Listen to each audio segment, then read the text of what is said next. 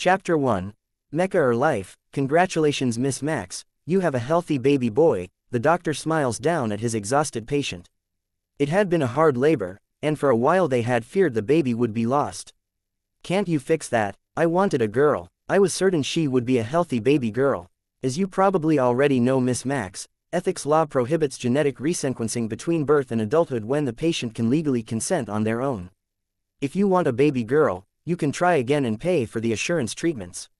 No, that won't do at all. Those treatments are more than I make in a year. Carla Max thought to herself while giving the doctor a polite nod. I'll just have to work with what I have. Now if you'll just sign your name and the child's, you're ready for discharge. A bubbly young nurse brought the new mother from her reverie. Sign here, and now, what do I name this child? That simply couldn't be born a girl. Samantha. I will still name her Samantha, and she will grow into what she is supposed to be. Yes, that is the best course, Carla Max decided.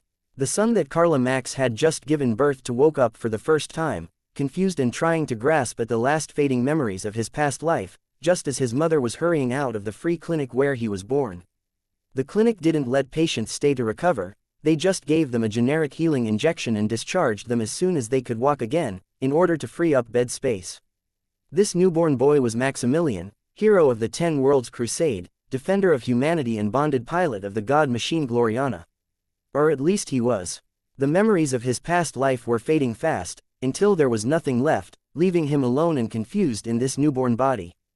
The clinic was a gray market office, operated by unlicensed physicians in a run-down part of town. They didn't even do the birth screenings for nanotechnology compatibility, or the screenings for physical and developmental aptitude that are so common at every reputable facility. Instead they had left them all to be done at the legally mandated 6-month government checkup.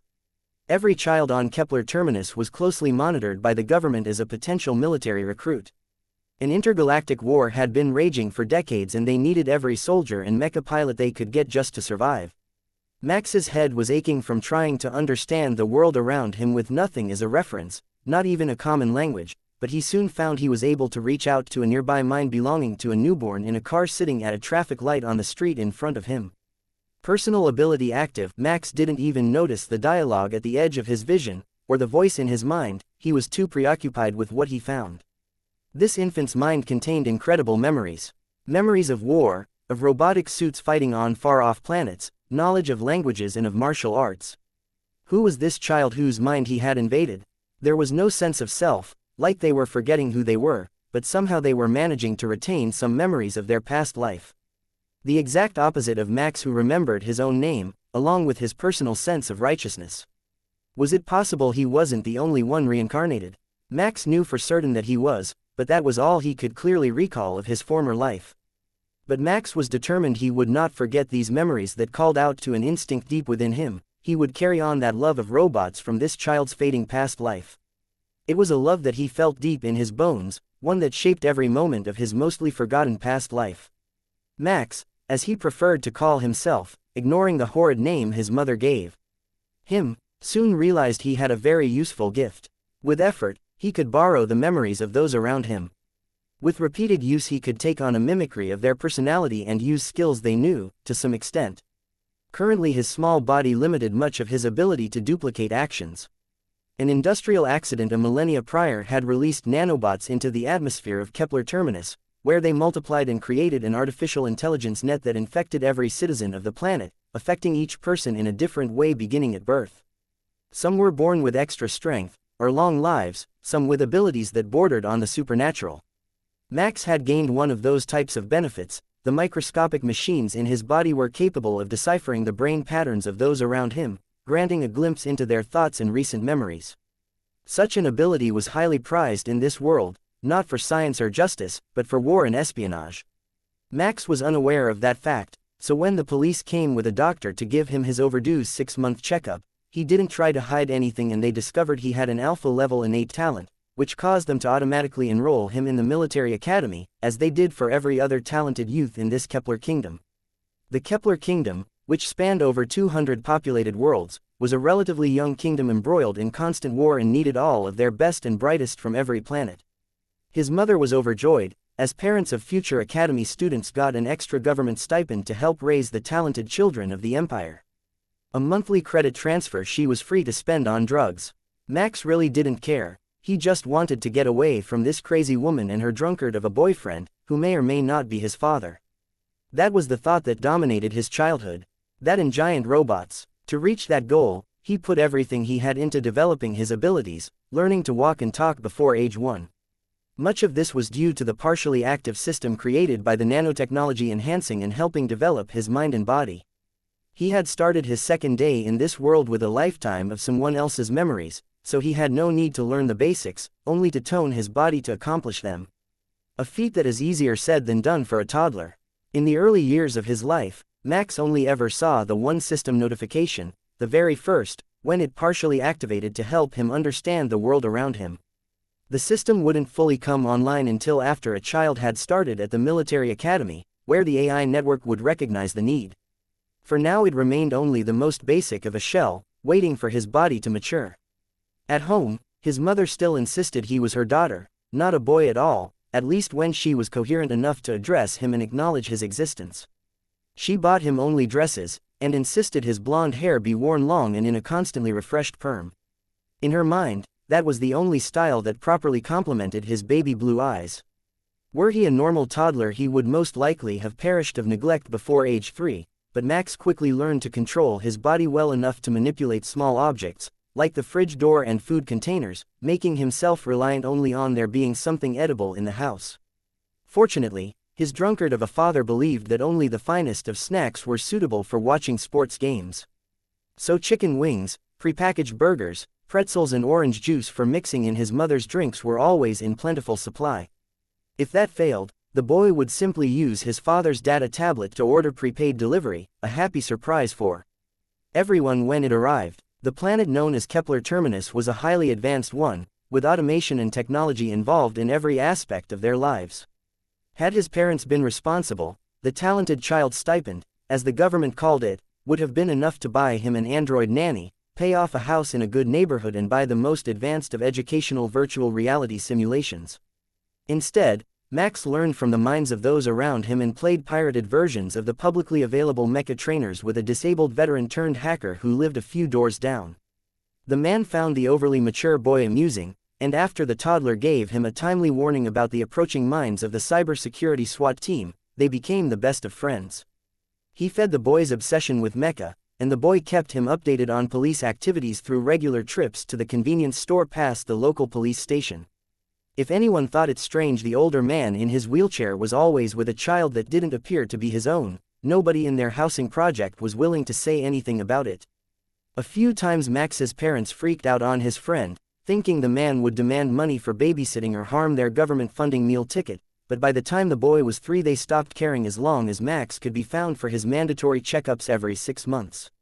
Max passed his entire early childhood in that manner, learning the intricacies of mecha handling, as well as the best ways to repair pirated technology and avoid police detection.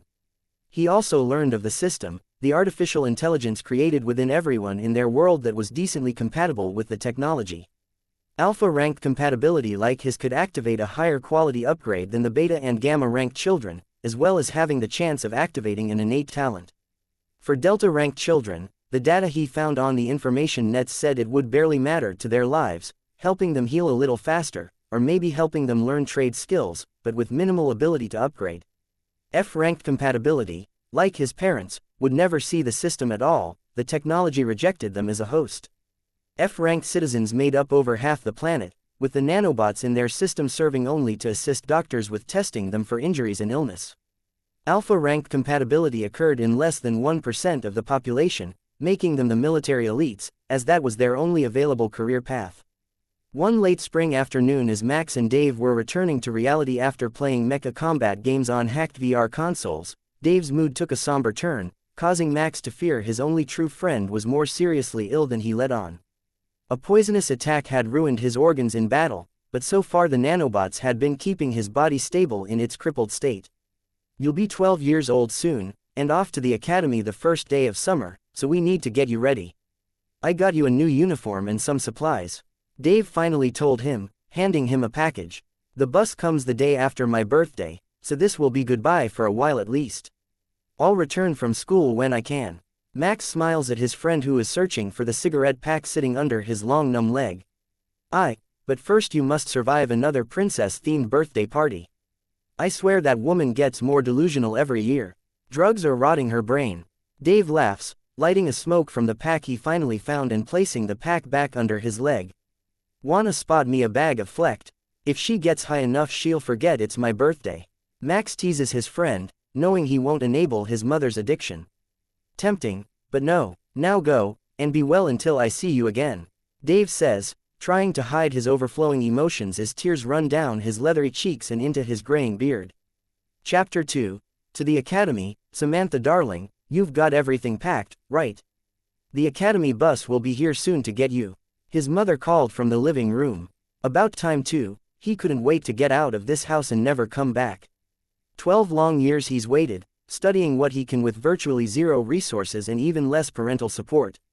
Yet still, his mother declared last night during his birthday dinner that she wants him to drop out of the academy at age 18 when the government funding for parents ends to become a beauty queen and support the family, refusing to this day to admit that she has a son. While Max waited for the academy transport and watched a spider slowly pull a piece of chipped paint from the wall, his mind wandered to his first memories of mighty ion cannons and mecha that didn't match anything in the Kepler Kingdom's army. Those memories still stuck with him, driving him every day to learn a little more about mecha piloting. Mostly he learned from Dave the hacker who lived a few doors down, but he did do some official research to look good for the government monitors. After making sure he's connected to his home wireless and using a default spec generic device of course. His parents rarely noticed if he was missing, so the two have spent a great deal of time together, weeks on end in fact, and Max had used the old veteran's VR set to practice on the black market mecha simulators every chance he could, preparing for this day when the academy would come to collect him. There was only so much he could improve himself without having the system active, but many of the lowest ranked pilots had Delta ranked system compatibility, which was basically the same thing. For them only pure talent separated the top from the bottom. The very best could even surpass higher ranked slackers who relied on the system for all their improvements. Dave for his part made sure Max was learning everything necessary to become the sort of military officer that enlisted men like him looked up to. If you ignored the propensity for illegal online activities that is. Are you all ready, sweetie? Carla Max asks her oldest son, holding her twin daughters on her hips. For dinner or for school? Yes to both, mother. I've been studying hard to be the very best student at the academy. That's good news, darling. When I was your age, I was still learning to read. You study robotics for fun and have a daily workout routine. Those kids have nothing on you. Despite his intense dislike for the woman, Max was too kind to mention that high-level system compatibility enhances cognitive abilities, so an F-ranked child really doesn't stand a chance against one with high-ranked compatibility at the same age. Even without his unique advantages. Plus, he's 12 already, even the most dim-witted of F-ranked children should have long since learned to read by now. But that's better kept to himself. But she was right, he had indeed been studying robotics, far more than his parents knew. From the moment he met Dave, he devoted himself to mecha repair, design, development and piloting techniques. At least as much as he could pirate from the civilian net or hack from the online government servers. It became clear to him by age 2 that those government servers were meant to be hacked. There was nothing confidential on them, but an inquiring mind with a thirst for knowledge could find a great deal there. Like the essentials of manual robot control, academy dexterity training and how to build an antique ion cannon. They were powerful weapons, with the advantage of being driven off the machine's power core and not running out of ammunition, but with the downside of a slow rate of fire, since the ionized plasma took a bit of time to charge. Many line mecha pilots used them. They are the Kepler Kingdom's entry-level mecha, and their newer or lower-ranked pilots are often lacking the skills to accurately deploy a faster-firing weapon. The propaganda on the net portrayed every mecha pilot as heroes of the Kepler Kingdom, but Max had a sneaking suspicion that many were there to be nothing more than fodder for the war machine. Dave despised war, calling it a waste of lives and resources, but made it clear to Max that the right leader could be the difference between life and death. So he insisted Max should be that leader, both for himself and those under him. In the larger but faster Corvette-class mecha the ion cannons were rare, but in the true heart of the Imperial mecha squadrons, the Crusader and Phalanx-class giant robots, they were a time-honored favorite. Outdone in many situations by more specialized weapons, like the Gatling cannon Max preferred in combat simulations, they could still eliminate enemy mecha and buildings with great efficiency in the right hands. Coming into the kitchen dressed in a black uniform shirt he got from the old veteran 2 days ago and a clean pair of white pants, Max almost managed to look like the academy cadet he was about to become. All he needed was academy emblems to complete the look. Just one last meal with his family and he was free. "I'm ready for dinner, where's mother gone?" Max asked, ducking his head through the kitchen doorway and finding everyone but her was already present. No matter how much he despises his parents, it's not worth the beating to disrespect them to their faces, even on his last day here. He's still in a rather small preteen body after all. She said something about losing her little girl and hid in the bedroom to look at photo albums and cry again. "Can you pretty please bring her to dinner?" Peter, his father asks. "No problem." Max sighs and walks over towards the bedroom door, which hangs slightly crooked and has a large hole in the middle from a previous argument between his parents. "Mama, the food is getting cold. Did you want to miss your last dinner before I head to the academy?" He called through the closed bedroom door, making his father facepalm at his lack of tact and sensitivity. Peter knew Carla had mental issues, and that her treatment of the boy was beyond strange, but he simply couldn't be bothered to wreck a good thing by making a fuss about it. The boy's stipend from the government paid for everything he had and he wasn't about to give it up by alerting child services. Peter decided that since Max was leaving, he should start encouraging Carla to make more female friends and talk about things other than her dreams for her daughters, in the hopes that maybe it would help balance his little wife's personality. At least that's what he wished for, not knowing it was a lost cause from the start. She was set on a delusional life of glamour, even if it was by proxy through her children. Carla came running through the living room, wiping her red and puffy eyes, swollen belly cradled in her other hand. "Slow down, you don't want to trip and risk the babies," Max teased. His mother was pregnant again, another set of twins. Boys this time, and the other twins weren't even 2 yet. Hopefully now that she had her girls these boys might fare better than him. "I'm sorry honey, I don't know what got into me," Carla cried, hugging the son she had never actually cared enough about to even realize he despised her. "Don't worry mother, it's only a few months until spring break and I'll be back again," Max says, rubbing her back, with no intention of ever actually returning. "But you don't get to come home for the winter pageants, they get you all to themselves and I will be here surrounded by boys." Carla pouts, heading to the table as Peter brings out the birthday dinner. Shepherd's pie with Caesar salad, and pumpkin pie for dessert, all Max's favorites. "With 3 little boys to take care of, your days will fly by faster than you know it, Mom," Max teases. "Hey you little rascal, I heard that." Peter laughs, glad they're actually getting along for a moment. Due to a number of reluctant parents not showing up on time, the military academy sends a bus for students the night before their first classes, in time to get them to the school residences before sundown, so they can get settled before lights out. Dinner finishes just in time for the bus to arrive, and Peter heads back into the kitchen to do dishes, well out of range of his wife's impending mental breakdown. "Greetings Colonel, I wasn't expecting someone so illustrious to come pick up students for school," he heard Max say. That must be Colonel James Black, head of the Academy's Mecha repair program, and according to the news, the highest-ranking officer on campus. "And greetings to the man of the hour," the colonel says, seeing Max come out in his new almost uniform outfit. The only difference in uniforms between genders is the color of the shirts. Gray for girls, black for boys. The uniform itself is white in the summer, black in the winter. "Yes Colonel, this is our beloved oldest child," Peter confirms, coming out of the kitchen when his wife doesn't respond, carefully choosing his words to not set Carla off. "I just love Mecha, Colonel," Max says, standing up as tall as his 12-year-old body can manage. "I've been practicing on the publicly available simulators and I'm certain I have what it takes." "Well-spoken child you've raised." Colonel Black nods politely to the parents, ignoring the ramshackle state of the apartment. "Now if you'll excuse us, we've got to get to the academy."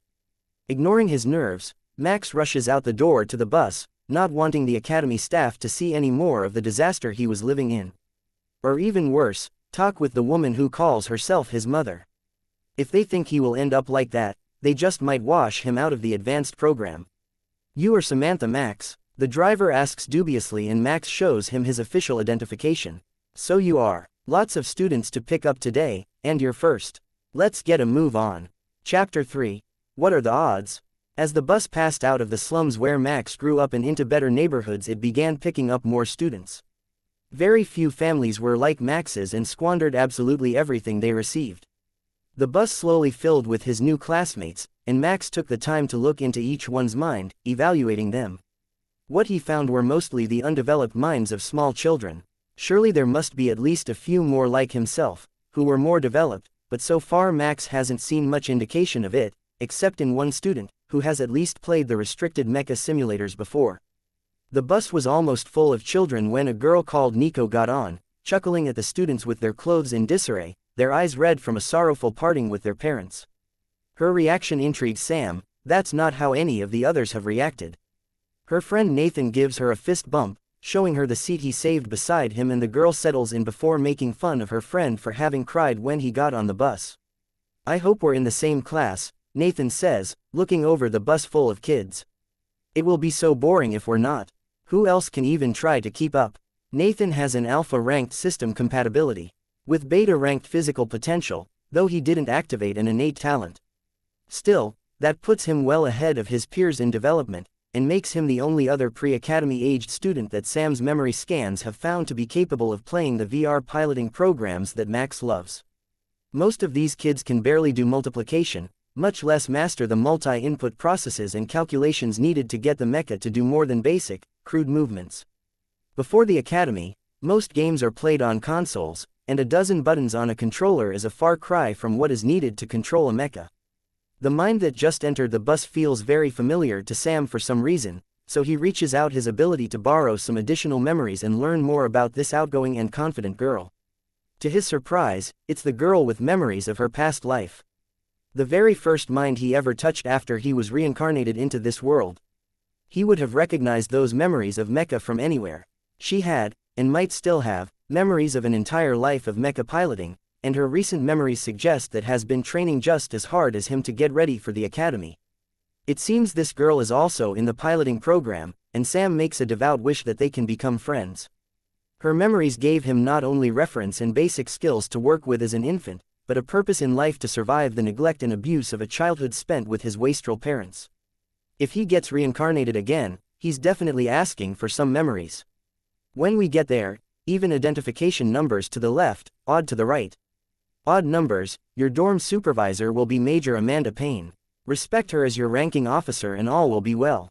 Colonel Black instructs. Both Sam and Nico take note, as they both have odd-numbered identifications. Many of the students have very little idea what he means, beyond being polite and listening to her, and even that is iffy for some of the worst behaved. Their parents had been raising them wild and free, hoping the military would reject them and send them home.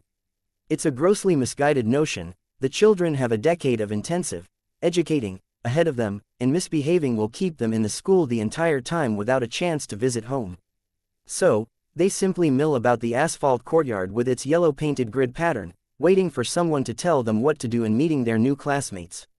Major Payne is a tall woman with long dark brown hair tied in a military regulation bun, as opposed to Nico's military-approved pixie cut of her black curls and Sam's shoulder-length blonde perm. Right to the bitter end, his mother insisted on this dreadful haircut. The first chance he gets, the perm is gone. The major turns, looking at them all assessingly, judging who will be trouble and who to fast-track. Nico knows this. It was in the government server she had gained access to, listed as standard procedure for incoming students.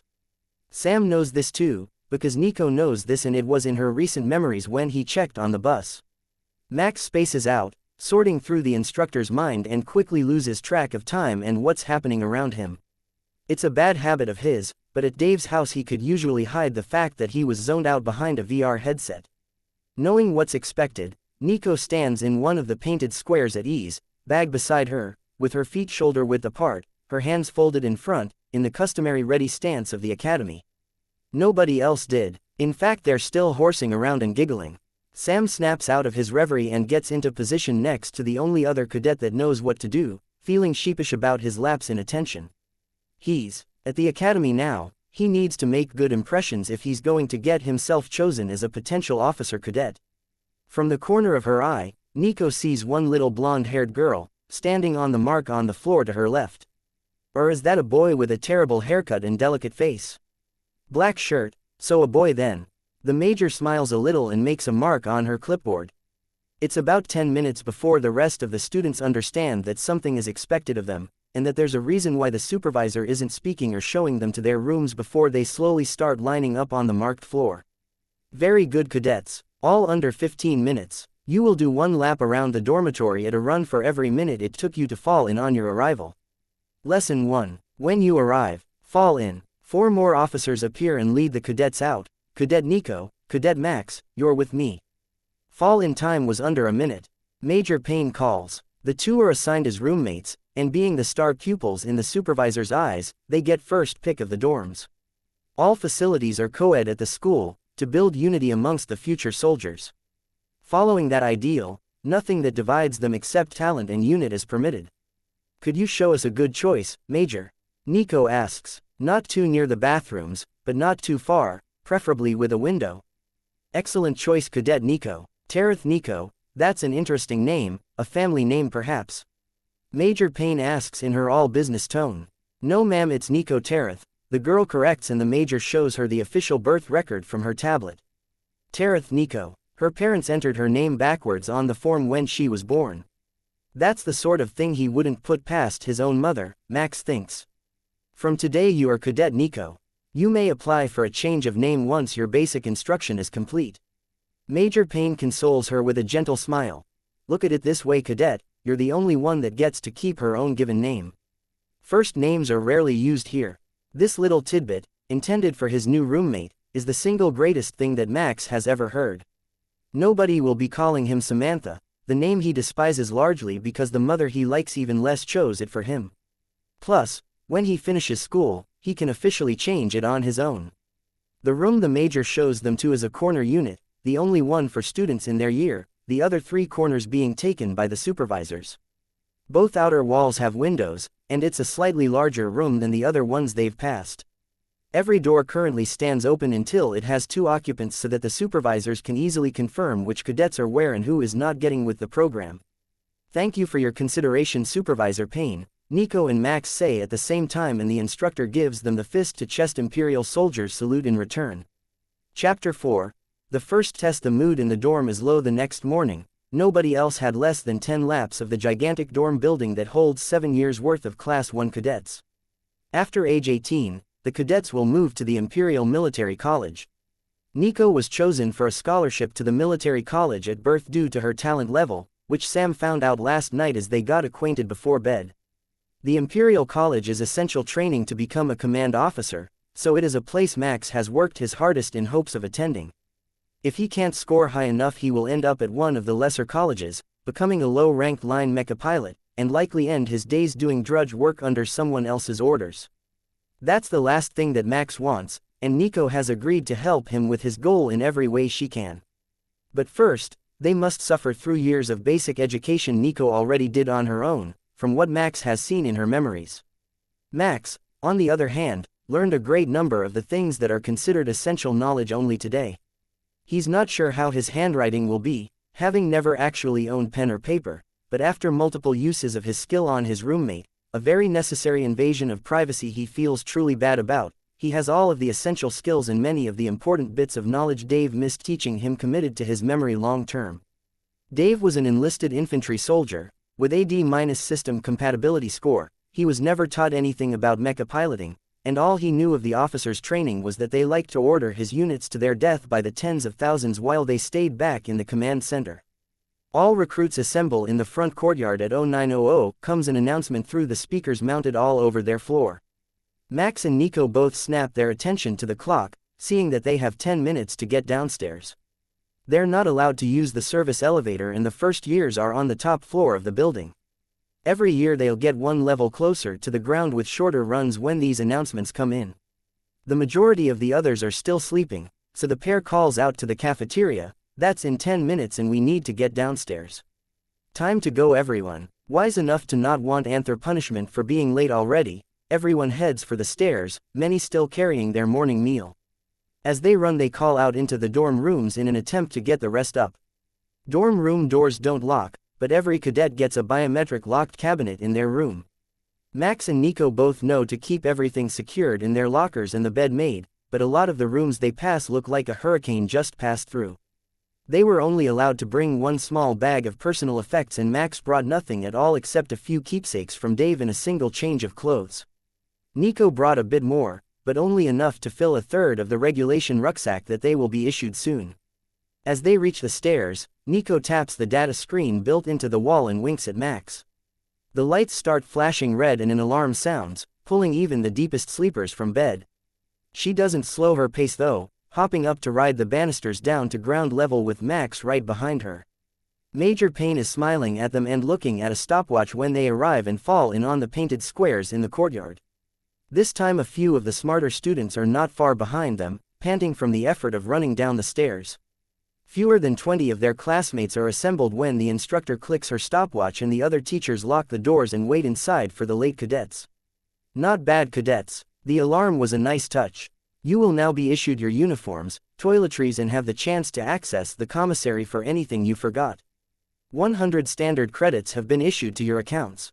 A sergeant comes by to hand each cadet a plastic bag with their ID number on it, containing their basic necessities.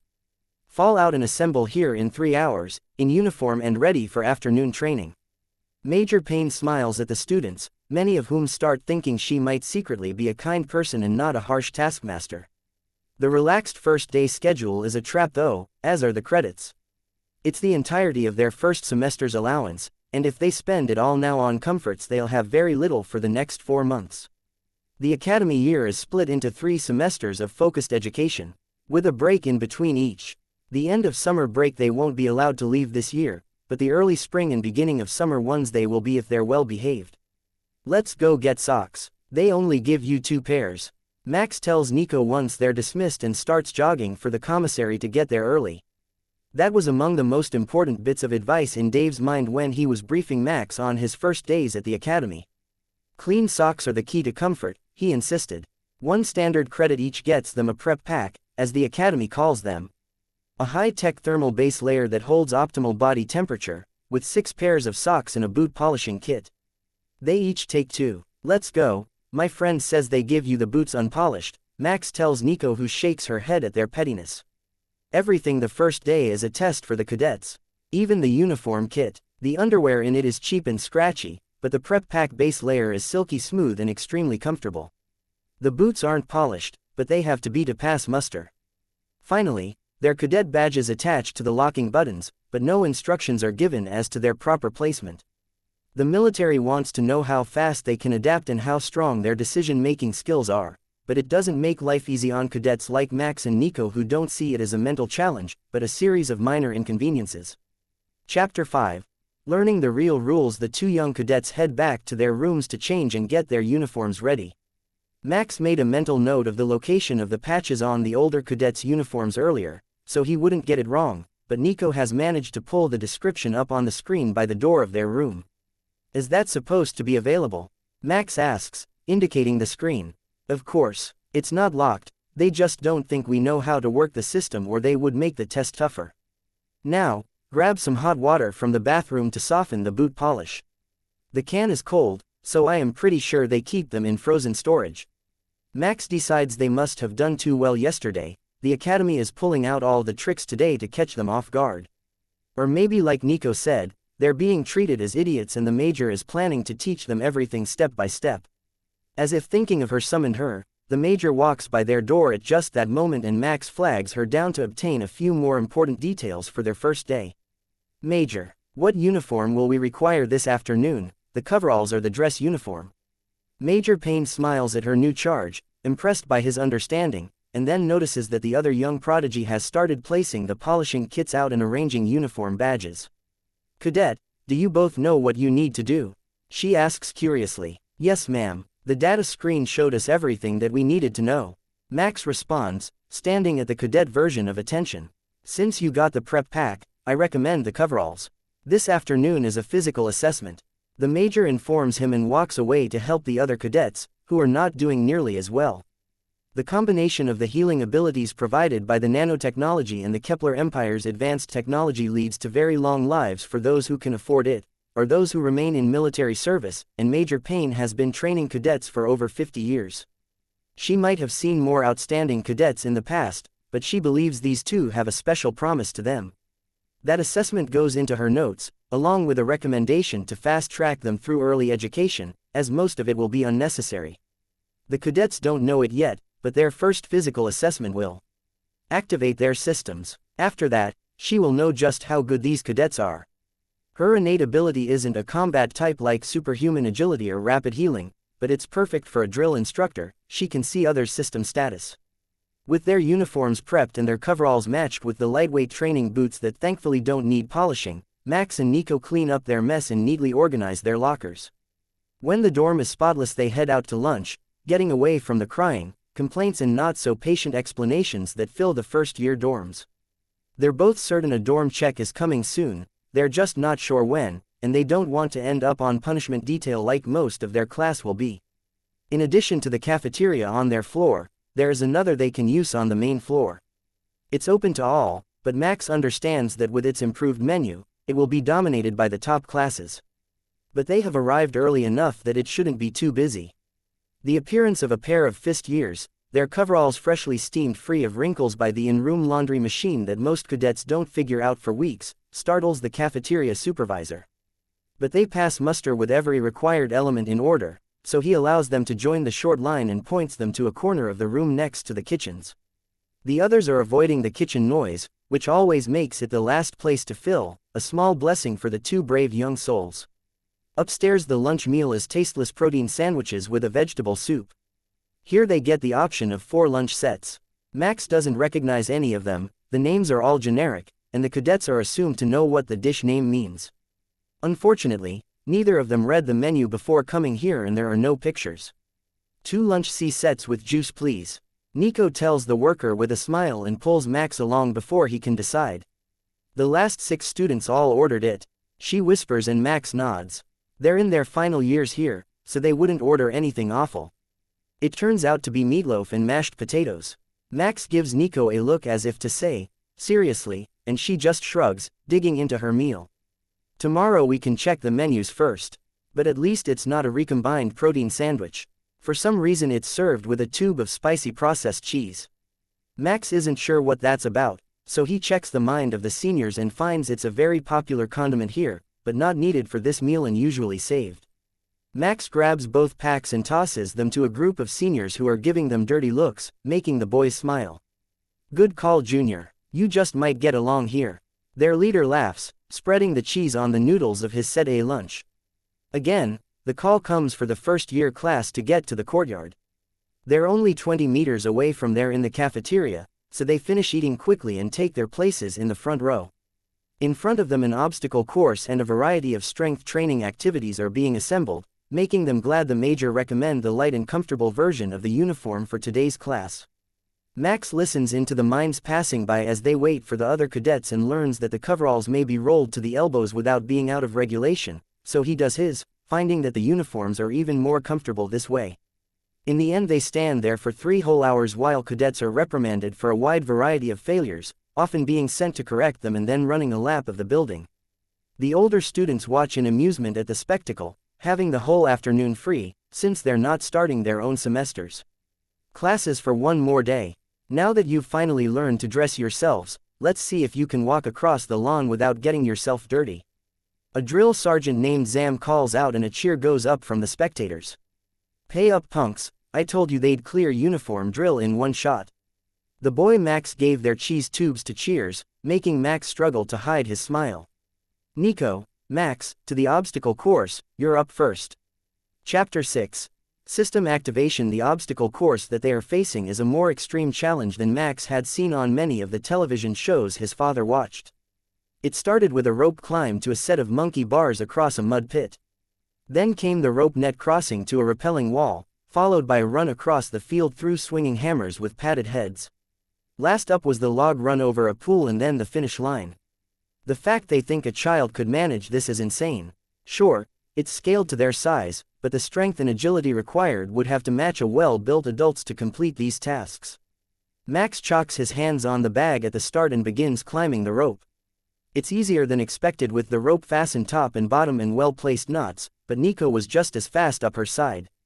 Determined to win, Max takes the monkey bars 2 at a time, gaining some distance from the smaller cadet, and begins to cross the net. It's set up like a hammock and turns easily underneath him, almost dumping him off.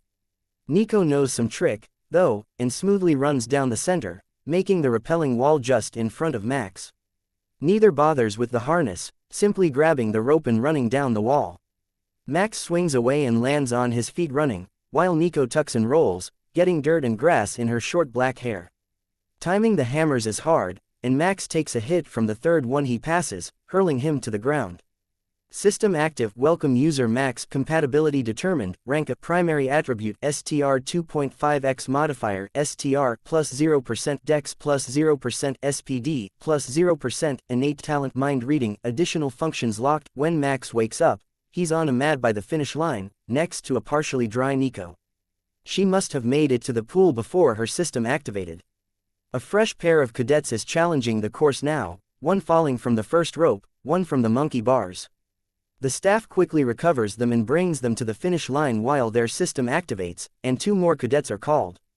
None even make it as far as the repelling wall before their system activates, but now that he knows the purpose, Max understands that the distance you cover isn't the point. The course is only designed to activate the system that is dormant in the new cadets. Beside him, Nico opens her eyes and looks around in confusion before nodding her head and closing her eyes again. Seconds later, the soft rhythm of her breathing changes, and Max realizes she's fast asleep. That's a talent Max is a bit envious of. He's always had trouble sleeping, so he watches the last of the contests instead. Once they're all finished and awake, Major Payne gets the lesson started with a shout. Class attention. Nico leaps to her feet and into a foreign-ready stance with one hand on her hip and the other on top of it. Before her eyes even open, she shifts to the academy attention position under the curious gaze of the drill sergeants. Maybe it's a martial arts stance, Max thinks, then scans her thoughts and realizes she was going for a gun. Keeping her memories meant keeping her habits, and immediate combat readiness had been trained into her during her previous life. Max makes a mental note not to wake her up suddenly. Now that you've all had your systems activated, we can begin your lesson. The core stats of the system improve through practice. How much they improve entirely depends on your compatibility and effort. Deltas, you will get 0.1% per upgrade. Gamma rank gets 0.5%. Betas get 1%, while alpha rank compatibility gets 2%. Your primary stat will get a little more. Cadet Max, what is your primary stat in the modifier? Strength ma'am, with a 2.5 times modifier. Outstanding cadet, that's the largest I've seen in all my years. Cadet Gomez, what is your primary stat in the modifier? Dexterity, ma'am, with a 1.2 times modifier. That is typical for Delta rank. The rest of you should fall somewhere in between those modifiers. A drill sergeant steps forward to continue the lesson. If you want to improve your system status, you must work hard. Training that is appropriate to a stat will have a chance to level up that stat bonus. Every stat is important, and you cannot start unlocking additional abilities of the system until you get to 50% total improvement.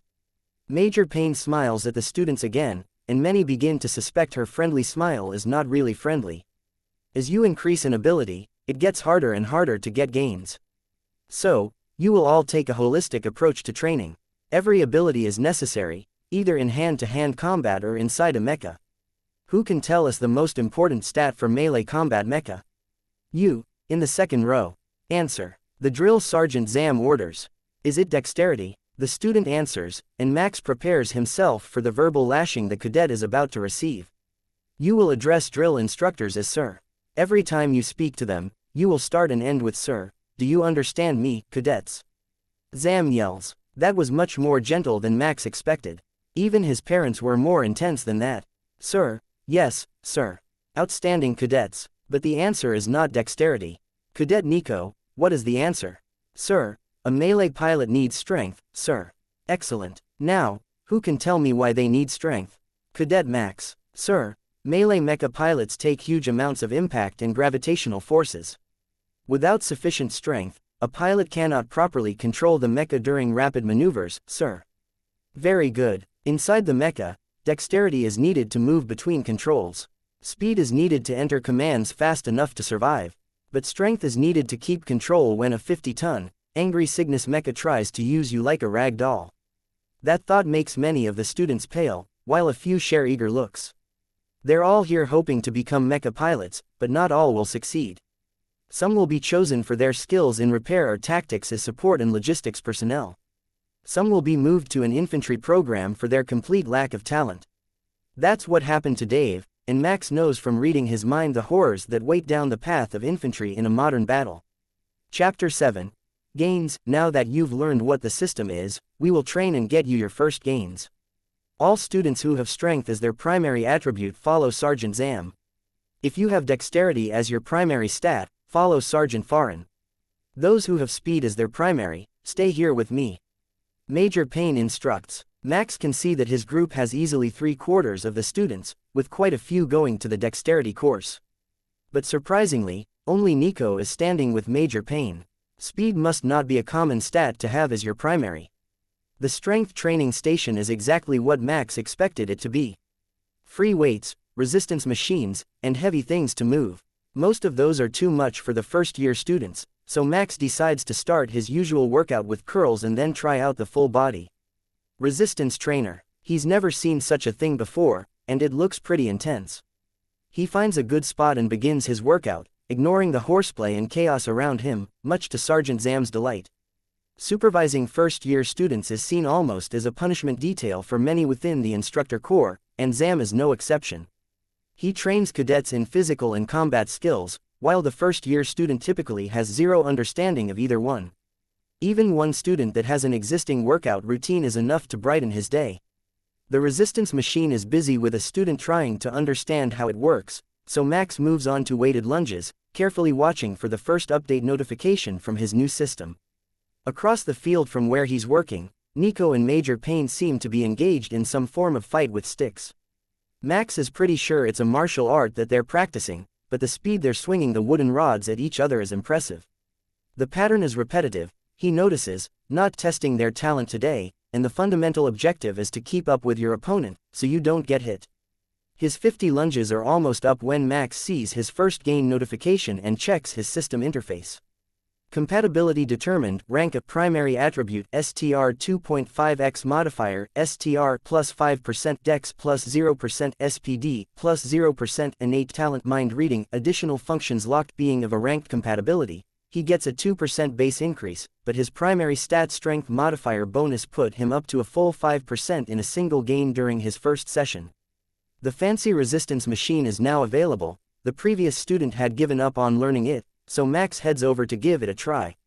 There are well-worn written instructions on the machine. Step into the harness, press the green button to engage the sizing feature, then begin your workout. The trainer will adjust the resistance as it sees fit, a marvel of high-tech training.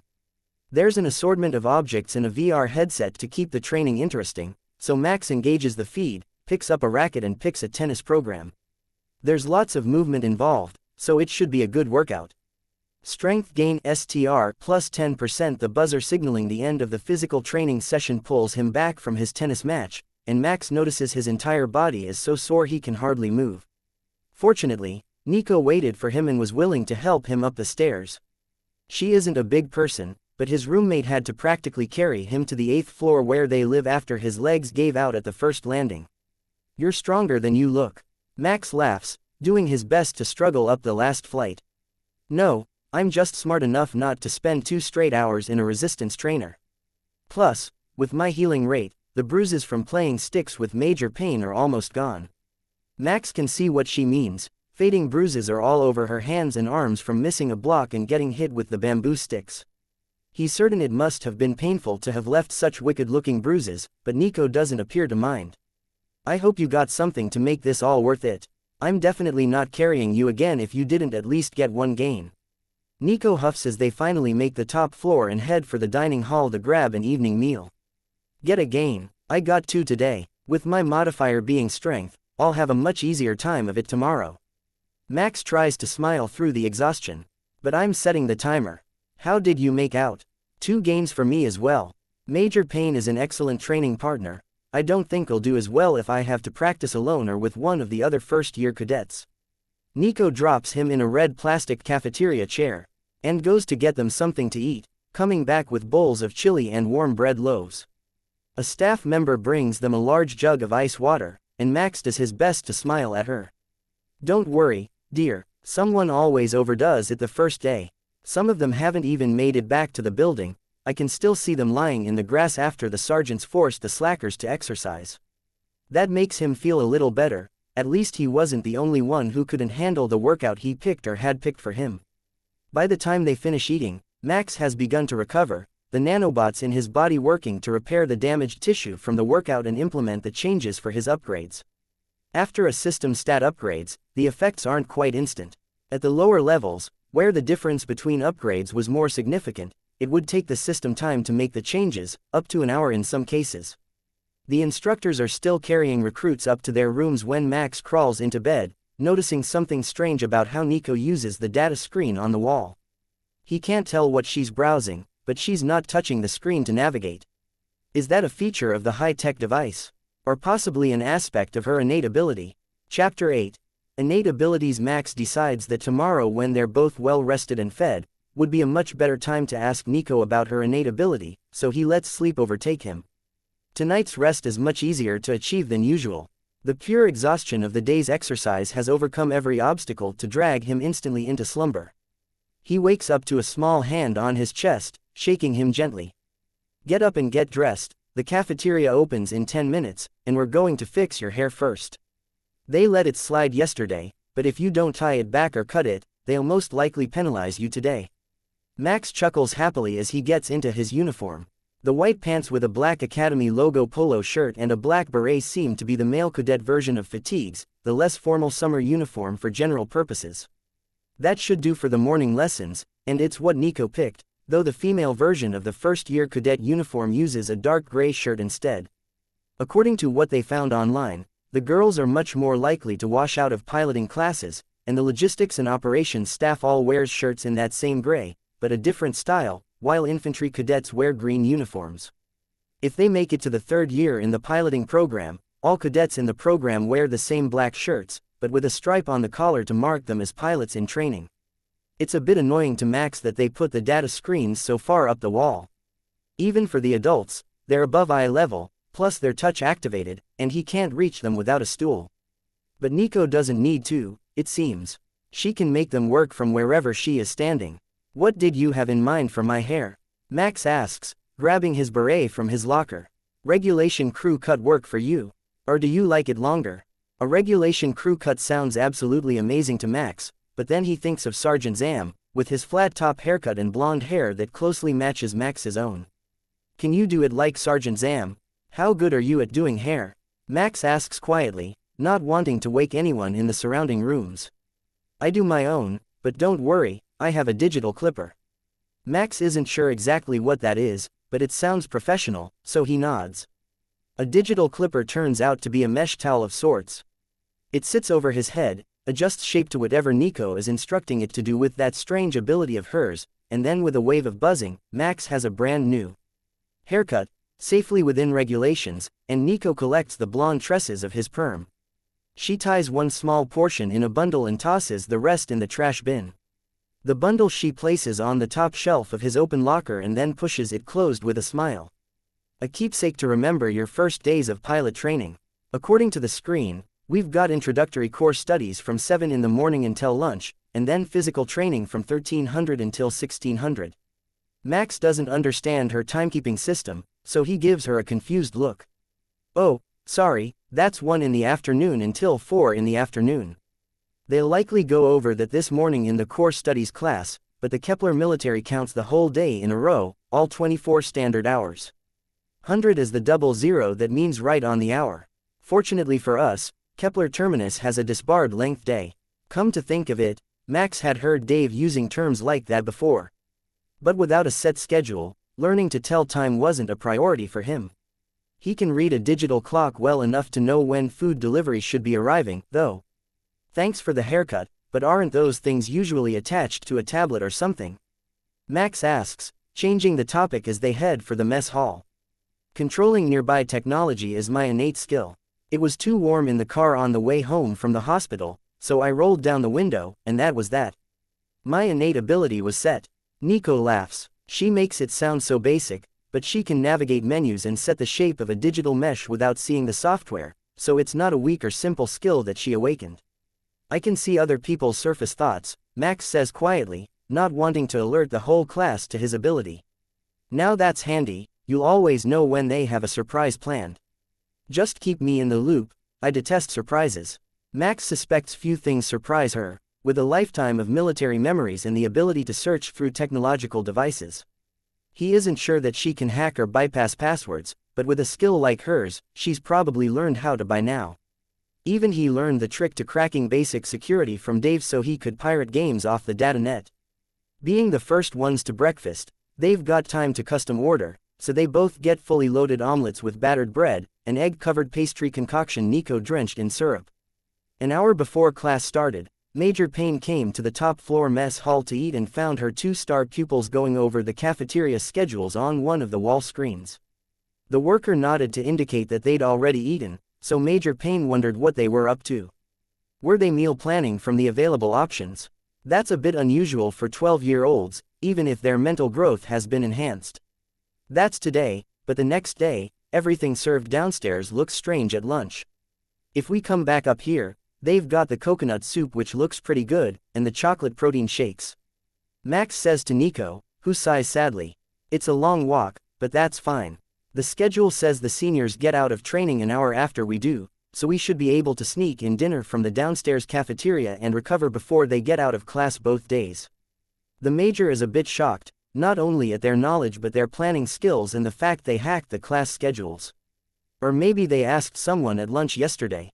That's a possibility, though the seniors usually don't give much help to the first years.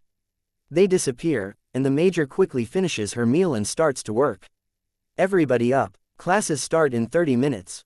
Get dressed, get fed, and get to class on time if you don't want to run laps all afternoon. Literacy skills are in the south wing, room 17.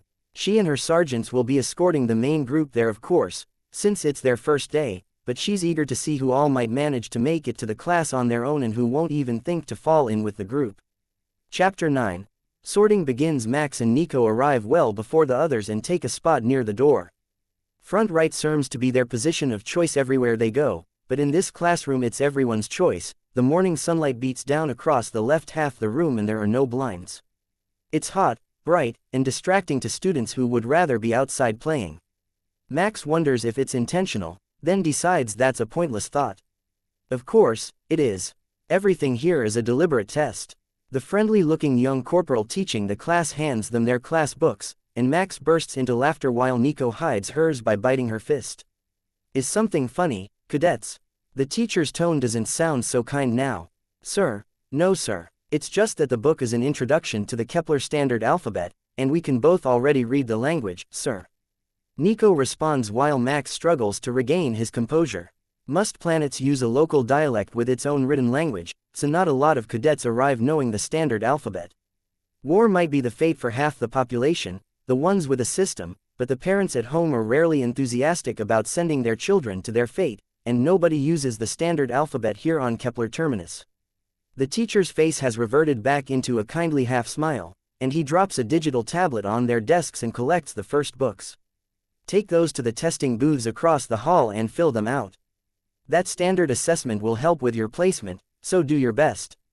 Max recognizes the symbol in the corner as meaning that the device is connected to the Academy's internal data net and resists the urge to hack it. It's the military academy, of course they would notice if he uses a password algorithm on their tablet.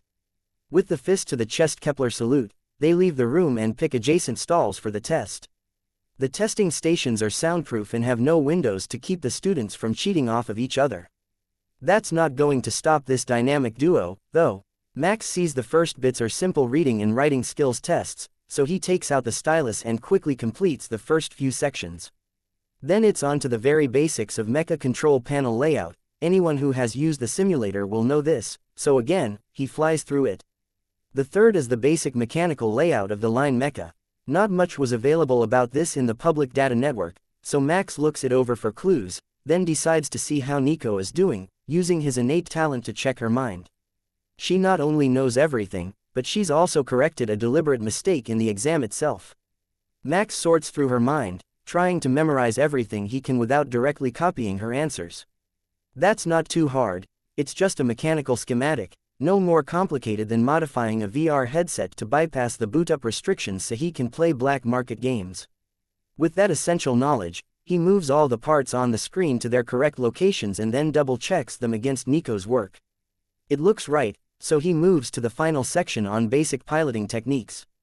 He already knows this from the multiplayer simulators, so he fills in everything as best as he knows it and then goes over the whole test again, looking for mistakes. In the exam monitoring room, Sergeant Zam is at a loss for words. Both students are on camera, and every entry into the tablet is monitored and recorded. The fact they aced the first-year writing portion was a given, but they didn't make any mistakes on the second and third-year portions either. Then they moved on to the Mecha control layout portion, a third-year final test that identifies and correctly places every major control component in the line class Mecha. They also got perfect scores on that portion, with only Cadet Max needing to adjust an answer. The same again on the mechanical layout. Cadet Max made no mistakes this time, he just took a more systematic approach that slowed him down, compared to Cadet Nico. The room the instructors are in is shielded against system intrusion, so they can't be using their innate skills on the observers. If it even has that much range, the only possible answer he can come up with is that one or both of them already know this information that should be confidential to anyone outside the academy. Possibility cadets have used innate skills to learn required information through year 3 after entering the academy, Sergeant Zam notes as he watches them finish their tests. The information he has says they're both veterans of the civilian multiplayer simulators, so the fact they know the essentials of control isn't a surprise, but it does pose a problem. This is the third year's placement exam. After completing this, the standard course cadets will be sorted into their career paths by aptitude, and not just by washing out of a program. Those with uniquely suitable skills would officially start a trade program and finish the next 3 years getting ready for the intensive career training at the university, while those who didn't qualify as any form of specialists would begin infantry training immediately. But how do you place a student who scored perfectly in everything? Sergeant Zam snaps a picture on his personal encrypted device and sends the final scores and student information to an old friend much further up in the command structure. Surely the general will know what to do with 2 such outstanding cadets. The testing room doors don't unlock until 30 minutes before the lunch break, and both cadets race out of the building after being dismissed by Sergeant Zam, wanting to make it to the cafeteria before the seniors line up. Today they've got the good enchiladas for lunch here, and that's not a meal either of them wants to miss. They take their places at the loudest table near the kitchen and dig in while the amused upper-level students get their lunch. Everyone pulls tubes of the spicy cheese out of their uniforms, and Max understands why it's a valuable commodity. The meal doesn't come with it, but it would make it way better. That's valuable survival information in Max's mind. He will have to obtain more of the cheese tubes. After lunch, they return to the workout area, and Max heads straight for the resistance machine. It's a full-body workout and can upgrade all stat categories, though it focuses on strength. Since the goal is 50 total points of bonus for the first years, this is his best option. Today, Nico joins him, taking the next machine and activating a sparring scenario. Max ignored those because the haptic feedback was incredibly painful when you got hit, and you would be hit a lot. Instead, he picked a strongman competition today that was marked as suitable for cardio. Endurance might not be in the first categories of stats, but the system says there's more to be unlocked. In a long battle, Max is certain stamina matters a lot more than fancy piloting. Chapter 10. They're not normal. Both of the Year 1 Class 1 leaders are already obvious to the training staff. Not only are they years ahead of their peers in school work, they're also dedicated to their training, with impressive system modifiers. Cadet Max has an incredible 2.5 times modifier in strength, but Nico has a 2x modifier in speed plus a 1.5x modifier for dexterity, a rare double primary. The dexterity modifier isn't all that great, being high gamma ranked, and even the speed modifier is very low alpha ranked, but together, they should make for very efficient training. Both cadets are gaining quickly, even for students of their compatibility scores, and Major Payne is keeping close tabs. Regulations say they must remain in Year 1 classes until they've reached 50% total bonus, and cannot graduate in the piloting program unless they've reached 100% total. Ideally, she would like to move them both to Year 3 next semester, to more closely match their training to their skills.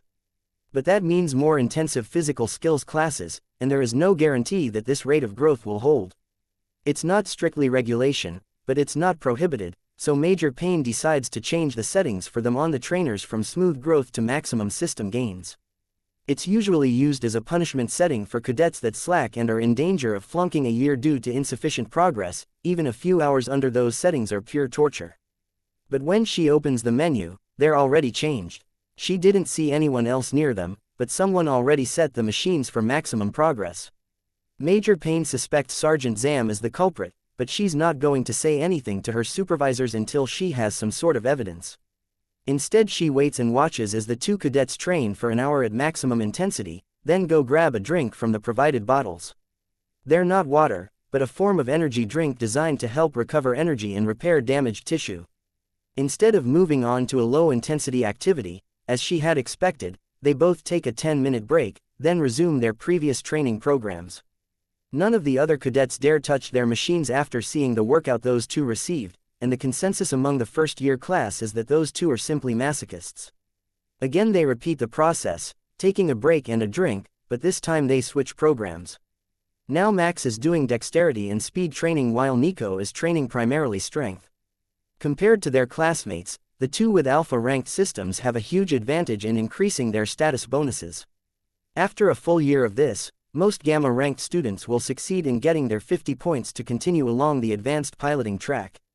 Almost every cadet with a Delta-ranked system will be moved to a basic path or to a different specialty. The Beta-ranked students are usually the issue. They have it just easy enough to slack, getting an upgrade every few days to reach their goal, and it tends to make them arrogant and kill their motivation. What the instructors hope is that the clear advantage that these two alpha-ranked overachievers will gain through their hard work will motivate the others. Max had time for 4 full cycles of training before the cafeteria opens for dinner, and he's made real progress again today. At this rate, the expectations of the academy are a joke, but it's possible the gains will slow down a lot as his skills increase. Compatibility determined, rank a primary attribute STR 2.5x modifier STR plus 20% dex plus 2% SPD plus 2% innate talent mind reading additional functions locked. Major Payne, what are the base stats?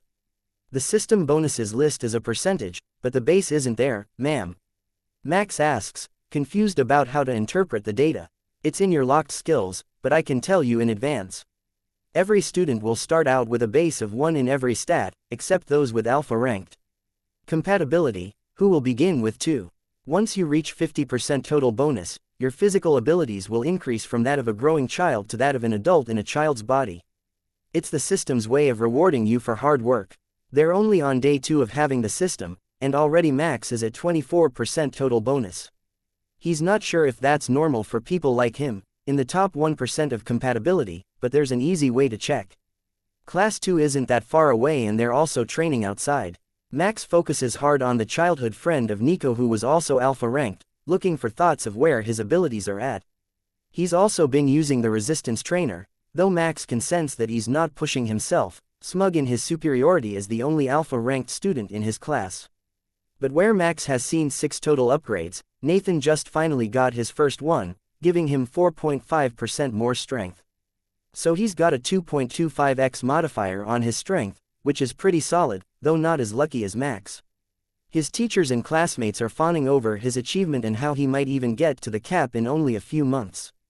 They're in for a huge shock when the year-wide student progress rankings come out. Major Payne, is it possible to increase the base stats once they're active? Nico asks curiously, beating Max to the question. Possible, yes, but it's not easy. Some students will increase a base stat through hard work, an innate skill or a system reward, but most pilots will end their career with the base stat level they began with.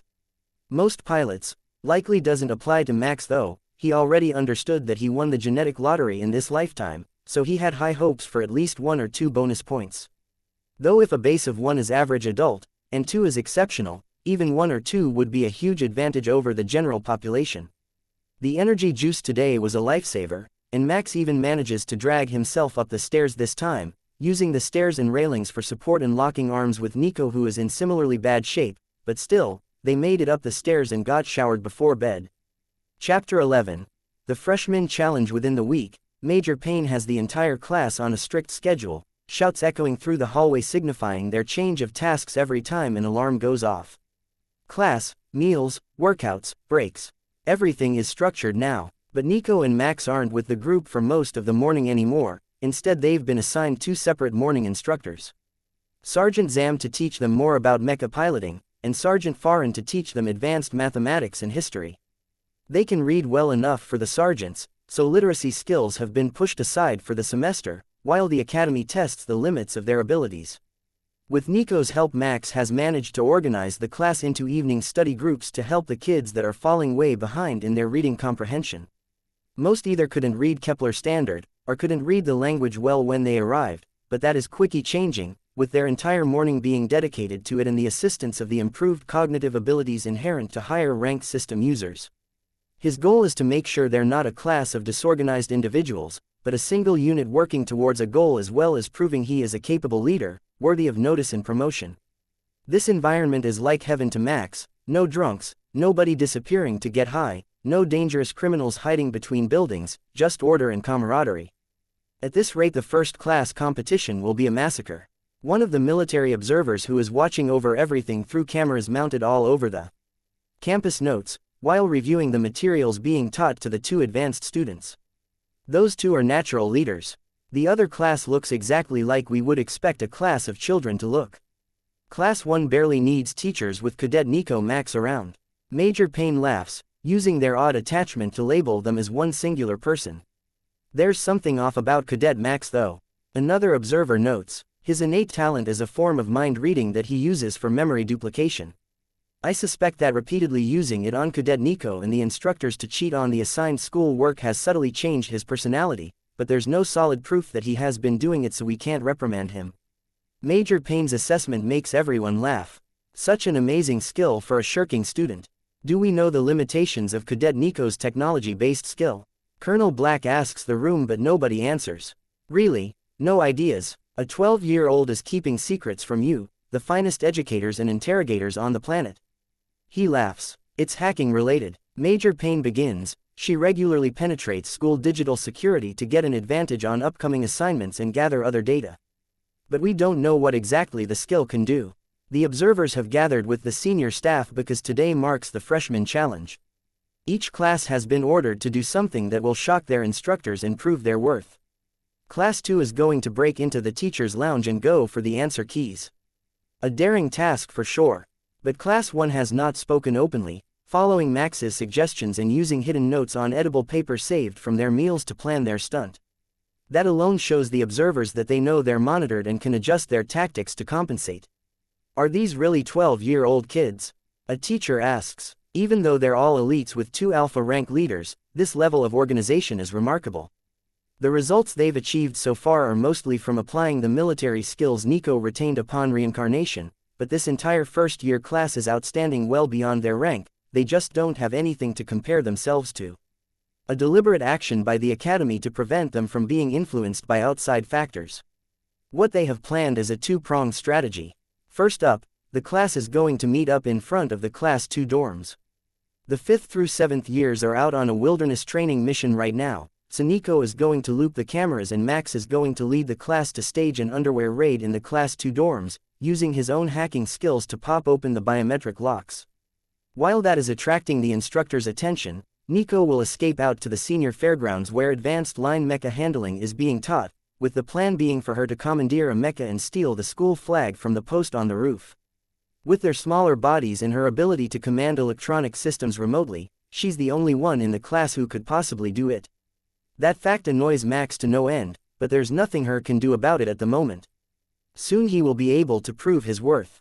That's the plan she managed to convince Max to agree to anyhow, with the wholehearted agreement of the others. Max is in charge of the raid and he's planning to make it look like they are going full in for the 7th years, but actually loot the first year's lockers while they are out on their own mission and hang their underwear on the power lines outside. Because picking on the seniors might actually get them beat up, but they're not afraid of the first years.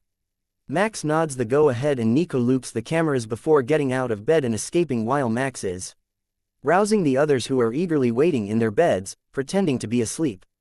As Nico heads to the fairgrounds, she sees the other class is right on time. Class 2 has already entered the school building, so only 3 years are present in the dorms for Max and the rest to sneak past. There's a guard patrol out here looking over the parked mecha that Nico couldn't do anything about, they're not online connected for her to hack, and she's not close enough yet to do anything to their sensors. So she waits until the patrol is on the far side of his loop to rush towards the parked Academy issue line Mecha, using her talent to override the locks and open the hatch to the driver's compartment. Step 1 complete. Next is the tricky part. She needs to power the Mecha up as silently as possible, with no lights on, and make her escape while the guard is distracted by one of the classes.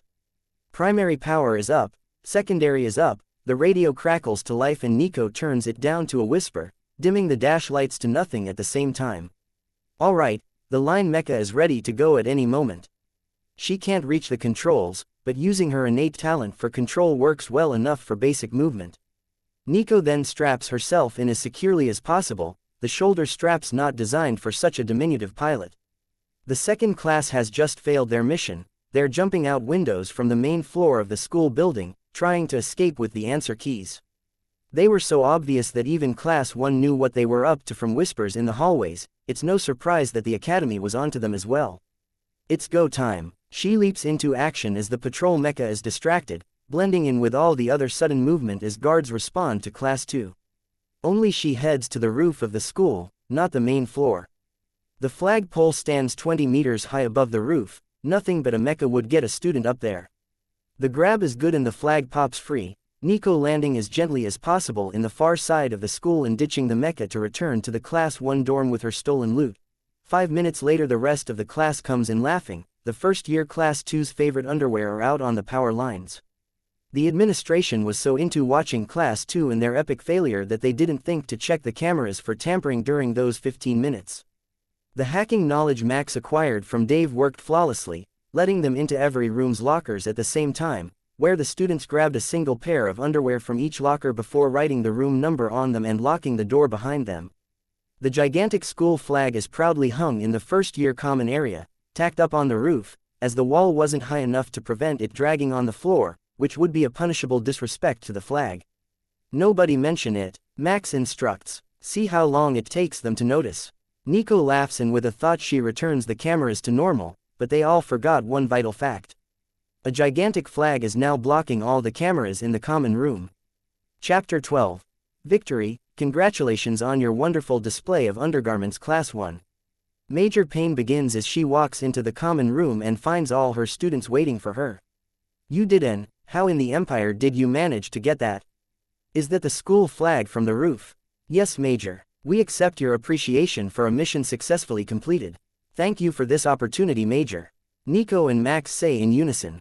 It's almost noon before the school understands what happened. The splice in the camera footage was so smooth they almost missed the hack. But in their review of the patrol mech footage, they saw the parked student line Mecha rushing to the school as if to help, and it all fell into place from there. That operation is beautiful. Whoever it is runs the machine as well as any student in the school. One of the senior class supervisors sighs. Shouldn't it be a first-year student? How would they even manage it? It's a trainer line mech, all physical controls, it's not set up with a neural link. I'd like to meet the first year that can even reach the foot controls from the chair. Could they have done it while standing up? Colonel Black sighs. But I can guarantee I know who it was. Cadet Nico, the hacker. Clearly there's more to her skill than just hacking the cockpit locks and the school's cameras. I believe the raid on the dorms was all Cadet Max though. Unless we've overlooked another student with talent, it should be that Max was the one who opened the lockers. An observer points out, by reading minds to get the override code when dorm inspections are being done. That's a possibility as well. Colonel Black agrees. All day long the students of Class 2 sulk about getting caught, claiming that Class 1 set them up and tipped off the teachers. The Academy doesn't tolerate failure, so they're all on extended hours this week, and a modified cafeteria menu, with all the lowest requested options. Max winces at the thought that such misfortune might have been their fate, had they been caught. Nothing but the most bland of recombined protein products, with a side of that strange soup that smells like old socks. They've made it through the most restricted period of their education now though, and the luxuries and digital devices they brought from home are being returned to them, with the requirement that it not interfere with their school work.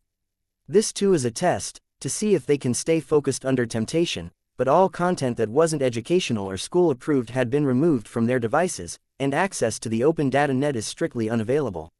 That's not going to stop everyone though, especially a pair of hackers who are much too advanced in their schoolwork. Nico brought 2 full VR headsets with her, in case one broke. Packed full of her clothing, they took almost no additional room in her pack, and Max is incredibly grateful that she brought the extra. An Academy internal network only, military-approved version is available from the commissary for 60 standard credits, and comes loaded with school work approved for their class level, but neither of them is willing to spend that much. In fact, they've spent nothing at all except for the first round of essentials. Max isn't sure what they're saving for, but the first-year class is so restricted that anything they could get would be a waste of money. With some careful hacking and borrowed knowledge, Nico and Max managed to obtain a VR simulator program for the Crusader-class giant mecha that is intended as a reward for top-performing senior class students. It took a little tweaking of their headset's user detection to adjust their body sizes in-game to be able to work the mecha, but they've got it functioning correctly now and it's saved as a physics learning program in their VR units. VR gaming is a popular pastime for students, but their access is strictly controlled. Only approved and class-appropriate learning materials are permitted to enter the school, and no outside network access is allowed at all. Still, it's better than most of the options they have, especially for the upperclassmen, who are already learning piloting and repair courses, and as such get access to related content. Should we reprimand the 2 first years and confiscate the contraband program now, or wait to see what they do with it? The digital security officer asks Colonel Black after his weekly audit of the students' network access. Impressed the cadets managed to get through his security and gain access to the program at all. Wait until the winter break is over and then delete it. Officially it never existed on their headsets, but bring me a copy of their mission scores. Colonel Black would never let a true talent be wasted with black marks on their record. Plus, it was from the Academy, so they're not accessing anything that the military would criticize him personally for allowing them access to. If he thinks of it as an advanced class, he can pretend there is nothing at all strange about his actions and even defend himself from accusations, should his superiors within the Education Ministry object. After the class challenge, the actual classes start to get more enjoyable, but the rate at which Max is getting gains from the system has fallen off dramatically. He had gotten 2 or more every day before that, but now that he's near 50 points, it's getting harder. Today his entire routine only gave 1 strength upgrade. Compatibility determined, rank a primary attribute, STR 2.5x modifier, STR plus 30% dex plus 6% SPD plus 6% innate talent mind reading, additional functions locked. He's so close to hitting that magical 50 bonus points that he can hardly contain himself. The prospect of being as strong as a full-grown adult is irresistible to him. Only a few more upgrades and he will be at the yearly goal, not even a month into his first semester. Major Payne has been busy with the other students, getting them motivated and progressing towards their goals, so she hasn't taken the time lately to see how the 2-star pupils are progressing. She checks in on their routine daily, giving tips and making sure they're balancing their workouts, so they're not going to be suffering from any lingering muscle pains, strains or long-term fatigue, but she hasn't used her skill to see just what the results might be. Chapter 13. Goals. The 2 cadets expand their data collection the next day, after another status gain drought, adding the piloting program for the Kepler line mecha to their headsets. Though they're far from as glorious as the Crusader-class mecha, they're of more immediate concern to the 2, as they're the first mecha that ever students will train on. The other new program they got was a martial arts program directly from Sergeant Zam, to help build their hand-to-hand combat skills. Many cadets view that as unnecessary in an age of high-powered weapons, but in urban settings, close-quarters engagement is the norm and not the exception. Line mecha in the standard pattern are only 3 meters tall, with the pilot sitting reclined in the torso, so they often get in close to their targets in such scenarios, and not every enemy they face will be human, or even humanoid. The actual armament of a line mecha varies, but it's typically simple and either slow-firing or self-guided, like rocket pods. That makes them perfect for hand-to-hand combat training once Max has memorized some of the dozens of styles Nico knew in her past life. Compared to them, what they teach Academy students is laughable, but according to Dave, that's the basic close combat style for the entire empire. Only special forces are taught anything better. Unlike some other empires, the command structure of the Kepler Kingdom views ranged firepower as the great equalizer, and relies upon it for almost every situation. Line mecha combat is included in the program that Sergeant Zam sent them. It was just locked by their first-year class designation, a problem they quickly solved so that they could train both martial arts and mecha handling at the same time. The difference between in-person and in mecha is huge, as the line mecha are fully manual controls, 2 sticks plus dozens of buttons, switches and levers to control everything. For the most part you can keep your hands on the sticks, but more complex maneuvers are often done with one hand, while calibrating systems and sensors with the other. Far different than simply moving your own body to fight. Third time's a charm. Nico laughs the next day as they leave lunch, heading for the training grounds. They will both need at least 2 categories to update today in order to hit the goal, but they've got the feeling that it's coming soon. Today they pick the tennis simulator, and Nico cranks the machine back up to maximum stat gains, as she always does, making Max laugh. It's obvious the staff has noticed, and because they can't blame the students, they're blaming each other. Max would do the adjustments himself, but since he needs to actually touch the control panel and enter the changes, he would be caught in seconds. Nico can do it from inside the VR simulation, so even if they enter under standard settings it doesn't matter. Max is up 6 points to 5 when his strength finally increases. Strength gain STR plus 35%. The change will take a while to apply, and they've got time, so Max goes for the win, trying to finish the match before their next hourly break. Dexterity gain, Dex plus 8%, speed gain SPD, plus 8%, system functionality unlocked. Base stats STR, 2 plus 35% Dex, 2 plus 8% SPD, 2 plus 8%. He's so happy to see the notifications that he doesn't even try to block the tennis ball that smacks him in the forehead, making Nico laugh.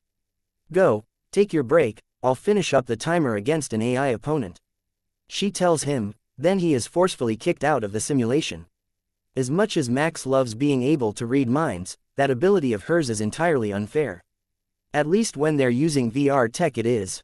Nico leaves the resistance trainer only a few minutes later, so the instructors think nothing of the two taking an extended break and waiting on their stats to update. They've been so reliable with their training regimen that Max even notices that others are taking a longer than usual break, assuming that their time is up when he goes back to training. Let's try something different for a bit. Get some real sunlight through the eyes instead of projecting the images straight into the brain. Max suggests. Water rugby, Nico asks, and the students around them cheer. Water rugby is a team sport, you need multiple players per side or it's just boring. There isn't a real pool here, but the water obstacle under the log run does the job very well. They can stand in it, with water to their chest, and the logs are just another obstacle to play around. It's also harder than it sounds, pushing through the water, especially with another cadet hanging off your back, trying to pull you under and steal the ball. Sergeant Farron has a new twist for them today, ankle and wrist weights as well as a weighted belt. The extra 2 kilos per limb isn't terrible, at least not at first, but the level of energy spent with the extra weight and the wet coveralls is much higher than simply playing on dry land.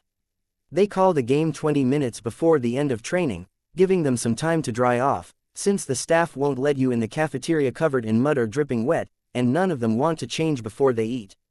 To Sergeant Zam, that means it's time for the cadets to take a jog. The base layers dry out in seconds if they're not exposed to water, and the coveralls will dry rapidly in the wind. Hop to it, go go go, let's get you all pretty and dry for the cafeteria. Zam shouts, but doesn't push them hard enough. They'll really start sweating. He's on cafeteria duty today after all, and the fewer sweaty bodies there are in the room, the happier he is. Too many of the first years barely understand hygiene, or the necessity of washing clothes that aren't stained. Max's new base stats implement while he's eating, and Max can feel his uniform getting tighter. That's a known side effect of the process. It often pushes students through an accelerated early puberty, as the nanobots optimize them for adult life. He excuses himself to his dorm room, deciding that he can ask an instructor for new clothes in the morning, or if the change is not too drastic, simply go downstairs in his stretchy base layer and grab them from the commissary. Chapter 14. Puberty sucks. When Max woke up in the morning nothing fit him. From clothes to shoes to even his bed, he had outgrown them all in the course of a single night.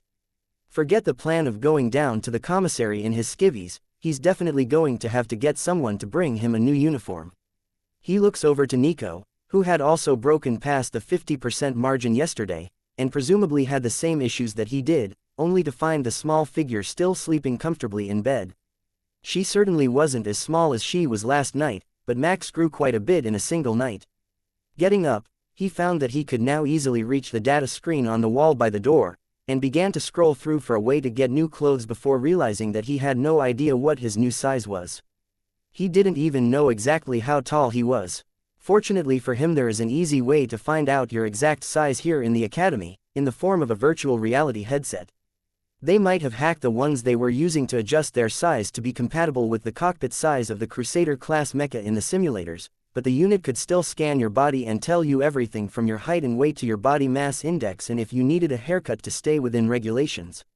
So, Max put his set on and booted it up, asking it to run a user scan and report the data but not update any settings in the system at this time. He wasn't sure he'd be done growing at this point, and updating now might mess up their custom settings, making him a giant in the simulators. According to the headset, he had shot up to a whopping 170 centimeters tall, but still weighed only 39 kilos. He needed to eat to get enough calories into him for the nanobots to finish their work, but he couldn't very well do that naked. So, he went back to the data screen and paged Major Payne, who he knew would be up by this point anyhow. "This had better be good, Cadet. I'm not your mother that you can just summon at will," she growled, coming into their dorm room with her morning coffee in hand. "My apologies, Major, but both of us went through the 50% activation last night, and now neither of us has anything to wear that even remotely fits. I wasn't sure what to do, but going naked to the commissary didn't seem like the greatest of plans," Max explains as the instructor looks at him in shock. Not only did both him and Cadet Nico get through the year's goal for system gains in under 2 weeks, but the boy had also undergone one of the more dramatic puberty upgrades, likely due to his strength-based primary stat. As you mature, the system helps shape your body to the bonuses that you've put into it, so a high-strength male would naturally be a large and bulky person, where a dexterity-specialized soldier like herself tended to be more on the lean side. Major Payne produced a tape measure from her pocket and started measuring Cadet Max, getting his arm and leg lengths, as well as his height, chest and waist measurements. The process made Nico chuckle something about his 3 sizes, but Major Payne did the exact same to her, finding that she was still only 135 centimeters tall, shorter than average for the amount of maturing that her body had done overnight. The Major's estimation was that they would still need at least 2 or 3 days for the process to complete, so they were excused from classes, and an assortment of the regulation black uniform coveralls would be sent to their dorm in the meantime. She would be checking up on them 3 times a day, as well as twice daily visits from the doctors to ensure that they weren't having any issues, but if they felt any sort of pain they were to report to the infirmary immediately. That suited them just fine. They could take their time and recover, with a lot of food, and catch up on their simulator exercises that had been sacrificed these last few days in favor of extra time in the resistance trainer because they were trying for the last few games to put them over the top. In the observation room, the news from Instructor Payne had everyone buzzing in excitement. Not just 1 but 2 cadets had come very close to, if not broken the Empire's growth rate records, and they were both at the same academy. That would be a great benefit for their careers, as the speed of a cadet's progress reflected directly on the efficiency and skill of the academy training them. The news spread quickly and quietly to many other places as well, with more than one set of ears being interested in the fate of these cadets. One in particular decided to use his sway and go see them for himself, volunteering as a course instructor for advanced mecha piloting at the Kepler Terminus Military Academy. Max knew nothing of this though. All he knew was the coveralls arrived in only a few minutes and they could go fill up at the cafeteria. Not only the uniform rules had been suspended for them during this time, the portion size rules had too. During the transition, getting as much energy as possible was more important than maintaining a healthy body weight and blood sugar levels, which the standard diets were designed to do. The only real problem was that growing hurt a lot. Every second of breakfast was agony as his body adjusted, and he didn't think that Nico was in any better shape, despite remaining much shorter. The entire day progressed that way, just a steady stream of calories for his body to burn and intense pain that no available painkiller would even begin to nullify. The doctors came by twice and confirmed that it was absolutely normal with a growth spurt as intense as his had been, but there wasn't much they could do about the pain without temporarily disabling the nanobots, which would cripple his advancement, and possibly his body as well. Chapter 15. Special benefits. Being so far ahead of the curve left the teachers assigned to cadets Nico and Max in turmoil. If they kept pushing themselves, they might quickly surpass even the average third-year students, which would be a nightmare for the placement exams and training schedules. But if they held them back, there would be hell to pay with their superiors for stunting the children's growth. They had a few months to make their final decision still, while the two cadets suffered through the progression and their bodies adapted, but after that something would need to be decided.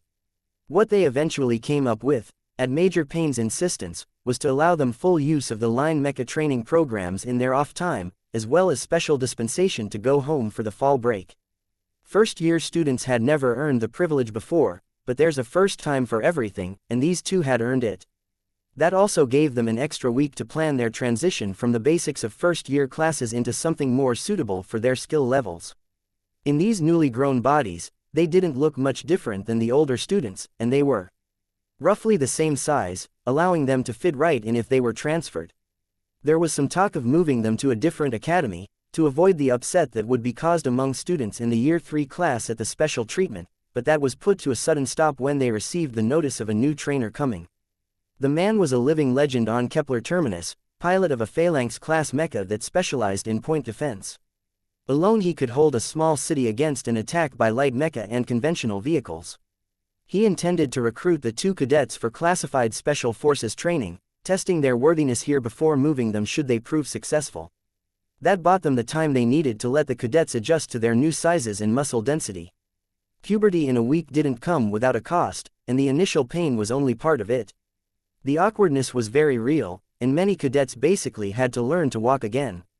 The day before fall break finally came, Major Payne delivered the news of permission to return home for the early break to the cadets, who were training on the resistance machine at the lower than usual balanced growth settings so they didn't strain anything, then returned to the main class, who were writing exams at the moment. "You know what my parents are like, why don't you come to my house?" Nico asks, and Max sighs. "My parents might be really terrible people, but they will get mad if I snub them for your family, and I don't want to make things difficult for you." Max sighed at Nico when the news came in that they could go home early for a visit. "What made things so awkward between them and you anyhow? You're pretty well behaved for a first year," Nico asked, putting on her best adult voice, then breaking into giggles at the mental image of him beside the other first years. "I couldn't always control my gift, but I didn't realize it was subconsciously activating right away. I didn't know that some things weren't things I should know, so I spilled secrets and ruined surprises all through my early childhood until a friend helped me out. It made things really awkward with my parents and even worse with their relatives, who completely stopped visiting." Max decided to skip over the bit where his mother still insists he's her daughter, not her son. "That's embarrassing enough just knowing, much less telling anyone else.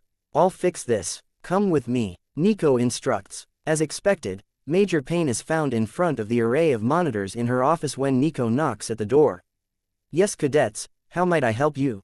she asks. "We've a bit of a conundrum, Major. Cadet Max doesn't wish to go home, but for the sake of his mental health it is best he takes the holidays away from school. Might there be a way for him to be officially reprimanded to the campus, but still free to see my family for the holidays?"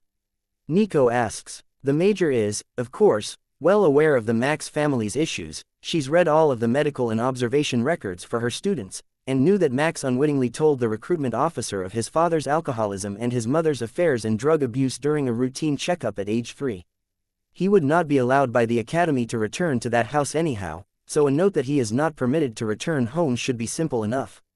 "Will your parents agree? They should have 4 young boys now, correct? If all is well, yes, they should have 2 sets of twins. Fortunately, we are capable of entertaining ourselves, and the interaction should prove beneficial to Cadet Max." Nico smiles. "There will be cake." Major Payne can't help but laugh at that. The pair of overly mature cadets suddenly reminded her of proper 12-year-olds there for a moment. "Go on, I'll settle it. For you. See you in 2 weeks. With that they were off, an academy car delivering them directly to the Tereth family doorstep. "My baby, you're back.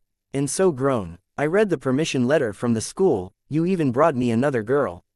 You're too kind, you don't know what it's like being around so many boys all day." Mary Tereth all but cries in her daughter's arms. "Your mom is just as much fun as you remembered," Max chuckles. "Hi, I'm Max. Unfortunately I'm not the girl my parents wished me to be, but feel free to call me Sam or Sammy. Everyone just uses last names in the academy, so I haven't heard it in a while. Whichever you prefer, dear. It's all the same to me." "Then Max it is," Max declared and gave an impish smile to the overwhelmed woman. The Tereth family wasn't a particularly rich family, at least not all of them, but they were a close-knit and very old and influential one. Over the course of the first week, dozens of relatives came to see the cadets in their academy uniforms, have dinner with the parents, or even just watch a large group of the extended family's kids for a few hours to give everyone else a break. The last day of their vacation was a predictably teary-eyed affair, with Mary finding every excuse to delay their departure until Nico was sure the escort driver was going to simply throw them in the car and flee. "Is she always like that, Cadet?" he asked as they finally drove away. "No sir, she's got 2 sets of twin boys at home though and misses having a girl around." The driver laughs. "That I can understand. I've got 5 younger sisters. My father finds any excuse to come visit." Chapter 16. Meet the General. Many things changed after that first break for the 2 young cadets. Their classes were no longer with the rest of the first years, instead they had a comprehensive new course called Advanced Piloting that was scheduled to take their entire day. No separate training, or classes, just that one single item on their schedule. It was very similar to the changeover between second and third year schedules. During the third year, aspiring mechanics started using basic robotics, ground crew started learning organization, staffing and mission launch procedures, while potential pilots got a control systems course. This upgrade for him and Nico was a drastic change from the planned curriculum Max found online, which called for 2 years of fundamentals like reading and history before such courses started. Perhaps this is what Major Payne meant by being moved to the advanced classes. The most obvious change in his surroundings, though, stood right by the gates in front of the school. An enormous Citadel-pattern phalanx-class mecha. This behemoth is so heavily armed it takes 2 pilots to operate at full capacity. One to move it and run the arm weapons, in this case an articulated hand holding a huge shield and a mighty triple-barreled ion bombardment battery. The second pilot is entirely on weapons and sensors.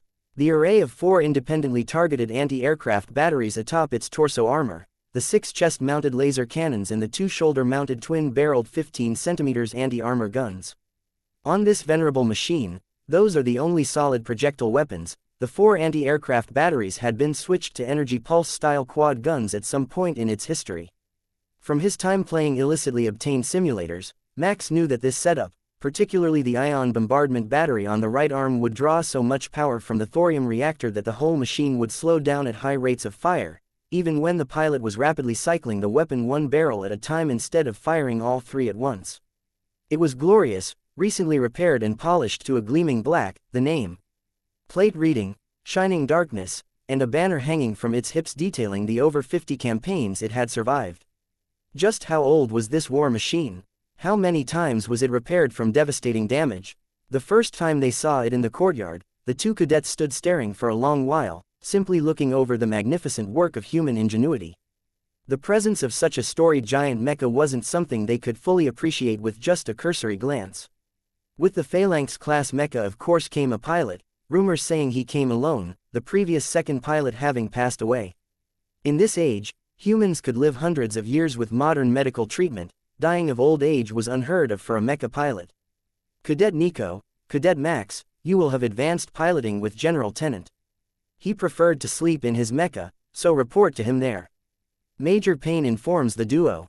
That's not quite what Max was hoping to hear. The students that had seen the general reported him to be an ill-tempered old man covered in scars and tattoos. Having years of advanced piloting classes with him didn't sound fun at all. Major Payne had often taught the main piloting course, when she was overseeing older cadets, and she was regarded as an excellent teacher. Strict, but with a sense of humor. Having her class would be a much more enjoyable option. Upon reporting to the giant mecha for their first lesson, the 2 found nobody in sight. No teacher, no students, nobody at all. Nico tried to access the mecha, but was locked out by its security systems. Max had a little better luck though, as he could sense the pilot inside. He just didn't know what to do about it, as the man seemed to be sleeping or blocked from his innate talent. Max noticed the direction of Nico's attention as she looked up at the cockpit, and did the same. "How do we greet him, and where is everyone else?" he whispers. "General Tennant, sir." Cadets Nico and Max reporting for duty, sir. Nico yells up at the mecha in the most professional voice she can muster. A side hatch on the torso opens when she calls out and a grizzled old soldier steps out, grabbing a wire cable from a winch inside the door and descending down to ground level using the hook. The thought of descending from such a height, Simply standing on a hook attached to a winch line makes Max feel a bit queasy, but he's sure he would get over it eventually. After all, the general doesn't seem the least bit concerned by the action, and he's likely done it hundreds of times. So, you're it, are you? The general asks. It what? Presumably so, General. Cadet Max asks uncertainly. We were under the impression this was the advanced piloting course. It is, Cadet. You two are the only pair that have been identified as possible candidates for a future Phalanx class appointment on this planet right now. So you are the entire advanced piloting class, identified as a potential Phalanx class team. Phalanx class mecha are legends on the battlefield. A single unit like the Shining Darkness can defend a city from a conventional army. Or take it from them. To most mecha battalions, they are the most senior command element, their general, spiritual leader and strongest ally in battle, all in one massive machine. That is exactly what Dave meant when he told Max to become the sort of leader soldiers could look up to.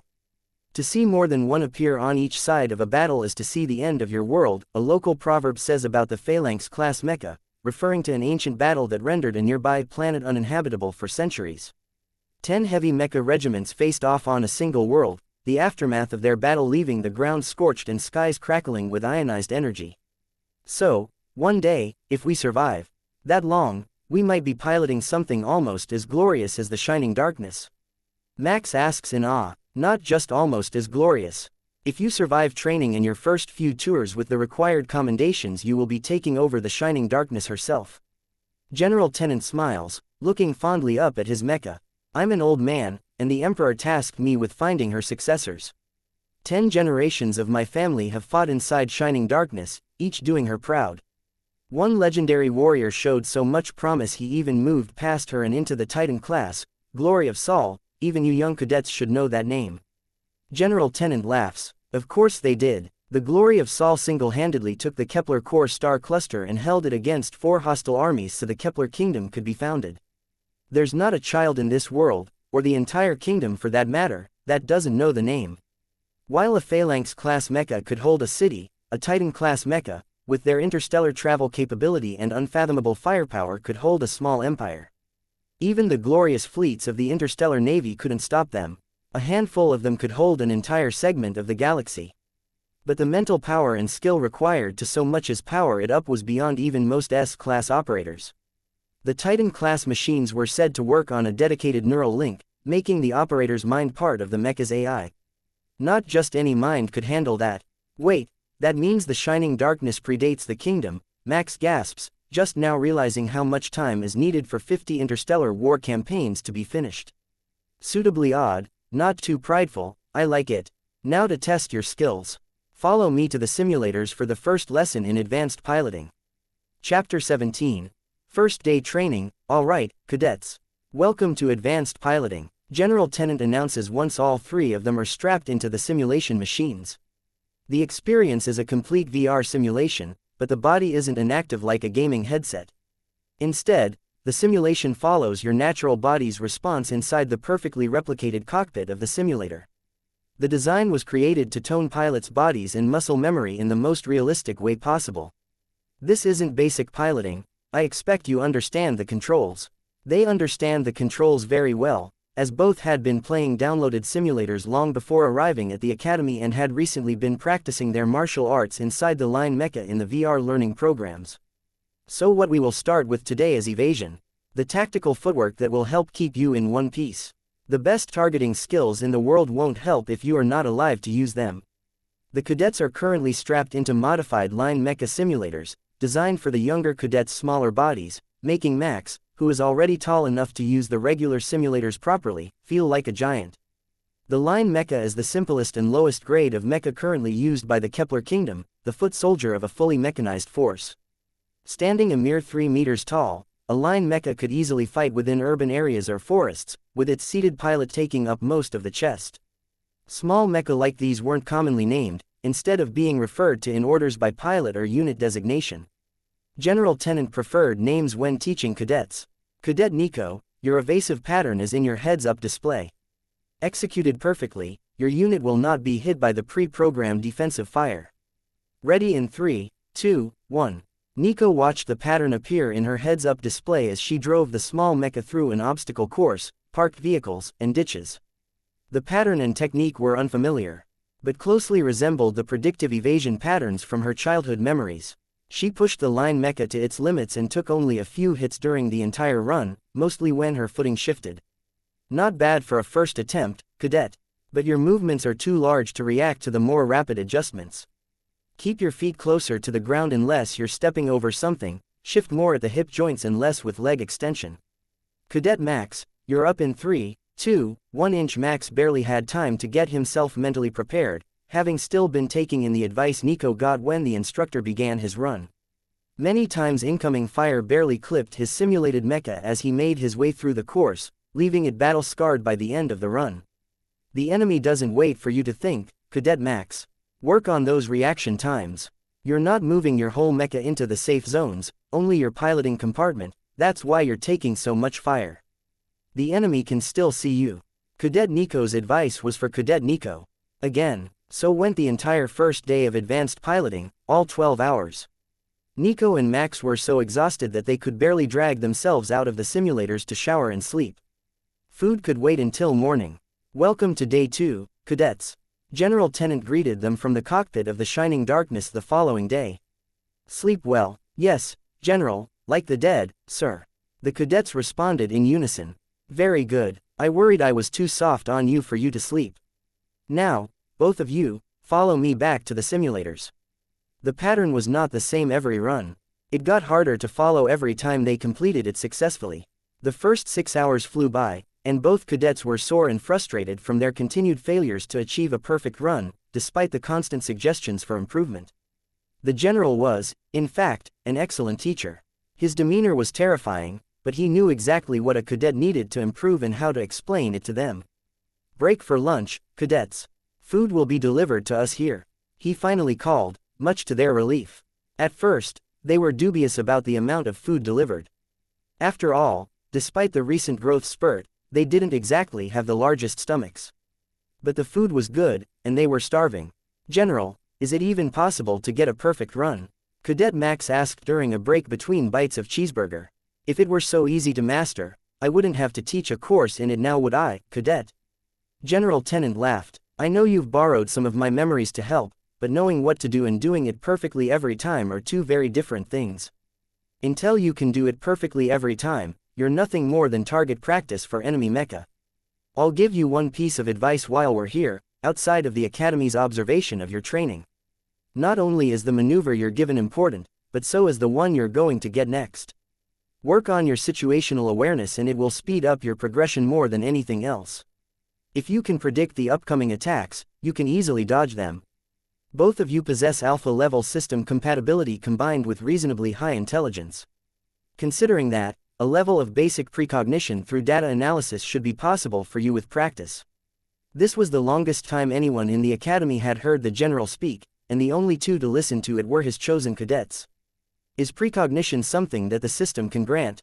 Nico asked incredulously. Not in a true sense, but if you train it well enough, you can unlock a variety of combat analysis skills that either mimic precognition or will effectively analyze likely enemy movements in advance and give you warning of likely incoming attacks. The system is very good at data analysis, don't doubt its abilities. General Tennant replied with great conviction. He'd been through enough battles to know to trust the system's judgment. It was right much more often than not, and a wasted round when the target didn't appear was preferable to missing the chance for a shot you could have taken. The system was the great advantage that the Kepler Mecha pilots had over their opponents, who had to work with what they were born to. Many other nations used drugs and genetic engineering to attempt to emulate the results of the system, but so far, none had succeeded in anything that would compare to it. The greatest threats to Kepler Mecha armies were, therefore, not other humans but inhuman beings with superhuman abilities innate to their species. Paying more attention to the surroundings made responding to the instructions easier after only a little practice. Under 10 glancing hits per run was possible for both cadets within the week, no matter what battlefield setting the simulator gave them. I've never seen anything like it, Colonel Black mused, watching the simulator footage. They're progressing at an astounding rate. The general has already moved the difficulty to level 2 a semester ahead of schedule. Major Payne agreed, but he hasn't even started teaching them weapon drills. Don't you think it's a bit too unorthodox? One of the Imperial supervisors asked. All the other piloting students spend upwards of 6 hours a day at the shooting range improving their skills. We don't even know if these cadets can operate the weapon systems. The general knows what he is doing. By the time the group training for the year-end inter-class competition begins in 4 months, they will have covered everything they need. Colonel Black assures the bureaucrat. The bureaucrats never understand the true genius of a combat veteran like him. Major Payne thinks to herself, silently judging the overseer sent from the central government on Kepler Prime to ensure the quality of the children's education. And isn't it odd that they all eat in total silence? The Imperial supervisor asks, looking at the screen. Yes, it is. Very odd, but as the general is the highest-ranked officer on base, none of them would be willing to call him out on using his system abilities and command codes to block the audio feed on the surveillance cameras, even if he does it every lunch hour. Nor will they be mentioning that fact to the government supervisor. Chapter 18. Promotions. With their new class schedule putting them in the advanced piloting course all day, it was determined by the Academy that the 2 genius cadets would no longer be part of Year 1 Class 1, though for now they would remain in their old dorm room. Officially they were part of the Advanced Education Department now, which was usually reserved for cadets in their final 2 years who showed enough promise to get recruited into the Special Forces training program. But lately, the quality of Kepler Terminus cadets had been very good and their dorms were all full. That proved to be a problem for the Academy, since the regular dorms of the first years weren't all that secure, physically or digitally, and both cadets were known to have skills in hacking. The general thought it was hilarious, but he was the only one on staff that did. Everyone else was fully stressed about the fact that they might cheat their way through the exams, but General Tennant knew very well that his own personal examinations couldn't be cheated on, for he only tested true survival skills that were applicable to the battlefield. That's why no other instructor really understood his technique. They knew the book theory and the approved methods, but they were teachers through and through. Most of them had never seen the battlefield. The only one on the Class 1 team that had more than a single tour of combat duty was Sergeant Zam. It was Zam who alerted the general to the 2 promising cadets here, and convinced him to come check them out. Starting the 3rd day, Max was starting to get used to the grueling schedule that General Tennant kept, but with years of academy education left ahead of them, and a 4-year head start on the rest of the Special Forces trainees, he wasn't sure exactly what the old general's rush was. The other trainees had courses 10 hours a day, plus physical fitness time, but General Tennant had Max and Nico in the simulators for 12 hours a day, in 6-hour stretches. Max had already looked up the standard rotations, and they were 3 hours each, so he decided that might be why the general pushed for 6 hours at a time, to get them prepared for the times when they might need to pull a double-duty shift in the case of an emergency, heavy losses or ongoing attack. Understanding the logic was one thing, but convincing his body that it was actually capable of surviving it was entirely different. He woke up on time, made it through the training, ate and slept, that was it. Nico seemed to be adjusting better, so he searched her mind for answers this morning while he still had the energy.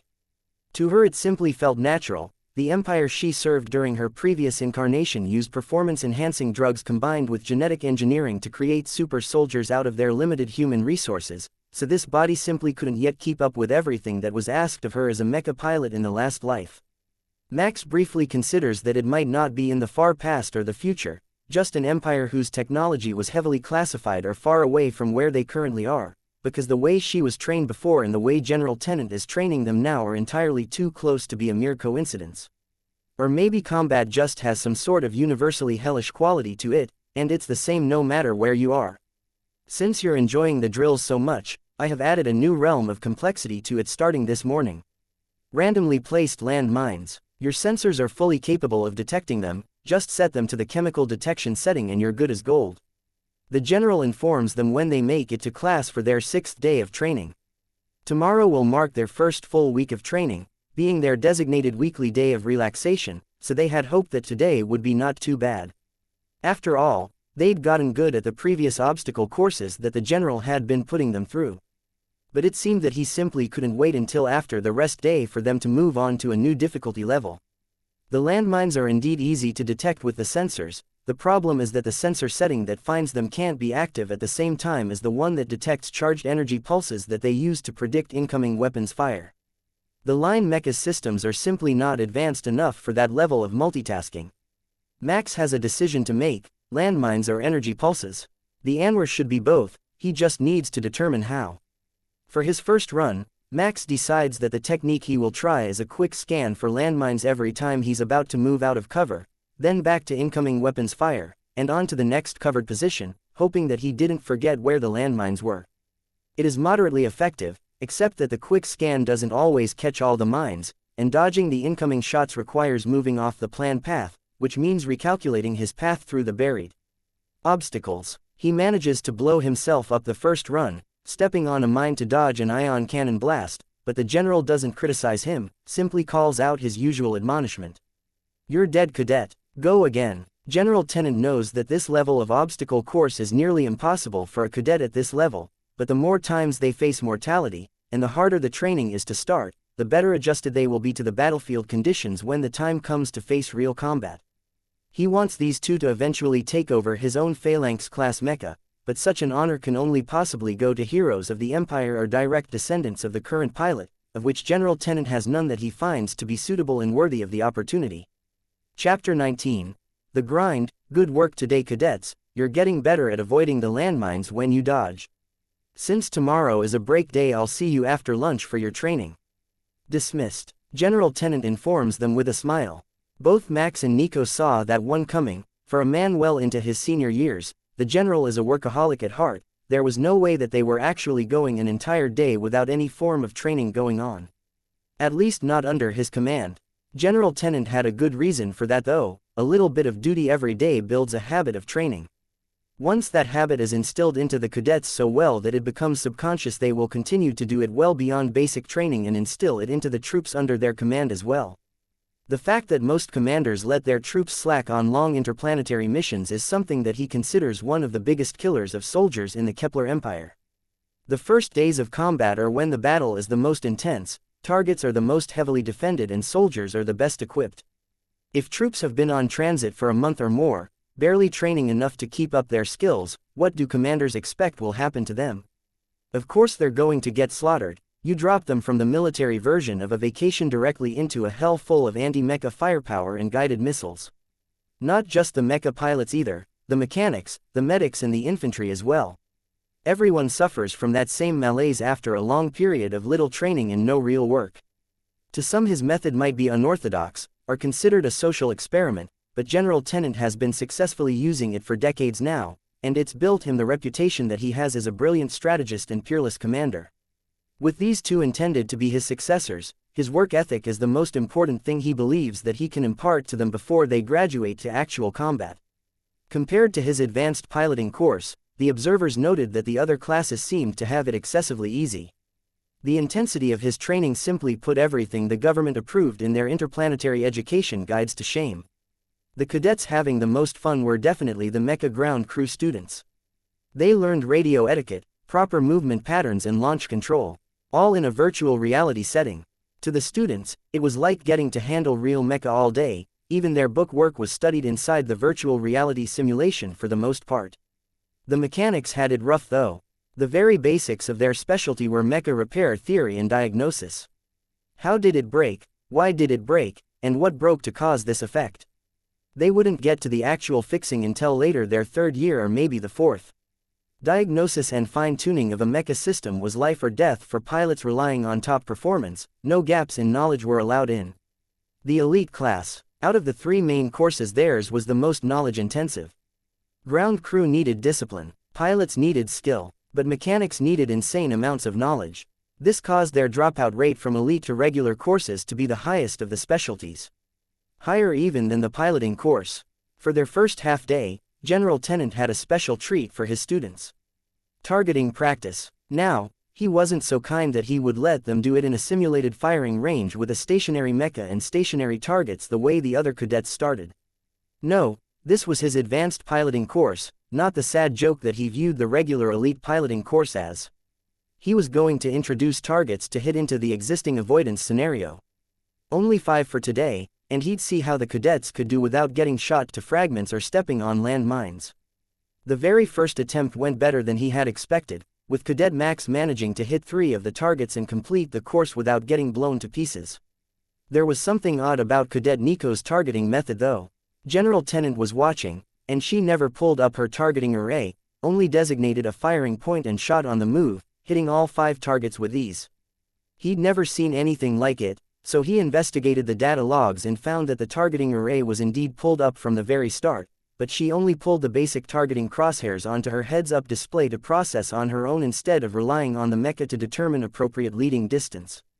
Cadet Nico, might I ask, how did you hit the targets without using the mecha's targeting calculations? He asked once he'd finished reviewing her run. I'm pretty good at guessing, General. It's like an innate skill, but not officially. The petite cadet responded with a smile. You should see her in action in the dorms. Even if you dodge, she can still hit you with a paper ball. Max confirms, referring to the normal horseplay in the first-year dorms and cafeteria. Impressive, but since it works at this level of difficulty, I will let you continue. With any luck, you may get a targeting-related system function unlocked when you hit 100 total bonus points as your first additional function. Max thinks about his own talents. What might the system unlock for him? He hopes it isn't some pointless buff to his already imbalanced strength stat. The system is known to provide you with benefits to what you're skilled at, not what you're lacking in, so that is a distinct possibility that Max is trying to avoid happening to him. But he's not sure that he has another skill that's significant enough to get noticed and pull the nanobot's AI away from continually increasing his strength. Without any frame of reference, isolated as he is with only Nico and General Tennant, Max really has no idea how far his piloting skills have progressed beyond the average, or how incredible the observers found it that he was able to nearly keep up with the dexterity and speed specialized cadet Nico in the avoidance drills. Chapter 20. Things are getting strange here. Every day the 2 cadets returned to their first-year dorms, but every day they felt a little more out of place. They were still the only ones to have reached the 50-point mark 2 months after the fall break when their training with General Tennant began, and they had physically matured well beyond the level of their supposed peers. Not only that, but their speed, stamina and physical skills were well beyond almost anyone they met in the dorms, even when they went to the main floor mess hall for dinner. No longer did they feel threatened by the seniors, though they were still a little bigger than Cadet Max. The progression slowed down so much that very few would reach 150 bonus points before leaving the academy for the university. Feeling that the difference was getting too small to be normal, Max decided to check his system bonuses for the first time in a while. It had been over 2 months since the thought even occurred to him after all, being so busy with General Tennant's training, and not expecting much.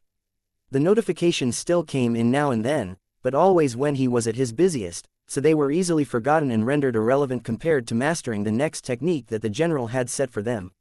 Shooting while on the move was now a standard part of their training, and the targets only got more and more tricky as the simulations went on. The combination of dodging incoming fire and ground obstacles while trying to hit those targets required every bit of mental fortitude he possessed. Stuffing lunch into his mouth, Max opened the system interface to see how his stats had come along. Compatibility determined, rank a primary attribute, STR 2.5x modifier, STR 2 plus 60% dex, 2 plus 16% SPD, 2 plus 16% innate talent, mind reading, additional functions locked. That partially explained the phenomenon to Max. His bonuses had put his strength over 3 points modified, well beyond what the beta rank and lower senior students could boast of, starting with a base of only 1 point to modify. Even if they too had strength as their primary attribute, they couldn't compare to him physically. Max decided that must be what was causing his sense of disorientation around others. The system had pushed him too far from the human norm. He briefly wondered if Nico felt the same way, or if her modifiers were too low to have caused that level of difference yet. She had just as much of a total modifier as he did, but it was split between dexterity and speed, giving her a good balance, but no truly outstanding stat. The next break was coming up, which for every academy cadet meant crunch time, preparing for their end-of-semester exams. General Tennant's class was no different, just smaller than usual. He gave them a deadline of the next break to learn suitable aim for first years and integrate that knowledge with their handling skills.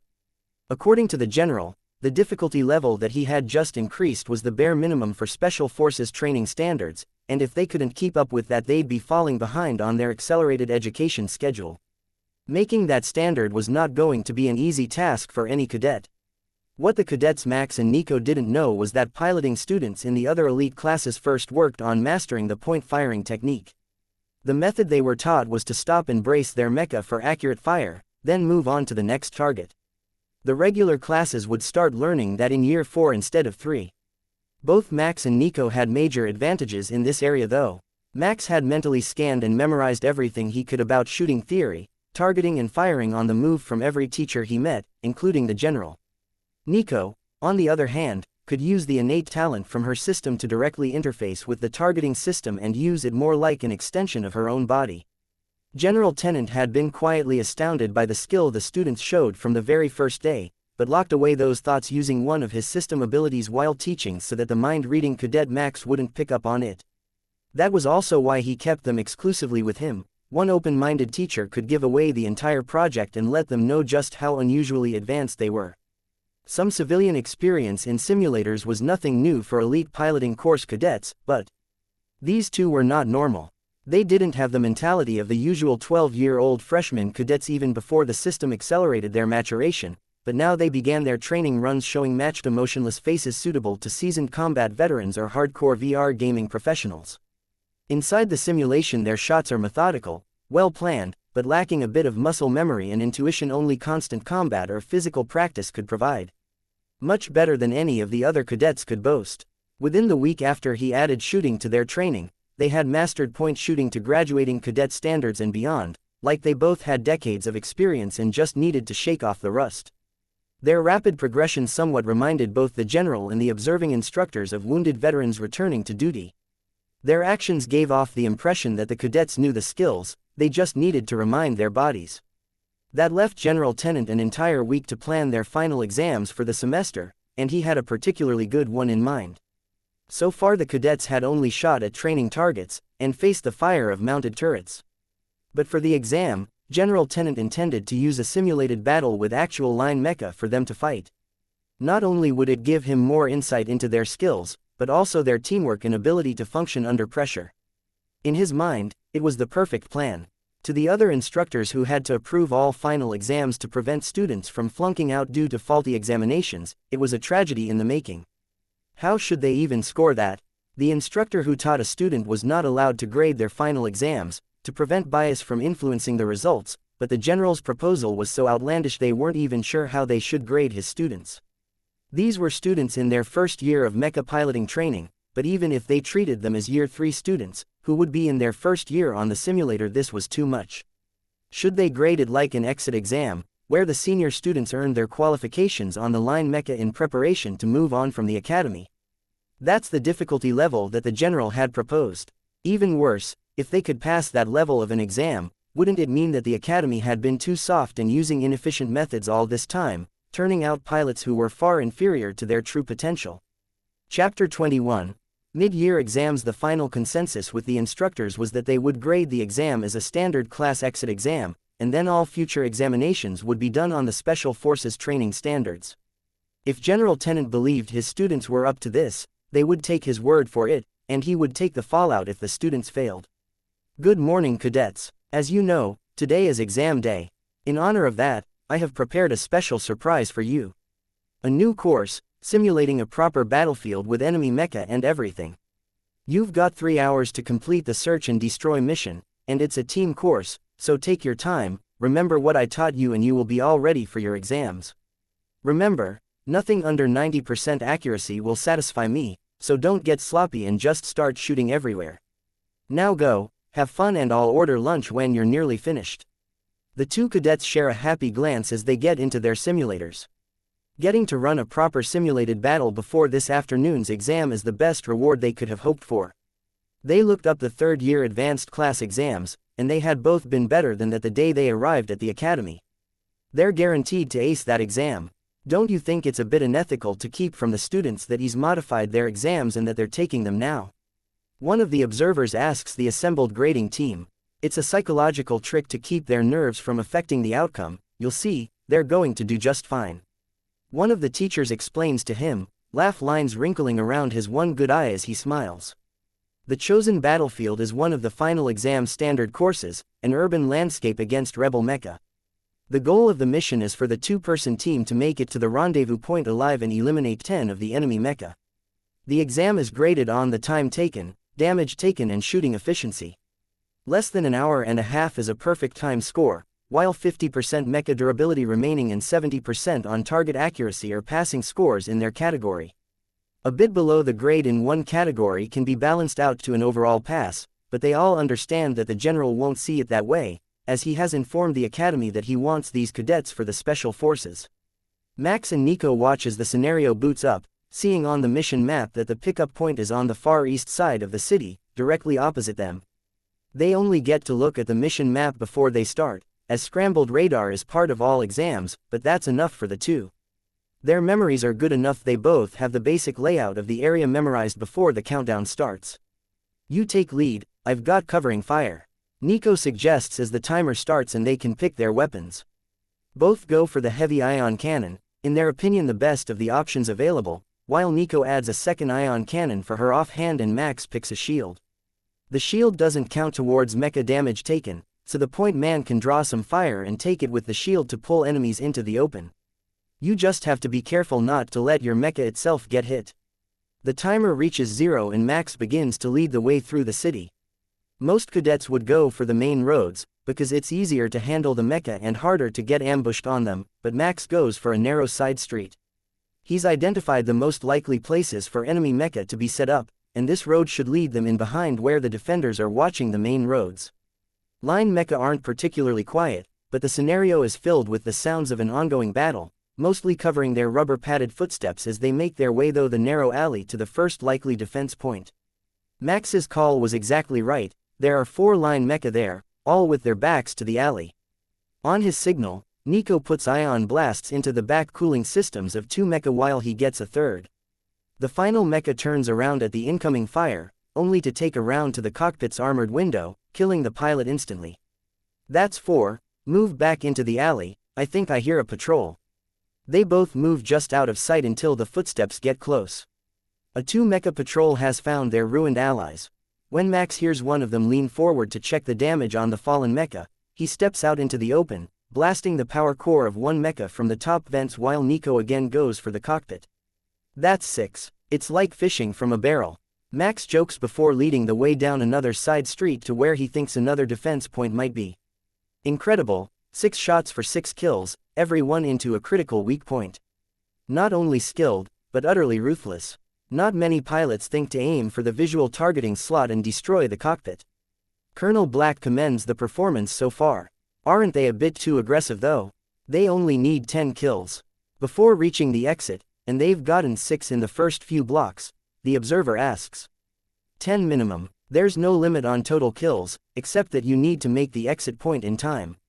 They're still keeping a good pace towards the exit, so unless they get turned around they should be fine. The second point isn't on the side street like Max thought it would be. They've actually set up a barricade in the middle of an intersection, with 6 line mecha and a collection of burnt-out transports. That's a bit tougher than expected.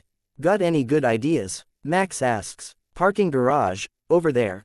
We'll have to crawl or climb the side wall to get up top, but it's got a good concrete barricade and the advantage of height.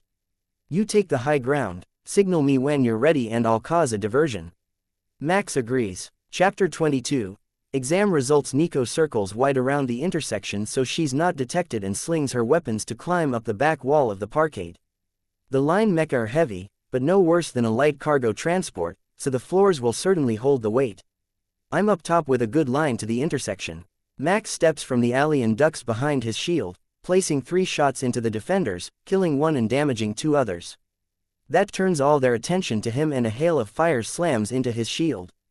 They've all turned towards Max, so Nico opens fire, leaning forward to shoot down from the parkade. 4 more mecha drop in an instant, leaving just 1 damaged mecha. It turns to fire up at Nico, who retreats behind the concrete barrier at the edge of the parkade, while Max unleashes his ion cannon into its back. Too easy. Max begins, but Nico cuts him off. Patrols coming from your right and behind you. The group at the intersection must have got a message off. Cross the street to your left and keep running in 3, 2, 1. Go. Max runs across to the next alley and keeps going until he reaches the next intersection, turning right to get closer to the parkade. Stay behind the corner of that building until the shooting starts. Nico directs, her height giving her a better view of the battlefield. She fires both hands at once into the same mecha, both hitting the torso and destroying the power plant. That makes both patrols target her, and Max rounds the corner, seeing that her timing left 2 mecha with their backs to him. His shots drop them in an instant, and Max retreats around the back out of sight before he's noticed. More ion cannon shots join the sound of the enemy auto rifles, and Nico sends Max more navigation points. Back to your first point, the second patrol is using the barricade for cover, but they had to move the transport on that side to get in.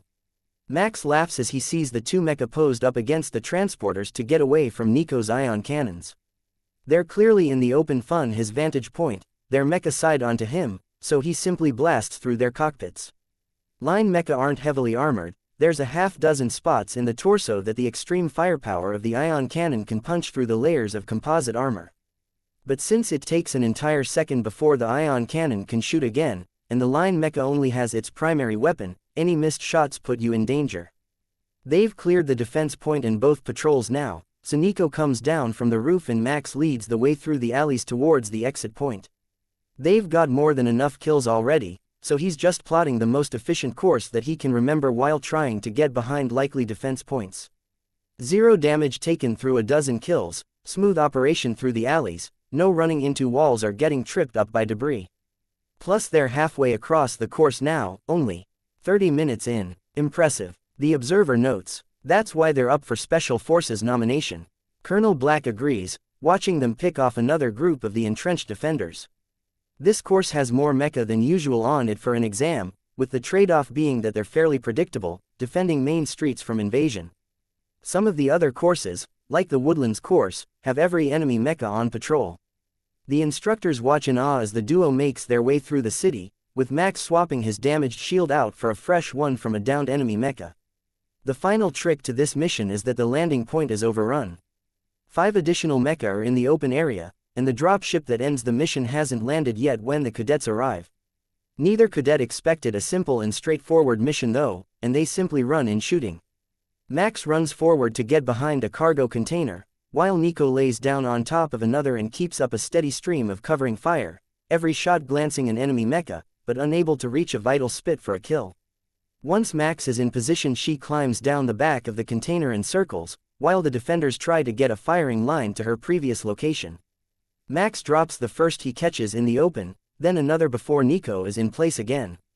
The 3 survivors go for Max, leaving them open from Nico's side, and the mission completes as scorching ionized plasma from her cannons burns through their power cores and cockpits. 2 perfect accuracy scores, no damage taken, only 47 minutes elapsed. They've graduated for sure, with flying colors. Should we clear the general to give them line mecha certification and move on, or will we be holding to the line mecha only until college policy for cadets? One of the examiners asks Colonel Black. I'm sure that old War Dog wants them cleared on everything, so they'll be moving on to Corvette class training whenever he deems them ready. Major Payne informed me that they're also nearly to 100 bonus stats already, so they'll be going through the second stage of physical development, which will delay new piloting techniques for a while, but we should expect that within the next semester they will begin training on the Corvette class. Soon, turns out to be now.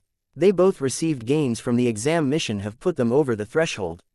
Unlike 50 points, which causes puberty in young cadets, 100 points refines the body to be more durable and faster healing. If the two advancements are this close together, it might affect their eventual physical growth, but neither cadet knows that, nor do most of the instructors. General Tennant does though, and gets them both to a cot in the restricted training center to rest off the change while he gets food and new clothes, in case they grow out of what they're in. For Max, that bit of foresight is again a blessing, as he's grown to 170 centimeters tall by the time he wakes up, and is gaining muscle by the second. Nico, on the other hand, only made it from 125 to 140 centimeters tall. Despite her body developing as expected through the accelerated puberty process, she has remained exceedingly short. General Tennant finds the whole thing a bit amusing. One cadet is the image of a strapping young man, the sort of chiseled blonde and handsome you would expect to see in an actor or a propaganda video model. The other is a tiny dark-haired and black-eyed creature with a maturity that defies her stature. She reminds him of the forest folk from one of the planets he was stationed at. Even their men never got taller than 150 centimeters. The size makes him wonder if it's from the system's interference, or if her family was originally from another planet, where the gravity is a bit different. And the citizens are shorter. That answer will have to wait though. General Tennant has paperwork to fill out, badges to requisition, and the next step in their training to implement. Chapter 23. Field Trip. While Max and Nico sleep off their most recent changes, General Tennant comes back with food and a change of clothes for them. Fortunately for him, the Academy had all the necessary pins and badges in stock, so the new coveralls are ready to go with their new line Mecha certification badge and Special Forces Cadet designations attached, as well as the name tags. The commissary got him a full set of new uniforms, dress, casual and coveralls for his students, plus base layers and undershirts, all before dinner was ready. Waking up to food and properly fitting clothes put them both in a great mood. The fact that they started their break in the morning was even better. The only question was if they were actually going to be able to leave the academy at all this break, having gotten a special early leave for the last one, and having started training under the intense General Tennant now. General Tennant could easily guess at the questions that they had, and their concerns were well-founded. Special Forces cadets weren't allowed to leave the academy except between years, for fear of data leaks or kidnappings happening if enemy forces should find out that they were unprotected. Instead, he had come up with a fun little field trip for them. An escorted mission to the forests along with the senior students who had also qualified on the line Mecha already. There was very little danger to a patrol on Kepler Terminus, being so far out from the front lines of the war, or even from the majority of the inhabited planets of the Empire.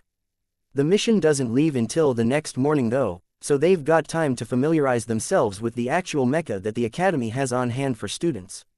For the mission, they will be carrying light weapons only, as the cadets aren't cleared to carry heavy armaments in public spaces until they've graduated and officially entered the military. That's hardly a loss to Max though, as simply getting to pilot an actual mecha, outside of school grounds is more than enough for him.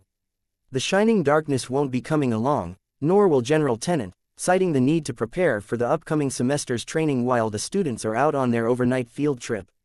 One day out, overnight watches, then back to the academy. Colonel Black will be leading the Special Units Mission Training as it's officially called, along with 2 government observers in Crusader-class mecha.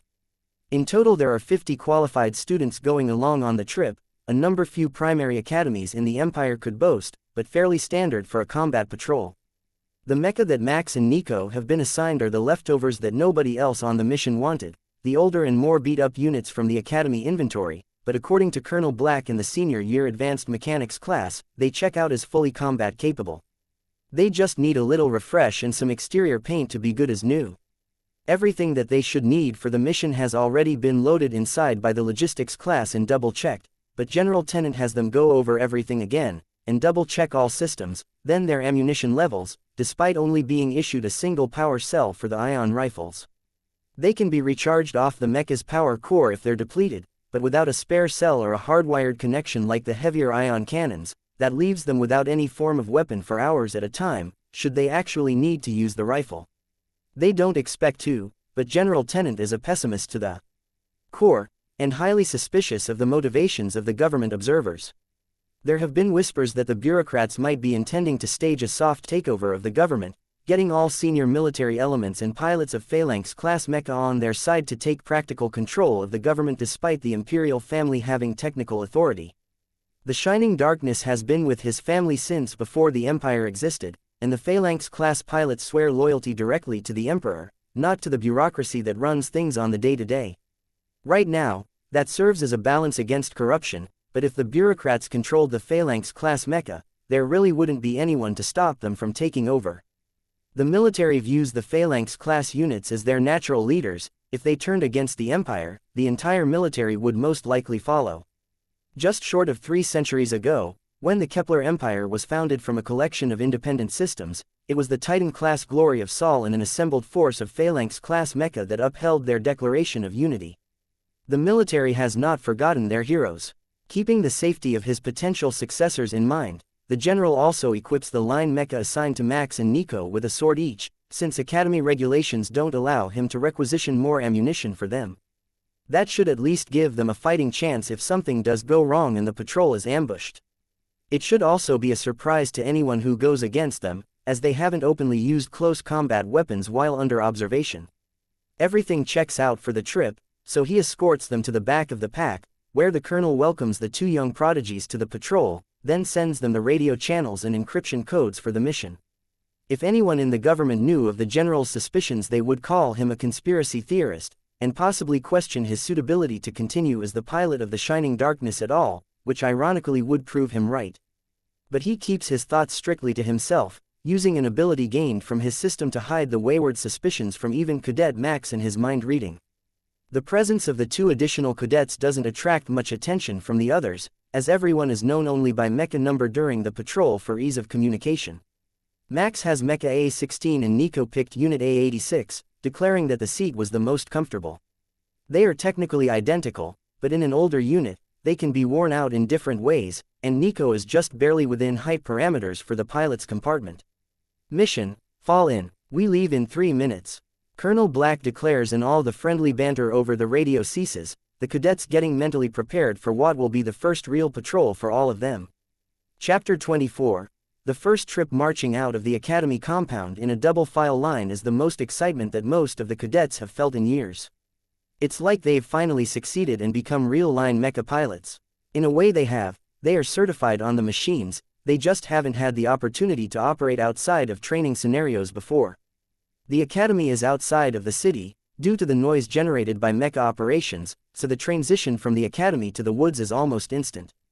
Kepler Terminus is a sparsely populated and tropical world, with no frozen poles, where going into the woods is nearly synonymous with anything outside of a settlement, a blessing for mecha operation. Near the academy is a dense tropical forest with a variety of large carnivores, but nothing that should be a threat to a mecha. That's not really the point though. Sending the cadets out into the woods to review the security of the outlying villages is an exercise in confidence, not practicality. The local security forces would have already taken care of anything that threatened the locals. Taking up the back, with only Colonel Black in a Crusader-class mecha behind him, gives Max an excellent view of the operation styles and capabilities of the others in the group. The difference is easy to pick out. The regular piloting class is a bit rough with their controls, distracted by things around them and lacking practical experience to make their operations smoother. The Special Forces candidates are much more competent and focused, operating naturally. On the other hand, Nico seems to have gone insane inside her mecha. It's making the strangest gesture, with its hand against the top of the chassis. Then Max realizes she's piloting by entirely mental link using her innate talent, and the mecha is copying her, scratching her head. Nico, pay attention, the mecha is scratching its head along with you. Max sends to her unit's heads-up display and her unit turns and gives him a thumbs up. Being patched into all communications and watching the strangely behaving unit, Colonel Black is laughing inside his cockpit. The cadets trained by General Tennant are an odd pair, but they're incredibly capable. He hasn't realized that Nico is piloting with her innate talent. Instead, the colonel thinks that both cadets are just so attuned to their mecha that they're instinctively moving them to match what they want their body to do. Max hasn't realized, but his mecha gestures with its hands when he talks, the same way he does, just in a more robotic manner. He also notices that both of them are carrying close combat weapons, an addition that General Tennant must have made to their kit, but also one that the colonel approves of. When he was still a combat officer, he preferred to have a pair of close combat guards in front of him to keep hostile targets from directly engaging his entirely long-range focused mecha. His mecha doesn't leave one free hand like so many do, instead it uses a battle cannon hard-mounted on one arm and an ion destroyer on the other. At a distance, it is devastating, but when targets get in close he can be at a disadvantage. Unlike the general, he doesn't suspect that anyone would try anything against his cadets on this mission, he just likes to be prepared at all times. It makes a good impression on others, and you don't get to be a colonel without being somewhat of a politician. An hour into the mission, the difference in training becomes very obvious, as the regular class cadets start getting tired, being used to training in virtual reality. The level of concentration needed to pilot isn't the problem, they're simply not used to the constant physical exertion. The academy only has 20 of the physical simulators, as they're incredibly expensive and getting funding for more hasn't been easy. With 100 piloting students a year, their usage is fairly limited. Getting students used to real conditions is the hardest part of the job out here in an outlying system where nothing is viewed as high priority by the central government. But despite that, his academy still turns out some of the highest quality pilots anywhere. The instructors in the lead have just called a break when Colonel Black starts detecting something strange on his sensors. He thought it was a central government equipment signature, but then it vanished, and a few seconds later the same thing at another location. He's not the only one that noticed. Cadet Nico also caught the blip on her sensors, and she passed the warning on to Max. "Keep your eyes open, we're about to have visitors." The display screen on the left side of his cockpit blinks with the message only seconds before a local government transport comes onto the unit's radar, as if the unit had just been started. It's up ahead at the next village, nothing abnormal about that, but if there's one thing they've learned about the academy is that everything is a test. Everything. The transport doesn't move, waiting in the village while they take their break. Max keeps aware of anything that might be hiding around them, but can't find anything out of the ordinary.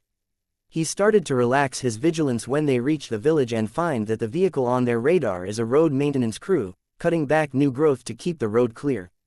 The road crew foreman talks with the lead instructor for a moment, explaining that the road is blocked and the main class students are ordered into action. Clearing overgrowth is possibly the most common task for patrols, since the jungle here grows so quickly. The Special Forces candidates take positions around the main group while Max and Nico take rear guard duty with Colonel Black. The actual clearing duty only takes 4 at a time, 2 to cut with the saws provided by the village and 2 to clear debris. They rotate through every 15 minutes and the squad slowly makes progress. The next village is their overnight stop, and the destination of the road crew, who are extremely relieved to have the help.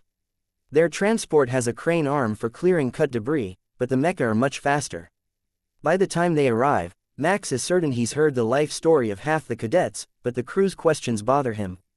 Aren't they asking a bit too much about the academy? And why would a local road crew even care? Chapter 25.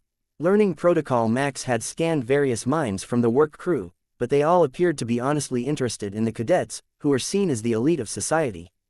That's relaxed Max, and he's about to exit this mecha to grab dinner with the others when he senses that both Nico and Colonel Black are eating from the stored rations inside their mecha. That makes him wonder what sort of test this trip might be. He watches the cadets chat and mingle with the road crew, and it becomes incredibly clear, how could the academy not know road conditions?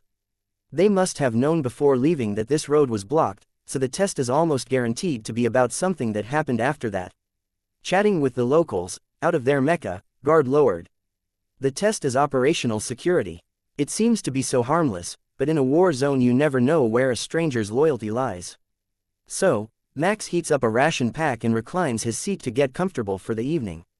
At least Colonel Black has a cot inside the 10-meter-tall Crusader-class mecha. They're a beautiful machine to Max. The top of the mecha is covered with a curved armor shell, much like a turtle shell, extending over the shoulder joints, with a chest plate covering the torso from lower-angle fire. The arms of the Colonel's mecha both have hard-mounted weapons, though the other 2 escorts have one hand and one hard-mounted weapon. The legs are also heavily armored. The only true weak point is the cooling fins at the back of the torso, or possibly the sensors. For that reason Crusaders often operate in groups of 3, so they can stand in a formation that covers all the backs of their units. Compared to them, the headless humanoid forms and exposed mechanical design of the line mecha just looks inelegant. It doesn't help that the line mecha are all painted gray and orange for visibility and to identify them as Academy mecha. It's not exactly a flattering color combination. After dinner, watches are assigned, with Nico and Max getting first watch, along with one of the Special Forces units. And 3 of the regular class. Colonel Black will be awake as well, but he's not officially on watch, since the students are supposed to be taking care of the duty. It's a quiet time, nobody speaking or moving, and only the sounds of small creatures in the forest keep them company. 2 hours later they are replaced by the next shift, and Max decides to follow the lead of Nico and the Special Forces cadets and nap inside his mecha, as uncomfortable as it might be, instead of rolling out his sleeping bag near the fire to get a good night's sleep. That proves to be the best call, as just before dawn, the instructors start waking everyone up, shouting at them to get a move on and that it's time to go in 10 minutes. There was no set move-out time when his watch ended, so this must be a thing they do to keep the cadets on their toes. Since he's already in his mecha, Max simply powers up and grabs the cleaning kit to wipe himself down before getting dressed. It's not like anyone can see him in here. He could pilot naked if he wanted to, but he suspects that the worn material of the chair will be much more comfortable with a uniform on. The pilot suit is a form of the standard issue coveralls, so it only takes a few seconds to slip into it and put on his boots, the automatic laces adjusting them to his legs with the coveralls tucked into the top. It's an odd thing that Nico does, but it's really comfortable, and keeps from stepping on the hem of his coveralls when he's in an awkward position during training. That leaves him some time to eat, and Max grabs a breakfast-issue nutrient pack from the cabinet, finding that it's a generic fruit-flavored bar along with a pouch of some sort of dry cereal. The cereal bag he rips the corner from, so he can pour it into his mouth while piloting later, but the fruit bar he bites into now. It didn't look like much, but Max decides that the bars are actually pretty good. He just wishes that the breakfast pack came with a proper drink and didn't leave him sipping from the Mecha's drinking water supply. The military rations do come with more variety, but the cadets are kept on a monitored diet by the academy, designed by the Central Authority for Optimal Growth, supposedly. That's not much consolation when what you really needed in the morning was a coffee, or even a glass of juice to go with an exceptionally dry bag of mixed cereals. Colonel Black is impressed with this pair of cadets that the general is training.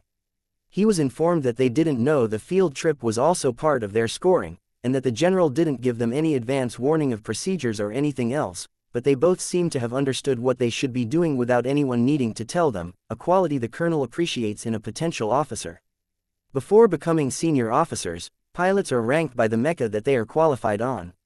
Line mecha pilots are almost all corporals, with the squad leaders being sergeants. Once qualified on the Corvette-class mecha, they will be promoted to second lieutenant and usually given command of a wing of light mecha. Most commonly in a fully mechanized battalion that would be 20-line mecha, though depending on troop numbers it might be more or less. If they make it to the Crusader-class mecha, they will start at captain and become majors with experience. After that it all starts to turn into politics, as the senior officers lead much larger units than wings of mecha. Most armies don't do things quite the same way, but in Kepler, they claim that skill is paramount, so the type of mecha a pilot uses determines their rank, treatment and even wages within the empire. It's understood that there's still a hierarchy though. An infantry sergeant might outrank the average line mecha pilot, but he will still never get the same treatment and respect as the pilots of the mighty war machines. Colonel Black doesn't much care for the tiered system, but as an academy principal on one insignificant planet out of hundreds, his opinion doesn't really matter in the grand scheme of things. Chapter 26. Gravity of the situation. Once they were moving in the morning and headed back towards the academy, the instructors started to enlighten the cadets on all the mistakes and operational security breaches that they'd made during the previous day's journey. The list was long, and the students were more than a little horrified to hear about the potential ramifications of their actions as so vividly described by the instructors. Max simply enjoyed the vibrant green foliage as they maintained the sedate pace, not stopping for breaks this time, and listened for any actual decent advice that might be hidden among the reprimands. Mostly they were just getting chewed out though, for things they'd already been taught not to do, but forgot at the first hint of civilian admiration. General Tennant was waiting for them to return next to the mecha hangars, a big smile on his face that both cadets knew didn't bode well for their future. "Welcome back, cadets. I made you a very special training room that we can begin work in next week. It's got your physical simulators in it and everything. I'm sure you're going to love the new surroundings." The words are friendly and enthusiastic, but something about that greeting gives Max chills down his spine. When they reported to the training room in the morning, it was just as amazing as the general suggested though. He'd turned the disused training room into a full-on apartment for the cadets. 2 bedrooms, living room, kitchen, martial arts training room with a padded floor, the 3 mecha simulators that they use for their training, desks for book work, everything that they could need was in here. The thought that they might need to actually cook for themselves concerned Max a little. He knew how to reheat pre-made foods, but cooking from scratch was beyond him. "Don't look at me like that. You'll still be getting meals from the cafeteria. The kitchen is just for snacks and such, since you won't be leaving this suite until the next phase in your training is complete." General Tennant gave that same reassuring smile that always made Max think he was being tricked. As usual, he was correct. "Is this a gravity room, General?" Nico asks, standing by the control panel. "Exactly right. Every day for the next 2 months the gravity in this chamber will increase to help tone and refine your bodies. We will spend less time in the simulators over these next few months, and more in the gym. I've been informed that you've both gotten basic martial arts training, so we will be using that to improve your skills as well as your physical conditions. Not every planet you will land on has gravity as close to Imperial standard as Kepler Terminus. It's better that you're prepared for the change in advance." Once he's finished his speech, General Tennant turns on the gravity system and their body weights immediately increase by 1/3. The general seems fine, but Nico doesn't have a huge amount of strength and visibly struggles to move normally under the effect. With his already high strength, Max is doing better, but it still feels sluggish moving in this environment. First things first, let's see what you've got for martial arts skills, so I know where to work from. Cadets, into your coveralls and report to the gym in 10 minutes. The general instructs, watching them run to their new rooms. The interior of the training room has been remodeled to exactly replicate the inside of a Kepler interstellar transport ship, with walls painted Navy regulation blue-gray. The rooms were standard junior officer bunks, 3 meters long by 2 wide with a bed over a desk and a large locker. The gym too was a direct replica of the one on the last ship he served aboard. His idea was that the surroundings would be their new normal once they graduated, so the sooner he got them used to it the better. Plus, everything on board a ship was designed to survive rapid and extreme gravitational changes, should the ship's gravity field fluctuate or fail entirely. Both cadets were back out in a few minutes, excited to have seen that all their belongings were already present in their new rooms. General Tennant was surprised to see that they didn't have anything hidden in the not-so-secret crevices of the room or under mattresses. It was all safely stored in their lockers, as per regulation. All right, I'll have you two spar to start things off. Do you know multiple styles or just the one? General Tennant asks. A little bit of a bunch of different styles, sir. Nico answers, saving Max from coming up with an explanation of how he learned them all from her memory. Good, begin. The two cadets are much more skilled than the general expected, being so used to the ranged attacks first, last and only mentality that pervaded the Kepler kingdom. But since they were skilled, he could teach them even more without having to start from the very basics. Once you know one martial art, the basics of the others are much easier to learn, just a stylistic difference from what you already know. The style he wants to teach them is Kep Maga, an ancient close combat form passed down in his and many other military families that teaches their children both unarmed and knife-based fighting techniques. They seem to already know something similar, so General Tennant starts right in on the grappling techniques once he gets an understanding of their current level of ability. The additional gravity is a great benefit to Max, who rarely won a match before. Nico has troubles kicking him in this environment, so when the general moved them to grappling and close combat, her speed and agility advantage wasn't as noticeable. She's still much faster than he is, but it's not as overwhelming as when she's free to pick the style and use her legs to counteract Max's longer arms. Very good, now, try with these wooden sticks in place of knives. General Tennant instructs, eager to see how his cadets will come along. Chapter 27.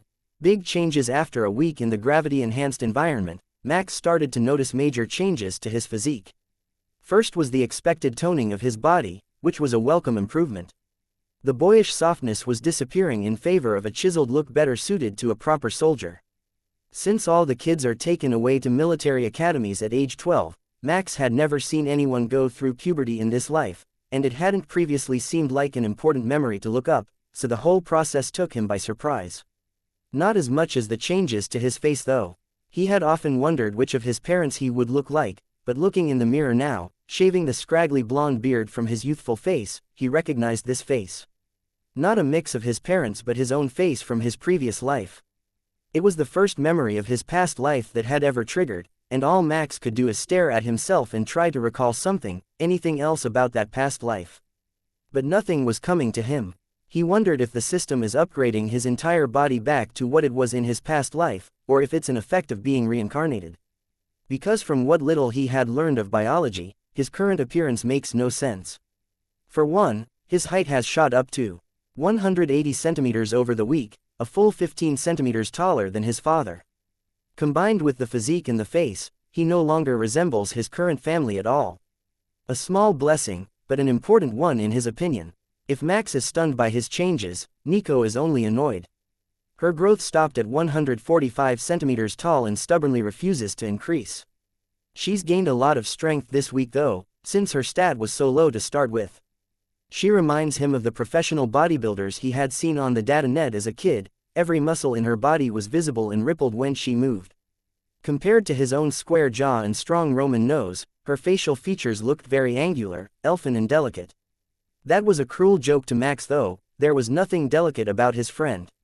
Now that her strength has mostly adjusted to the constantly increasing gravity, she routinely beat him down during training. But not for much longer. Nico might have the advantage of experience, but Max was quickly catching up in skills. The new style General Tenant was teaching them seemed tailor-made for him, and he was confident one day soon he would be the one to secure the wins. Just a little more speed and dexterity should do it. Max had just got his coveralls on when the general came in with one of the school doctors, who almost missed a step as the effect of the additional gravity hit him. Weekly checkup for you both, plus your central governed mandated birth control shots now that you've reached puberty. The fleet doesn't want any incidents during academy training after all. General Tenant laughs. Max supposes that makes sense. With co-ed facilities and hundreds of hormonal adolescents, it's only natural that at least a few romantic relationships would form. The Kepler military doesn't mind that, they just don't approve of unnecessary downtime. The checkup was a simple thing, just checking their progress. Max read the doctor's mind as he worked, learning that his physical progress was well ahead of what the doctor expected for his stat bonuses, which he credited to the gravity training. General Tenant assigned them a morning warm-up of stretches, push-ups and burpees while he went back outside with the doctor to discuss the results. So Doc, what did you find? As we already knew, Cadet Nico's family is indeed that ancient Terith military family, and not from Kepler Terminus originally. The size is totally normal for them. In fact, the mecha formerly belonging to the main branch of her family are still in storage and reported to be sized too small in the cockpit for most users. The surprise was Cadet Max. Despite his birth records, the genome search shows he is not a native of Kepler Terminus either. His mother certainly is, but we will need to research who his father is. What I can tell you is that he reacts exceptionally well to the system, and all other forms of nanotechnology. The doctor confirms General Tenant's suspicions. Thanks Doc, I owe you one. I'll have someone look into both families. Alpha-level compatibility doesn't just come out of nowhere like that, there's got to be something we're missing. The doctor goes back to his work and General Tenant heads back inside to put the cadets through another day of training. The gravity training is working wonders and their bodies have almost stabilized enough to move on to the next phase of training, moving from simulators to actual mecha.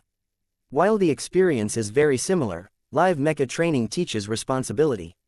Cadets will be forced to assist in the repairs and maintenance of the units they damage in training, alongside the mechanical classes, and it teaches them respect for the equipment and their fellow soldiers.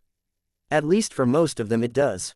This phase of training in the other classes is where the determinations of potential officer promotions begin to be made, with the cadets' attitudes and leadership abilities being put on full display in a real-world scenario.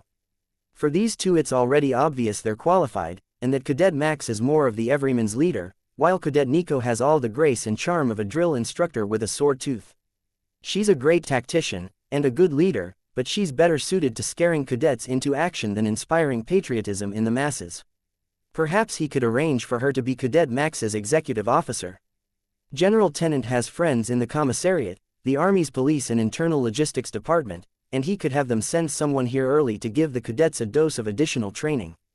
A well-trained commissar handles a unit's provisioning, with logistics officers and staff doing the legwork. They're also tasked with handling discipline matters, and are the perfect choice for an executive officer, a unit's second in command. General Tenant decides to add it to the list of required topics for the semester, despite the cadets already having their hands full with physical training. Chapter 28. Good friends. To have 2 days after General Tenant reached out with his offer of Venetian brandy, a high-quality liquor favored by Kepler officers, it drew an unusual face to the academy on Kepler Terminus. Inquisitor Wolf, of Central Command Internal Affairs Investigation Department, was not a figure that anyone usually looked forward to seeing. His words alone could have entire academies closed, or battalions brought up on charges. Due to this reputation and level of power wiring the Kepler Kingdom, seeing an Internal Affairs Inquisitor was considered very bad luck. But he wasn't here to reprimand anyone, he wanted to see the cadets that his uncle was training as successors. The old man was notoriously picky, and if he said these would make good successors when properly trained, Wolf was happy to help. He had arrived in the causal slacks and polo shirt version of his uniform instead of full regalia to try to ease the anxiety of the academy, but he could still see everyone tense as he walked by. He would have come in civilian clothing, but it had been 30 years since he owned any. Duty was his life, and an inquisitor was never truly off duty. He easily found the training area that was being used by the general due to the distinct lack of foot traffic nearby. Stepping inside, he was almost floored by the gravity change from the outside normal to easily twice imperial standard. Unlike a mecha pilot who required a high-ranked system to advance, Inquisitors only needed intelligence and dedication. Wolf only had a gamma-ranked system, so even in his middle years, he could just barely match the strength these alpha-ranked cadets attained without modifiers. The two cadets, Max and Nico if he recalled correctly, were sparring when he came in. Coveralls tied at the waist and gray tank tops sweat-soaked, they'd obviously been training for a while already this morning. He also noticed that the reinforced training batons they were using were bent from the force of the impacts. He wasn't sure if it was the gravity or another part of their training, but these cadets were monsters. Having over 100 bonus points while still in primary training, with a 2-point base, alpha rankers were just built differently. They also seemed to be using his family's variant of Kep Maga, which could only have come from the general. He really was going all out for his successors. When they heard his boots cross the threshold, both stood facing Inquisitor Wolf and gave the fist to the chest Kepler salute. Inquisitor on the deck, Nico called out and General Tennant came sauntering out from the other room, smiling at the new arrival. Nephew, thanks for coming. Cadets, this is Inquisitor Wolf, he will be teaching you the duties of a commissar over the next few weeks. Diversity of input is important, so I won't be teaching you this myself, only examining you on what you've learned. Thank you for educating us, Inquisitor. The cadets answer in unison. I'm here as an instructor today, so you may call me Major Wolf. General, how much do they know about discipline rules and requisitions? I had them memorize the Imperial Handbook, so they know the theory, but we haven't touched on it yet. That makes Major Wolf's job easier.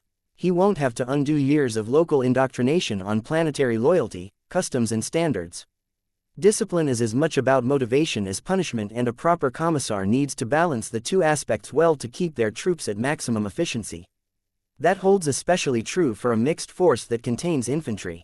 More bodies means more issues, and many infantry soldiers are little better than conscripts, serving out a term of service so they can go home. For those planets where the system didn't take well among the population, or where mecha piloting isn't as culturally ingrained, sending annual regiments of infantry to the war effort is common practice. They serve 10 years and then the survivors return home to a civilian life. We will start with a knowledge quiz. After physical training, hit the showers and return in casual uniform. Max and Nico return to their match, having only a few minutes left in the session. Max is certain he's about to win this time when he captures Nico's wrist and twists. He's stronger, so it's only a matter of seconds and he'll have her pinned. General Tennant gives him an approving look that neither cadet notices, but Inquisitor Wolf shakes his head. He's lost. How do you see that? That's a textbook lock, General Tennant asks quietly. Exactly, it's textbook. You recall the gang wars at the salt mines. Victory is the only virtue. That bunch of savages, the general says, thinking deeply. Just like them. Just as he says it, Max pulls Nico in close for the pin and she very clearly bites him, making him flinch. Before he can recover, her flexible body has folded in half and she's got his neck in a secure choke hold between her thighs. Max does his best to hold out, but ends up tapping out first. You bit me. Lies and slander. I did no such thing. You know I can read your mind, right? Then why did you let me bite you? The two officers share a laugh as the banter fades behind the sounds of the showers. Are they always so competitive? Wolf asks. It's even worse inside the mecha. They're both fanatics and hate losing to each other, but they're still pretty evenly matched for now. Give them another year or two at the most to activate their first few system abilities and it should sort itself out. The general confirms. You've got your hands full then. But don't worry, teaching them the reality of commanding and provisioning a unit won't take long at all if they're that dedicated. I hope you're intending the small one for commissar. The big one seems like a genuinely good person. We need more like that in command. General Tennant smiles at his nephew. I knew we'd see things the same way. That's why I reached out to you for their training. If we had to separate them it would be a waste of talent. Chapter 29. Rules and Rules. Inquisitor Wolf was just as intense of a teacher as General Tennant was, taking over a 3-hour slot of their mornings.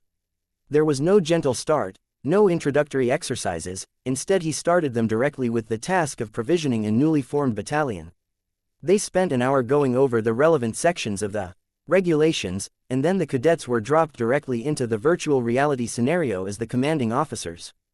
As the instructors hoped, they fell naturally into the roles, meaning that after they compiled the list of necessities, Nico mercilessly referred everyone to Max for final signatures while working out the budgeting with the department heads created by the simulation. The whole scenario takes place aboard an Imperial light cruiser, the sort of vessel that carries Special Forces strike squads to their destinations. Both senior officers decided this was the best location for it, since that was likely to be their first command, and the plasteel walls covered in gray-blue paint is what their training area was designed to duplicate, keeping a sense of total integration between inside and outside the simulation. The idea that the general has was to make them forget that they were cadets while they were training, and have everything flow seamlessly from one task to another. In theory, it should help smooth their transition from the academy to a duty station. Drawing on Nico's memories from her previous life, the cadets agreed to leave every department a bit of discretionary money after the necessities were ordered. The staff in the scenario are programmed to behave as normal soldiers would, and not long after receiving their instructions they start returning to Max with requisition orders for additional items that weren't on the list. Most of these things were fine to approve, but he did catch a number of questionable orders. Either overpriced, not itemized, or straight up unnecessary. He's almost through the list when he sees a requisition order for training equipment, in the quantity of 2 crates with no additional details but with Nico's signature on it. Max uses his innate talent to see what she was up to and finds that the crates have sports equipment, musical instruments, playing cards and other such items in them. Entertainment and leisure items aren't on the approved list for their requisition, but nothing in the crate is specifically prohibited. Max signs off on it, and when the orders are placed the scenario ends, bringing them back to reality. Let's see how you did, cadets. I believe in a level of officer autonomy, so I didn't watch inside the scenario. Instead I will audit your requisition orders as a commissariat officer. Inquisitor Wolf informs them with his unnerving toothy smile and starts going through the budget and orders. They've come in 5% under budget, a good sign, and the items look good. The scan from his data tablet says they got everything necessary, plus most of the additional items that new commanders miss if they micromanage their staff. Just like Max did, he notices the training equipment order, but only has the order sheet to go by. So, he pulls up the data from the training scenario and checks the content to find out if they missed one of the planted corrupt logistics officers and ended up with contraband in their order. What he finds are 2 very standard enlisted troops motivational shipments. Ordered as they were, they're not technically prohibited, but most cadets and rookie officers would deny them as wasteful spending and then end up with a low unit motivation score when their scenario is run through the preset mission metrics by the simulation program. Overall, he's very impressed with this first attempt, even if a number of their quantities are off from what is actually required and they missed almost every efficiency upgrade because they didn't force the departments to collaborate on their orders. With Kepler's advanced technology, many specialty items can be replaced with a single multi-tool. He sets the simulator to complete the mission the cadets were assigned to prepare. For with their approved requisitions, getting back a score of 73 points, comfortably passing, but not nearly good enough for his standards. Barely passable, high scores for readiness and morale, low scores for efficiency, spare parts supply and ammunition reserves. He informs the eager cadets once the data is compiled. Tomorrow, we will be going over the extensive list of mistakes you made. Expect it to take all 3 hours. Max decides Major Wolf's smile is a lot like Major Payne's. It looks friendly, but it really isn't. 3 hours worth of mistakes for a 2-hour simulation has got to be a lot, certainly far more than Max thought he'd made. The lecture was just as painfully long as Max feared, but over the course of the next 2 weeks he learned an incredible amount about supply consumption by military units and the variety of Kepler technology which quietly powers military society. Which led him to the inevitable conclusion that energy weapons are underrated. Sure, they might not be as effective as projectiles and explosives, but the sheer volume of munitions that are required for an extended bombardment are mind-boggling. Even with the Kepler Kingdom's caseless artillery rounds that the battle cannon of a Crusader-class mecha uses, it's still a struggle to store more than a few hundred in the giant mecha. That's more than enough for a normal battle scenario according to the regulations, but Max isn't sure who defined that term, or if they'd ever personally seen combat. While they finished their crash course in basic provisioning, their afternoon physical training was starting to pay dividends for Max. His dexterity and speed had been growing at a rapid pace even though his strength stat had barely advanced, making everything from martial arts to mecha piloting easier for him. He didn't have to struggle to keep up with the maneuvers anymore, the pace was almost comfortable to him now, and General Tenant had declared they were almost done with the line mecha training. Once he was satisfied with their provisioning skills, Inquisitor Wolf moved on to troop discipline in combat scenarios. Methods, theories, and how everything from deployment formations and equipment to the availability of a field cafeteria instead of reheated rations could affect behavior. Unlike provisioning, that topic would not be done quickly, with the plan being that he would spend the entire semester on that portion of their officers' training. The end of the second week also marked their final checkup from the doctor, to determine if their body's development had stabilized after the system enhancement at 100 bonus points. Both cadets really hoped he would say it had, because that was the last thing that General Tenant was waiting on to change their piloting courses. The Corvette-class mecha were faster, more responsive and more heavily armed. Piloting them with a developing body could lead to internal injuries, which would delay training even more than waiting until the cadets were fully prepared. For that reason the Academy didn't usually teach it at all. The lower the grade of system compatibility a soldier has, the closer to a systemless human their growth rate becomes. Everything relating to youths in society was based around that fact. Even the age of adulthood was set at 2 years after system-induced puberty finished, since that was when their mind and body could be expected to be fully developed. For Alpha rank cadets, that often meant during primary training. For Delta ranks, that could be after their university years if their early training was slow to progress. The doctor's response wasn't as good as hoped. Their alpha grade systems were causing more changes than usual to the existing state of their bodies, and they'd need more time to adapt before moving on to new forms of training. Part of that delay was also due to the gravity training continually increasing their abilities, which prolonged the change, so General Tenant altered the schedule a little. Instead of teaching them new piloting tricks, next they'd learn mecha maintenance after their morning command lessons. Chapter 30. Broken Toys. At noon the next day Colonel Black arrives with 2 damaged line mecha for the cadets to diagnose and repair. They'd been damaged by the senior class during their live fire training, and he thought the damage on these units perfectly suited the way that cadets Max and Nico had treated their simulated machines during the qualification exams. Enough chatting cadets, let's get to work. I picked these 2 damaged mecha specifically for the pair of you, based on your combat styles. Somebody thought her mecha was an acrobatics cyborg and would have blown out a load of seals in the hydraulic systems. Colonel Black can't help but smile at the memory of Nico climbing up the parkade building, and the various barricades and obstacles she navigated during the examination. And someone else thinks that if he can't see the target, it can't see him, so I've brought you a mecha with blown capacitors and scorched armor isolators all over the unit. Both cadets chuckle, knowing that this is going to be a long day, but it was mostly self-inflicted. No level of mistake, no matter how small, goes unpunished under General Tenant's watch, so even though their exam was virtual, he'd found a way to make them do the repairs in reality. They go over all the damaged areas, and Colonel Black hands each a data tablet with the diagnosis and repair information for the Kepler line mecha in it and instructs them to get to work. Just like Inquisitor Wolf, his theory is to see what they can make of the available information on their own. Nico has some maintenance memories from her previous life, which Max has already reviewed, finding them only partially relevant due to differences in technology, but both cadets had taken the time to read and understand the textbooks on the basic theories and techniques of Kepler Empire mecha design and repair long before coming to the Academy. They couldn't bear to call themselves a true fan of mecha as they didn't understand how they worked, after all.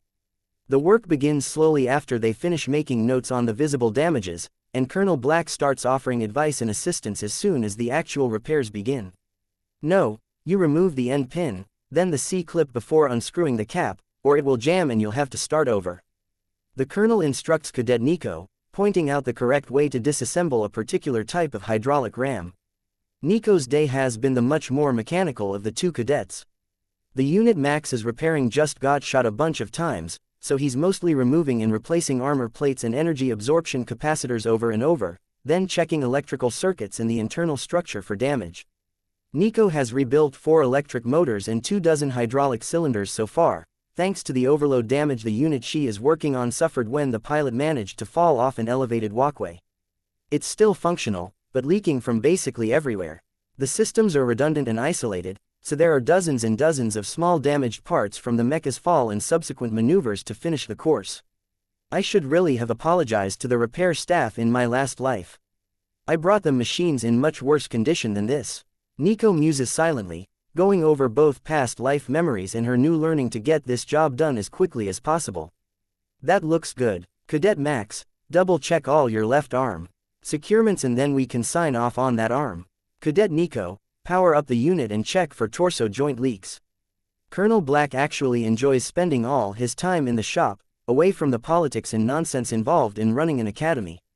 He asked for the transfer to this duty station specifically to get out of the political trap he had gotten himself promoted into.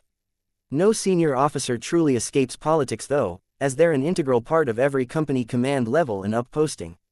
That being the case, a whole afternoon, with only 2 cadets, not even ones from the maintenance program, was almost a perfect day at work for him. If his old friend the general would bring some brandy it might actually be perfect.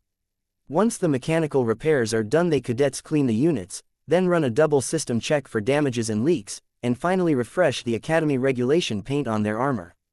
By the time they're done the 2 units work better than new, properly tweaked and tuned with every little lingering problem common to a training mecha solved.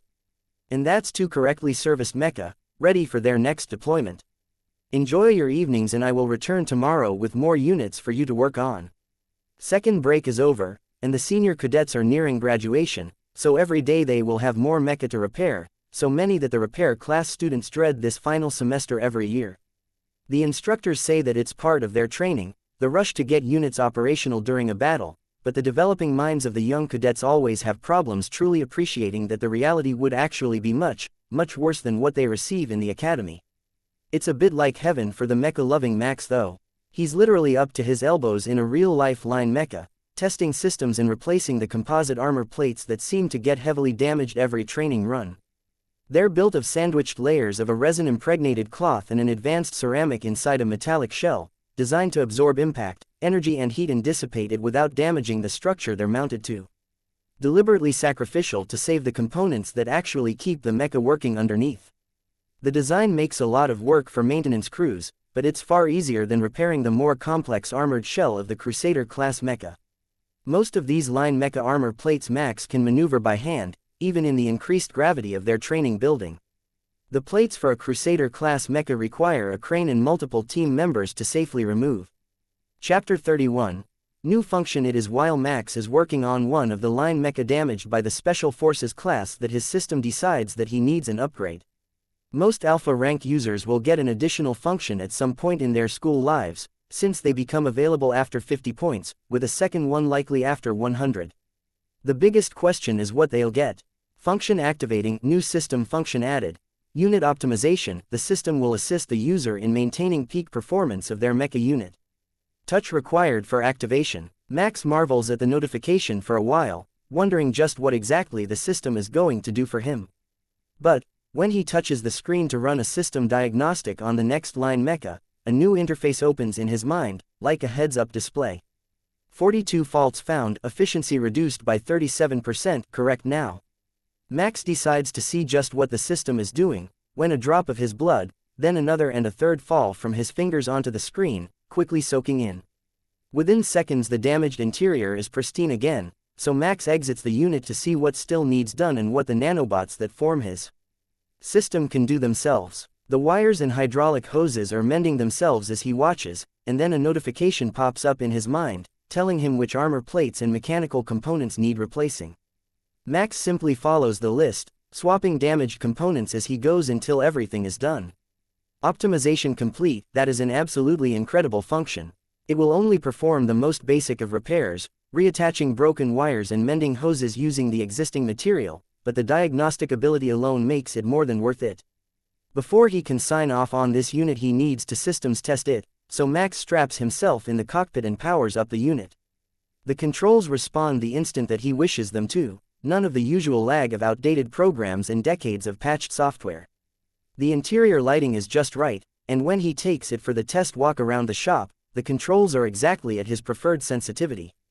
In short, the unit is perfect, better than the day it first came off the assembly line, and optimized to his own preference. In a higher quality mecha, the difference will be even greater. His speed and dexterity might not be amazing, at least not yet, but at this point, it almost doesn't matter, since the system has optimized the unit to his preference and ability. Colonel Black, I've got another unit ready for final checks. Max calls, opening the hatch to jump out onto the ground, and the colonel comes over to double-check his work. To the colonel, the unit is not quite as perfect, as it's optimized for Max and not him, but the quality of the repairs is immediately evident. Excellent work, cadet. Whatever you did to the software is working exactly right. Praise from the head mechanic and principal of the school is hard to come by, so Max is going to savor this moment for a while he starts in on another unit. This one is entirely inoperative, it won't even boot up, but as soon as Max touches it, the system function activates again. Unit inoperable. Performing emergency diagnostics. Solution. Replace power capacitor 7A and cycle power circuits to begin diagnostics. Max follows the instructions and it's not long before he's got the unit up and running. It wasn't badly damaged, but the blown capacitor in the power relays killed it and cut all power to the mecha. This time Max doesn't optimize it for himself, only repairs the damages and sends it on its way.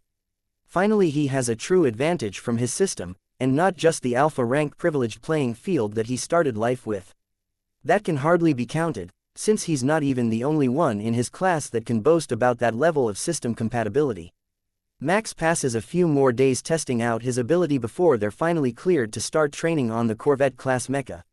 This will be the first real test of his new system function, using it inside a real mecha on the live fire range. The Academy doesn't have full immersion trainers for the Corvette class that train your body like they have for the line mecha, and once you know the controls, there's not much more to be learned inside a VR simulator. So, General Tenant has booked them 3 hours a day on the live fire range with Corvette class mecha usually reserved for staff members, equipped with ion rifles to save on ammunition costs. Both cadets understand that they'll be repairing any damages they do to these units, so they'll have to treat them well, but that's not going to dampen their enthusiasm. When they strap themselves in and boot up their mecha, Max takes a moment to check his system stats. Compatibility determined. Rank a primary attribute STR 2.5x modifier STR 2 plus 70% dex 2 plus 24% SPD 2 plus 24% innate talent mind reading additional function. Unit optimization activated. Unit optimized for use. Compared to the clunky and basic line mecha, the Corvette class machines are a thing of beauty. Standing 5 meters tall, they are a perfect mix of flowing lines and hard edges. Their torso isn't as tall as a line mecha and it's more human proportions, since the power plant has been relocated behind the pilot instead of below, and the head is removed in favor of more widely distributed sensor systems. These models have standard humanoid hands and carry an ion blaster, with flak rifles on either shoulder that the Academy doesn't provide ammunition for during training. While they cannot fly, they can jump huge distances with thruster assistance. Very convenient at the Academy, as they're used by teachers to intervene should a cadet make a grave error. Max and Nico line up side by side, in adjacent lanes of the live fire course, and General Tenant starts the scenario without warning, causing a hail of fire to come flying for their mecha. The agile Corvette class unit responds exactly as Max wants it to, throwing him out of sight behind a barricade and then spinning out the other side to shoot at the first of the dummies. The shot is true and the incoming fire slows enough for Max to move to the next point, gaining an angle to take out 2 more of the turret dummies. They're designed to look like the Academy line mecha, but they're actually just energy-absorbing ablative plating and a low-powered ion rifle. His shots won't really damage them, just trigger their system to inactivate them for the run, but their weapons will certainly leave battle scars on his mecha that he will have to fix later if they hit him. Having the ability to see into everyone's memory is coming in handy now that his mecha does exactly what he wants it to. The instructors know this mecha in and out, every bit of what it is theoretically capable of, and with his new system function, Max can push it to the absolute limits. Chapter 32.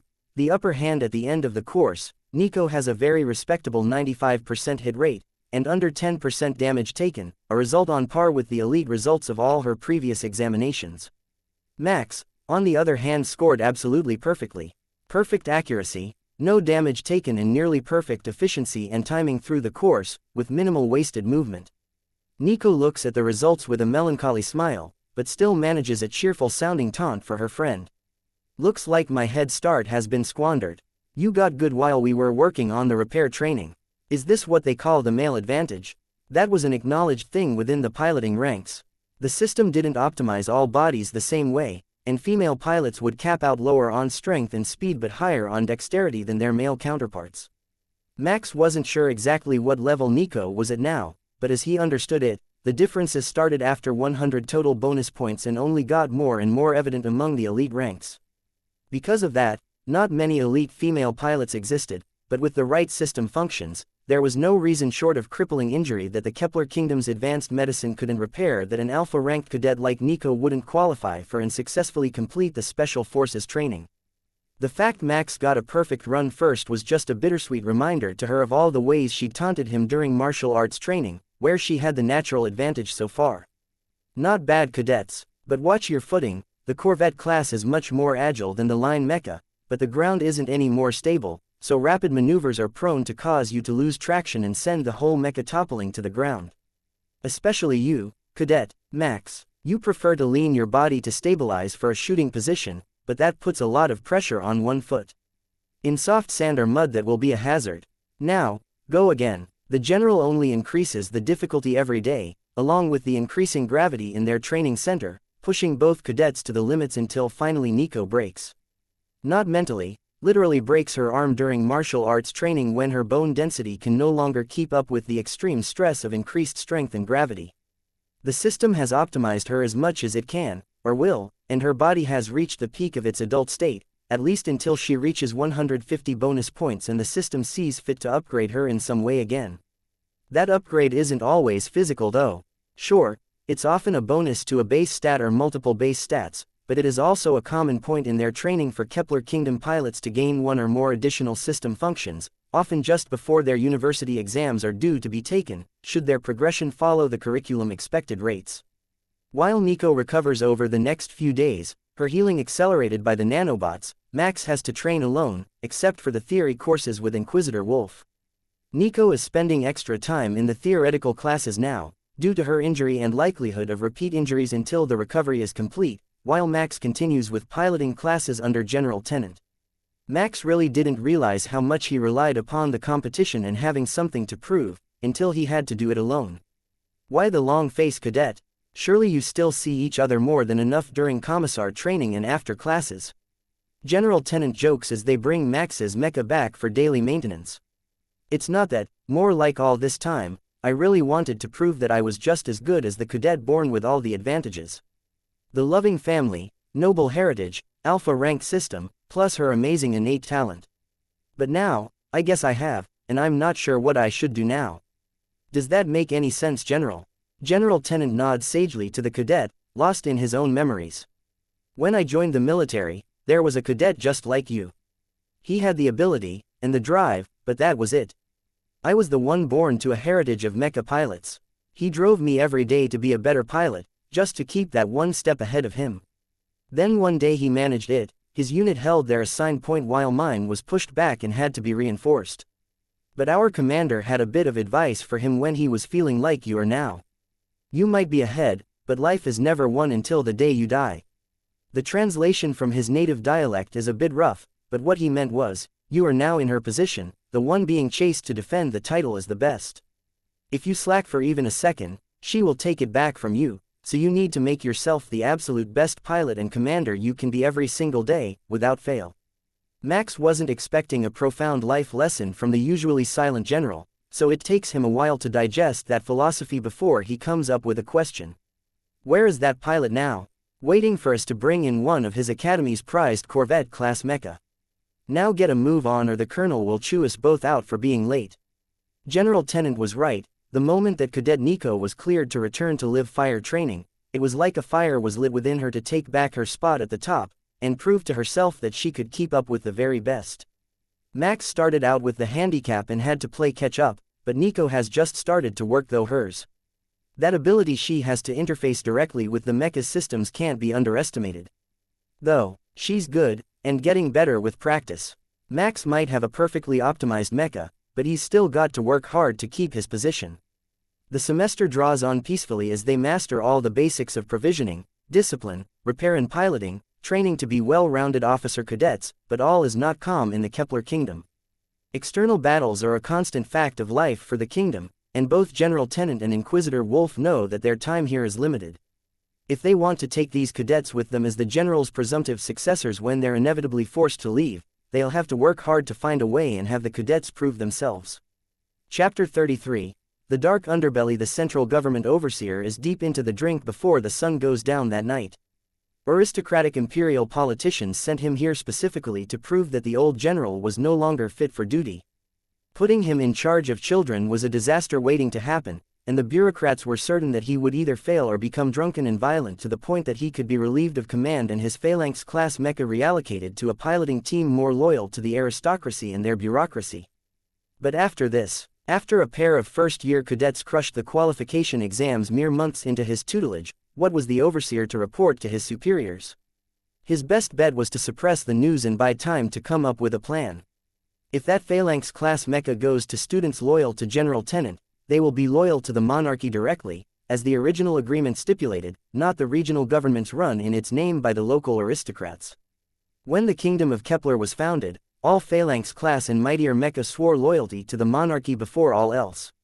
So now that the observer's superiors in the government feel that the monarchy has become obsolete and is ready to be replaced by smaller fiefdoms run by the aristocratic class and their centuries-old structures of government, that loyalty must be erased. But it's not easy. The pilots pick their successors, both by tradition and by law. Turning the younger generation is the best chance they have. That or sending the venerable machines out on far-flung patrols so they can't return in time to stop the monarchy from being eliminated. The overseer finds no solace in his thoughts and in the end drinks himself to sleep well before lights out. While the observer bemoaned his fate over expensive whiskey, General Tenant was making plans to accelerate the cadets' training and to move them to a safer location. What he has come up with is a training mission. Not a short journey through the woods, a 6-month tour of duty where he will be the only one overseeing them, and where he will be able to help them earn the commendations that they will need to take over the shining darkness before the politicians can find a way to strip her from General Tenant's possession. The actions of the overseer, and other double agents within the academy are no mystery to the general. The sensors in the venerable phalanx-class machine are no laughing matter. He can find out anything that happens within this academy. Why else would he choose to sleep in his mecha every night when he could have an opulent VIP suite assigned along with base staff catering to his every whim? He has managed to contact a ship of the fleet that is on a routine training patrol for Kepler naval pilots, with a minimal crew and no intentions of entering into actual danger. That's just the thing he's looking for, a few landfalls that can be polished up in reports and half a year of peace. The captain of the ship is more than happy to have the shining darkness on board. The Phalanx-class mecha are a good luck symbol to the entire empire, and Colonel Black has agreed to the general's proposal to take his cadets on the mission. The colonel understands the current situation quite well, and hopes that it never comes to the worst of outcomes. They have enough enemies without a civil war. The next morning most of the instructors have gathered in the viewing decks to watch the two cadets under General Tenant practice on the Corvette-class mecha, curious to how well his secluded students have been progressing. Mecha ready. Weapons check. Cadet Nico, all green. Weapons check ready. Cadet Max, all green. Weapons check ready. Stand by for launch in 3, 2, 1 inch. The two hurtled out of the starting area at a blistering rate, taking out the first set of targets before even meeting the incoming fire. Cadet Nico goes a bit more gently than usual on this run, not wanting to cause herself the need to do any unnecessary repairs after just recovering from an injury. It's a faster pace than the line mecha qualification by quite a bit, but not even close to pushing the more agile machine to its limits. Beside her, Cadet Max is taking a very efficient line, but emphasizing his hiding to ensure he's entirely behind the available cover. It's two perfect runs, someone in the control room size. Side by side, it's like watching instructors demonstrate. I don't know if I want to kiss the general for training such talents or kick him for not training the rest. Major Payne snarls. Now Amanda, you know you can't kick ranking officers. Inquisitor Wolf coos and promptly gets a kick leveled at his backside. I said no kicking, absolutely no kicking. He laughs as he dances across the room, having enjoyed the friendly banter of the instructors here in comparison to the suspicion and fear his presence usually elicited. But now they're into the hardest part. Do you think they'll notice the ambush target that pops up behind the cadets at the 90% mark? A target not noticed is a missed target, not a huge deal to these two cadets, but it is the point when many others fail their run, having missed their opportunity at earlier targets. The two mecha are side by side as they come to the 90% mark and the ambush drone comes out. Cadet Max doesn't even turn, simply spins his shoulder around to aim backwards and blasts it into oblivion.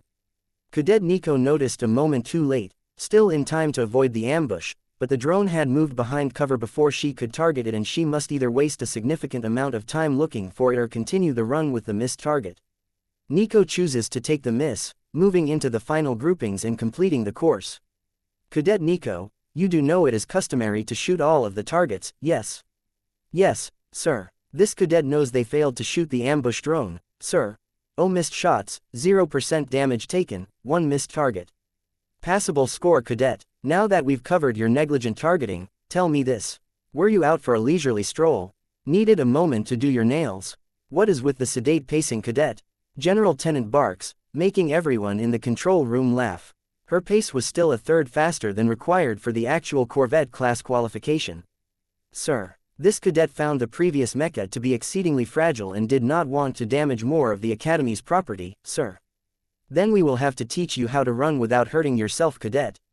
That's all for this lesson. Fall out to the hangars and return your Mecha. Passable, he says, passable. Major Payne chokes looking at the scorecard. Cadet Max, not bad, but you almost took a shot to the back, wasting time in cover. Get in, get the job done and get out. Corvette class Mecha R. Fast attack Mecha. I understand, General. Excellent. Now fall out and get showered for your next class. The General dismisses him, and the second Corvette class Mecha heads for the customized training hangar to be serviced and put away for the evening. 0 missed shots. 0 missed targets. 0 damage taken. Perfect run. Chapter 34.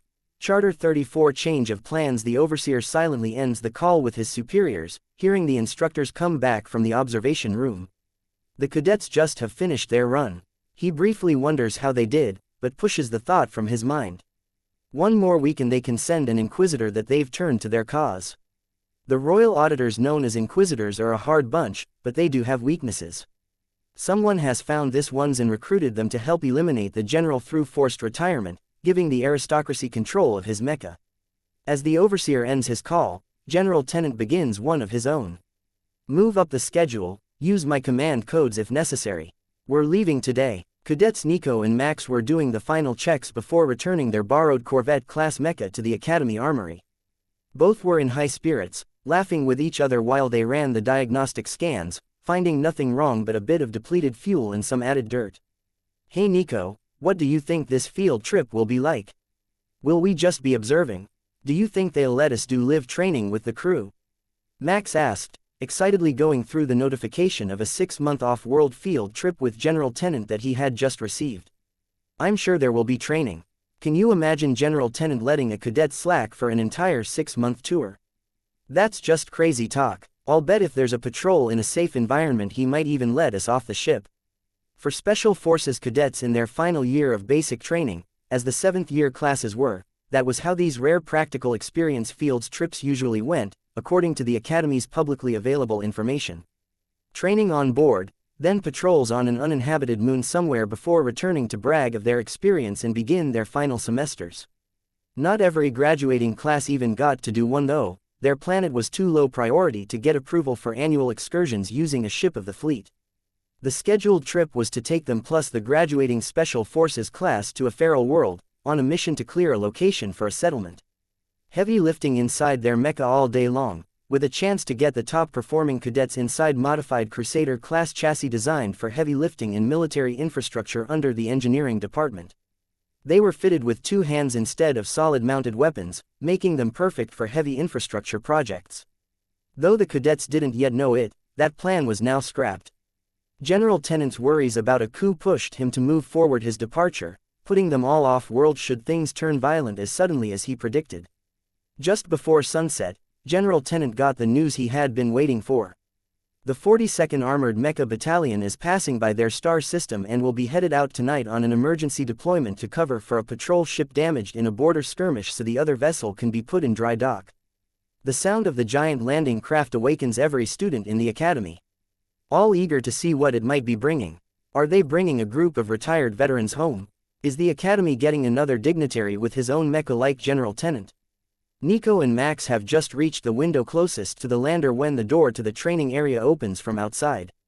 You've got 5 minutes to pack and meet. At the lander, our patrol has been moved up. The general informs them. Fortunately, as cadets, everything they own still fits in the issued rucksack. They dump the contents of their lockers into the bags and run out the door and across the academy lawn towards the landing craft, where Shining Darkness now stands awaiting the loading crane, and the Special Forces cadets are running from their barracks. The loading process is simpler than any of the cadets had expected. The huge Phalanx-class mecha is too large to just walk up the loading ramp into the lander, so instead cables are attached to mounts on its shoulders by flying drones. The general parked the mecha crouched down, like he was going to sit in the grass, and the crane on the lander, more often used to retrieve disabled mecha, simply picked the Shining Darkness up and placed it inside. Once there, the cables detached and the mecha was moved to a more stable stance in its berth near the center of the lander. Flight crew explained the protocols and procedures for takeoff while they were showing them where to stow their gear in the mecha pilot's area. Top qualification: the crewman working the storage area asks when the cadets arrive. Both of us are qualified on the Corvette-class mecha, Sergeant. Max answers. The sergeant smiles and leads them to a pair of lockers, full height and double width. Every cadet knew, in theory, that advanced pilots got preferential treatment within the military, but even getting more storage space when they're picked up for transport. That's just pure luxury. Permission to ask questions, Sergeant? Cadet Max asks. Certainly, Pilot Max. Ask away, I'll answer what I can. No need to stand on formality. If cadets with pilot ratings are treated this well, just how good does the general have it? The sergeant laughs, the corners of his eyes crinkled in mirth. Ranking officers like him get their own sitting room. It's got chests twice the size of your locker, but nobody's stopping them from using more than one if they desire. Both Max and Nico chuckle at the animated way the man talks, clearly not used to interacting with cadets, and torn between treating them by their military rank or their official status as technically still being civilians until their swearing-in ceremony. Thank you, Sergeant. The man who brought them here nods. Now, if you will, cadets, it's time to buckle in for departure. Cadet Nico takes the opportunity to discreetly scan the tablet in the crewman's hands. Nothing fun or important in it, just a protocol tablet with the guest list. She already knew there were 15 of them boarding, but she did learn that mecha pilots actually had a specified and regulated set of privileges that weren't just hero worship. Cadet Nico retracted her innate talent as they reached their seats and buckled in for launch. 6 months until they come back, if everything goes to schedule. Hopefully there's communication allowed on board the patrol ship, so she can talk to her parents before they return. The moment he straps himself into the safety harness, Max is filled with excitement he can't explain. The simple act of leaving the planet brings him joy. The Special Forces cadets are no less excited. They never expected that they'd get to go on a full tour field trip. The general didn't tell anyone until the notifications were sent to dorm rooms and training mecha just this afternoon. Chapter 35. Meeting the crew. Cadets Nico and Max only start relaxing a few minutes after the lander makes orbit and the artificial gravity kicks in. Their time in high-gravity training did wonders for their bodies, but did not prepare their minds for the rush of an emergency orbital launch. Going through the memories he has collected since he reached the academy, Max doesn't remember liftoff being so brutal, or it taking so long for artificial gravity to kick in, but he simply chalks it up to differences in technology between ship designs, or the possibility that their crew is also in training and this is a full training mission with an experienced escort. None of the customary announcements were made about an emergency launch or estimated travel time after all, but the timer on the wall says 26 minutes until docking with the President-class mecha transport that they will be assigned to for their patrol. The crew in the lander seems a bit on edge, so assuming it's the presence of the cadets, Max decides to ask a few questions to break the ice. He could likely get the answers from Nico, who is sure to be hacking someone's personal device by now, but this method might prove to be more efficient. Hello, corporals, I was wondering if we could talk until it's time to dock. He asks. No problems, cadet. What do you need to know? The man closest to him answers. Our departure time got changed and we didn't get an itinerary or any details. Can you tell us which ship we're meeting and what unit serves aboard her? We'll be meeting the Abraham Kepler, a President-class transporter home to the 42nd Armored Mecha Battalion. The man says with pride. Named after the third king of Kepler, I presume? Max asks and the corporal nods. What is the strength of your armored battalion? Like I said, we got absolutely zero details before leaving. The 42nd is near full strength right now. We have 9 wings of 100 line mecha each, fully staffed. 100 Corvette-class operators in their machines, plus 50 Crusader-class mecha. The Shining Darkness is also on board, but it is not part of the 42nd. Phalanx-class mecha are rarely permanently assigned, and definitely not to a unit like ours without a glorious history or an important homeworld. There's more than mecha on board, of course, though they're not of immediate concern to most of us. Another puts in. The 3rd Army Corps from Kepler 111 is also on board, for ground engagements and boarding actions. 40,000 strong they are. All seasoned veterans at this point, they've been on patrol for 9 of their 10 years' term of service. So they're not lifelong soldiers. One of the Special Forces cadets asks and most of the others chuckle grimly. It seems that your friends know. The 3rd Division started out at the regulation 250,000 soldiers. There's 40,000 left to complete their term of service. 10 years of war is more than enough combat to see an infantry soldier through this life and the next. The ship must be fairly empty feeling then, with so few on board compared to full complement. Nico asks. It's not bad in the mecha wings. The 42nd is at full strength again, but the rest of the ship can feel pretty Spartan. The President-class ships were designed to house 2 full field armies, not 1 depleted army. But we're on emergency patrol and didn't have time to requisition any more troops. All hands prepare for rapid transition after docking. Do not release securements. Repeat, all hands prepare for rapid transition after docking.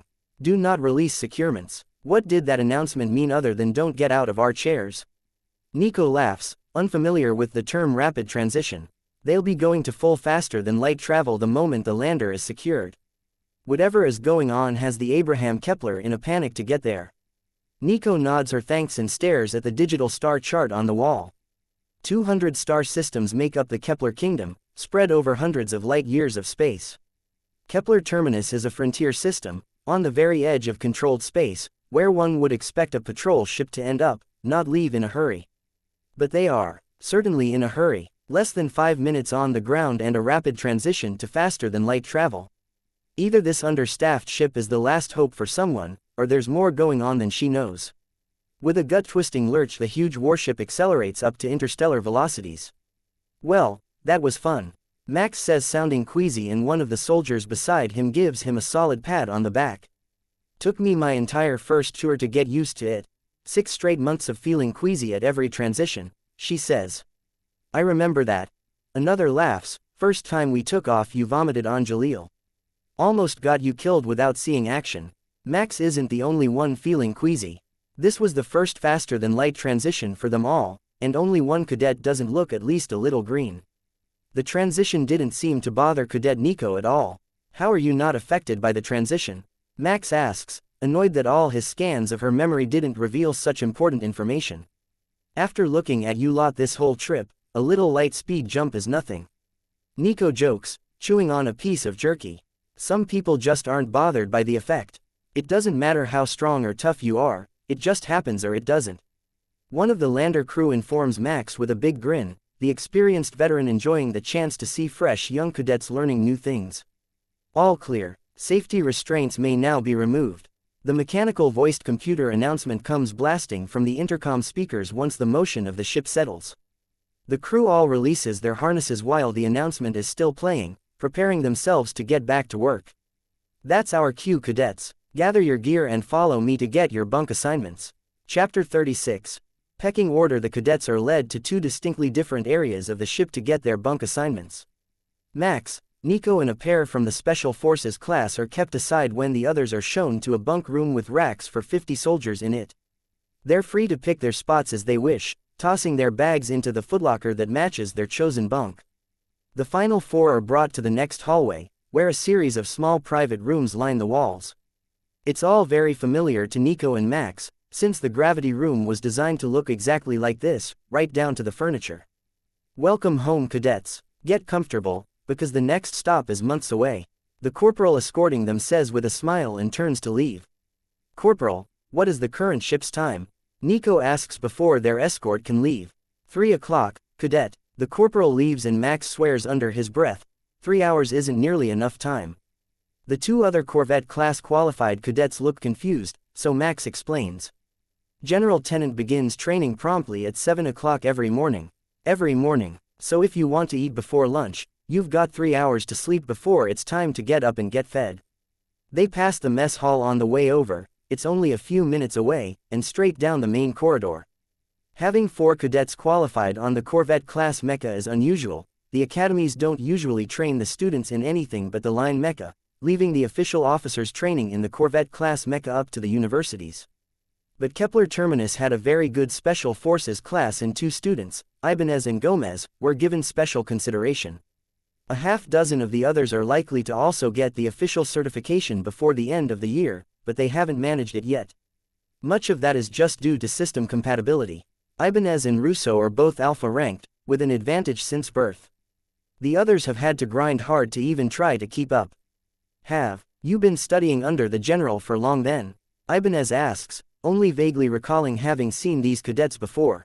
We transferred in this year and began studying under him when he arrived at the academy. Nico smiles up at the much larger cadet. Ibanez got hit hard by the effects of puberty, still showing heavy acne on his face even in his senior year. He also grew to nearly the top of the pilot uniform sizing options, leaving him in fear that he'd be dropped from the program as unsuitable because of his size. Fortunately at 194 centimeters he just made the cutoff, even if it was a tight fit inside the cockpit of the light and agile Corvette-class Mecha.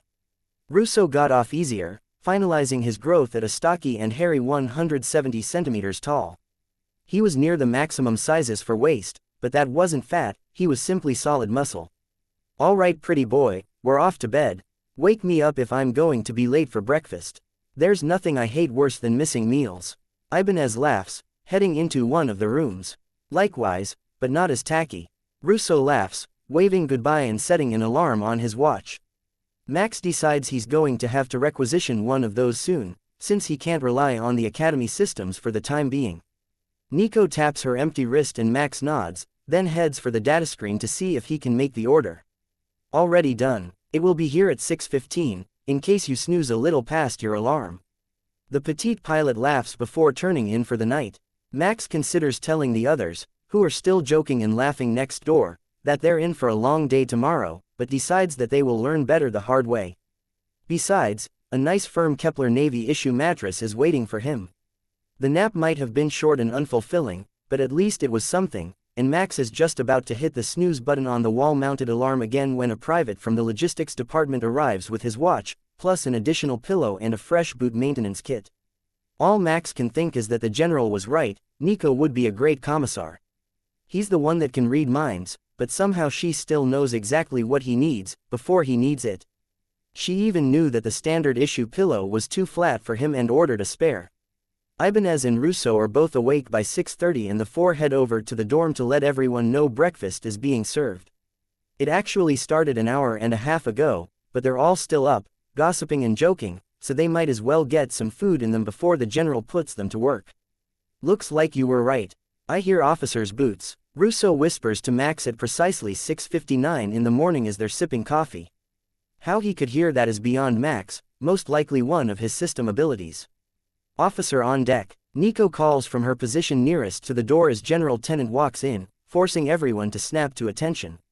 At ease. It's good to see you all so lively and well fed. I had thought the time change might be tougher on you all. Now, the 42nd has a fine collection of combat-hardened sergeants among their ranks who will happily educate you fine young gentlemen in the art of mecha piloting.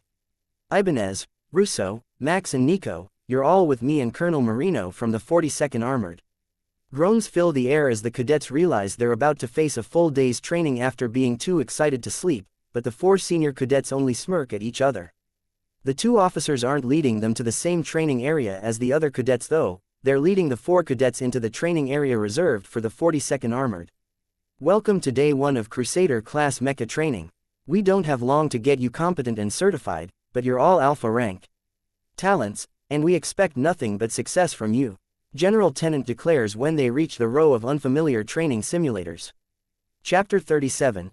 Pushing for promotions, just to verify my own sanity, are you telling us we'll be graduating early and learning to pilot Crusaders? Ibanez asks and Colonel Marino begins to laugh. Yes cadet, once we get to our destination, you will be field promoted to an officer rank befitting your skills. If you can qualify in the Crusaders, that will be captain, right from the start of your careers. But first you need to qualify.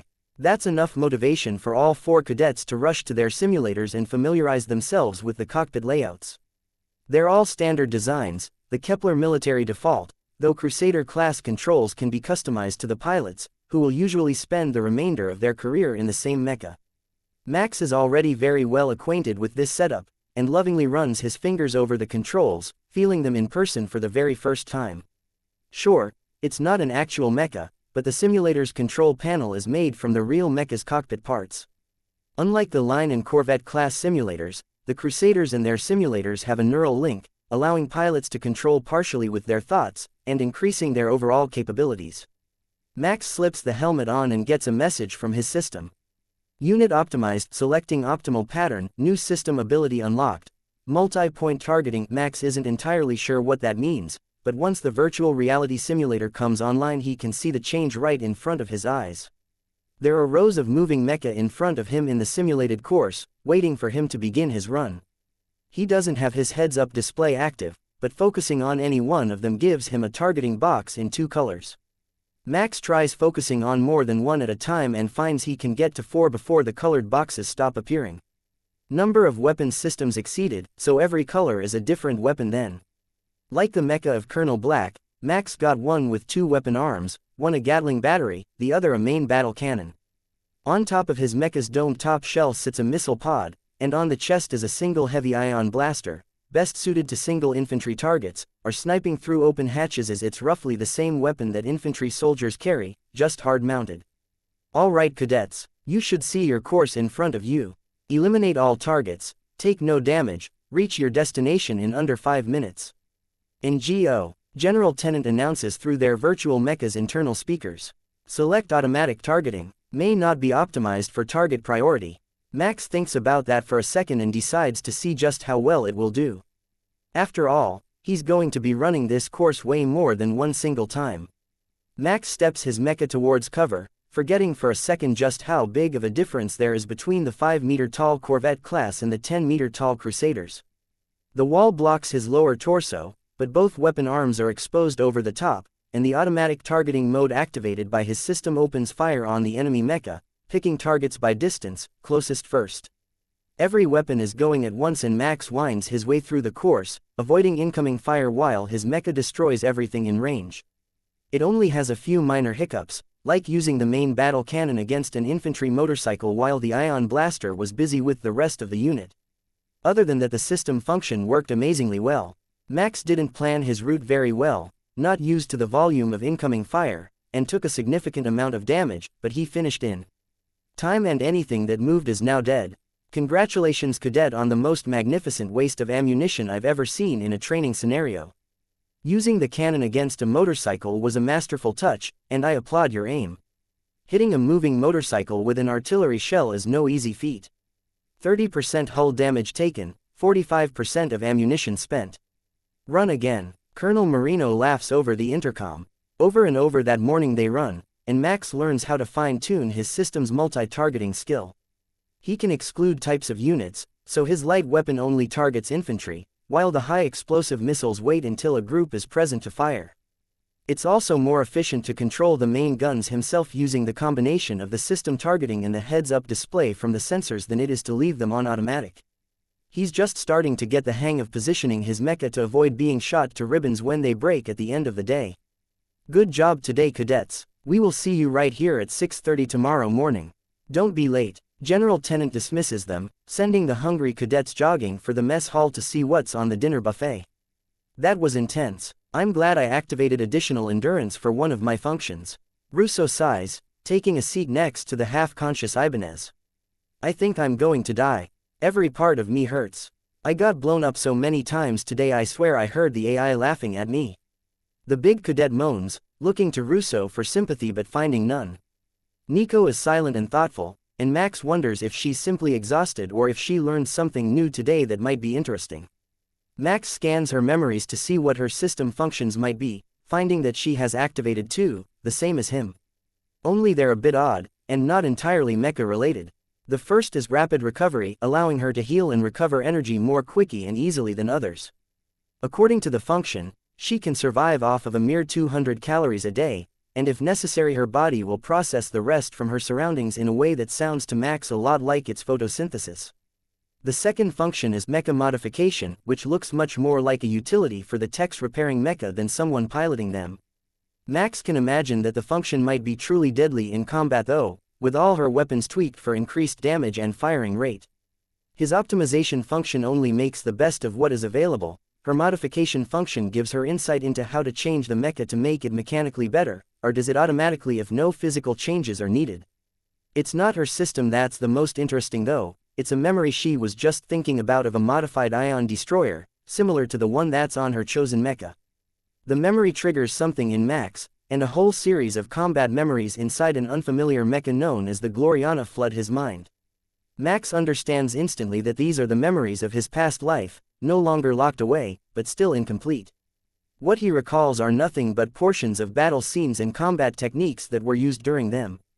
Still, it's better than nothing, and Max already feels as if they are part of him, ground into his subconscious through a lifetime of repetition. Chapter 38. Tiny Evil. When they get back to the training area for the afternoon, the general leads them to where the infantry are practicing hand-to-hand combat instead of back to the simulators. Crusader-class mecha see a lot of close combat, so the better you can fight unarmed the better you can survive when your mecha is attacked. Today you will be demonstrating how much you know of combat to these veterans. Each of you, pick a number. General Tenant explains, holding out a hand with 4 sticks in it. Max grabs a stick, finding that it is number 4, so he will be fighting last. Each of you will go until you win 5 matches or until you lose. Soldiers, I'll warn you in advance, these are alpha compatibility cadets, there is no need to go easy on them. Number 1, you're up. Nico takes the ring and the soldiers chuckle, sending a rather scrawny-looking private out to meet her. The man takes a confident fighting stance facing her, knowing his comrades are messing with him, and just wanting to get the fight over with so they can see the actual fighters in action. Ready, go. General Tenant calls, and before the soldier could even react, a small, booted foot had hit him in the head, knocking him out cold. That's one for me, thank you for the handicap, gentlemen. Nico says sweetly as the soldiers try to process what just happened. Next up they send a well-toned sergeant out to face her. By Max's estimation, he's got a high gamma or possibly a beta level compatibility. He's certainly got higher total modifiers than Nico does, and plenty of combat experience, it's visible in his every movement. Ready, go. The sergeant's first punch is knocked aside by Nico and used as leverage to try to kick him in the back. He sidesteps the attack, trying to grab her foot, but Nico has pulled it out of range. They trade punches, Nico's to the stomach, his to her shoulder, both with little effect. The crowd of soldiers is cheering on the fight and it's drawing even more over to watch. Both fighters are blindingly fast, blocking and deflecting the barrage of attacks their opponent is sending their way. We're supposed to follow that up. Forget beating that sergeant, I'm pretty sure I couldn't beat Nico. Cadet Russo mutters, making Max chuckle. She's meaner than she looks. Just watch, Max tells his fellow cadet. The two combatants are trading blows again when the sergeant grabs her wrist, going for the arm lock, a maneuver Max had failed at multiple times. With the boneless grace of a house cat, Nico rotates her entire body around her arm, floating in the air and swinging her legs up towards the sergeant and neck for the leg lock. He realizes his mistake a moment too late, letting go of her arm and driving his fist up to prevent her from getting the choke hold.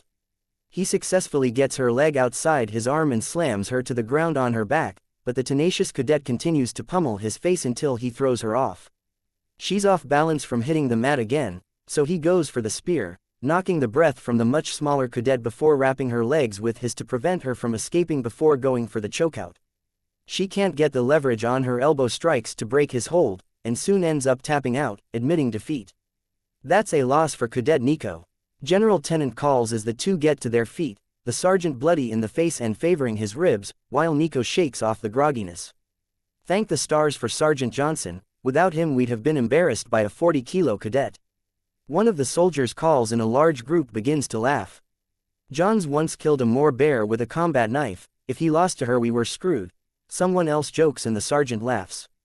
Good fight, cadet. If the other three fight like that, my boys might be in trouble.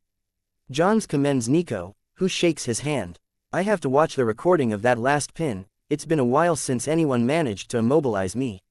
She smiles back, grabbing a towel to dry off after the exertion of the matches. That's because you're secretly made of liquid. Max complains and the tired pair laughs. She's just so light that she can support her entire body weight on 2 fingers. If you're not prepared, it's a bit like she's defying gravity, another sergeant agrees. Ibanez is up next, facing a similarly huge corporal using a fighting style that looks like a bare-knuckles boxing match. They're both using the Kepler standard fighting style, and the pairing is pretty well matched, but not as entertaining as the last fight. Ibanez has just managed to knock his opponent out when an alarm begins to sound and all the lights switch to red. General Tennant takes off running for the hangars, but the cadets aren't sure what to do. It's a scavenger swarm. Since you don't have assigned Mecha yet, you're with us. The armory is this way, let's go. Sergeant Z. Johnson, who defeated Nico, calls, taking off at a run. The armory has a variety of pressure suits hanging on racks, a sealed form of basic powered exoskeleton armor. They can't take much damage, but in the event that the scavengers cause a breach, they're a lifesaver for anyone not in a sealed room. The internal areas are already on lockdown, but the training areas are near the outer hull. Max struggles into the unfamiliar equipment and laughs at Nico needing to clean the dust off the helmet of the smallest size they have. She's faster than anyone at getting into the suit, the lights on the chest going green to indicate the powered functions have activated and the suit is pressurized. She heads to the rack and grabs a pulse rifle with a short barrel and a bullpup stock before moving to the side so others can get armed. Max gets caught up on the rush of soldiers finishing near the same time, but manages to grab a pair of pulse pistols without too much delay. Pulse weapons are the ship-based weapon of choice, since they don't ricochet like projectiles and don't leave molten puddles like ionized plasma weapons. All hands brace for impact, the ship's announcement sounds before a metallic screech fills the air. Chapter 39. Scavengers. The scavengers were a biomechanical species that many speculated were the result of an AI run amok. They could come in almost any form, but were most commonly the size of a medium dog, and multi-limbed for efficient material extraction. Larger sizes hinder movement, and smaller ones have trouble handling the materials they find without disassembling them first. The shuddering and screeching continues for over a minute before the sound of shooting begins. That snaps the soldiers into action immediately. The intercoms must be down. Cadets, you're with Bravo Company 3rd Platoon. Follow their directions and you will most likely live through this. Colonel Cortez, leader of this infantry unit, directs, before giving assignments to the rest of his men. Scratch that, the rest of his soldiers. Max sees that there are still some women in Bravo Company. With less than 1/5 of their original numbers left, the infantry soldiers still alive in the unit are either the very tough or the very lucky. Lucky you. Our post is right here. The armory and the training grounds. You can usually hear scavengers before you see them, but be careful, they can dive in from any direction, their claws let them climb walls. Sergeant Enns, who leads the platoon assigned to them, smiles. He is a sandy-haired soldier who still looks quite young, despite his years of service, but his team all works as one, so he must be a good leader, Max decides. The signs of combat are getting more distant as the soldiers move out, and 3rd Platoon waits, guarding the armory. 10 minutes into the battle, the 1st unit comes running their way, nearly out of ammunition and trying to make it to the armory. Look alive, it's time to work. Sergeant Enns calls and Max activates multi-point targeting, finding that it works just fine in these basic powered suits with a pair of pistols. Sure enough, the patrol is being chased by a number of octopus-looking mechanical creatures. The closest of them leaps at a fleeing soldier and meets a trio of pulse blasts. One from Nico and one from either of Max's pistols. The creature collapses to the floor in a spray of black blood and the incoming troops move towards the center of the hall to give the guards a better line to the scavengers that are mostly moving along the walls. Pulse blasts fly constantly for a few seconds until the scavengers are dead and the hallway is drenched in inky ichor. Thanks for that, I thought we were goners. The soldier who almost got eaten laughs as he grabs more power cells for his rifle and heads back out of the armory. No problem, Corporal, but it was the cadets who saved your ass. The targeting skills of pilots are no joke. Sergeant Enns tells him, nodding at the youngest pair in his team. You let cadets shoot at my head. The corporal complains, turning back to Enns. Pulse rifle to the face hurts less than being eaten by scavengers. Now get back to work. The unassuming-looking sergeant laughs, ushering more of the team into restock. The restocked patrol is still in the training grounds when the next group arrives, with even more scavengers in tow, and Max realizes why this location was chosen for the cadets to be stationed. There will always be extra units around them, because they will need to get to the armory, so this is the best guarded position in the area, but still a combat post and not hiding away somewhere. Max fills his pockets with extra power cells for the pistols, which only have 10 shots on a charge, and he notices Nico's suit has gained a backpack. Someone attached a charging station to her suit to fill their magazines and power her rifle. Being as short as she is, she can move between soldiers without impeding their firing lines, and the backpack meant she never had to stop shooting, a minor recognition of her talent with a rifle. Max has taken a spot near the door to the armory, while Nico is up front, in a kneeling stance where everyone can get to the spare cells on her back and swap in their depleted ones.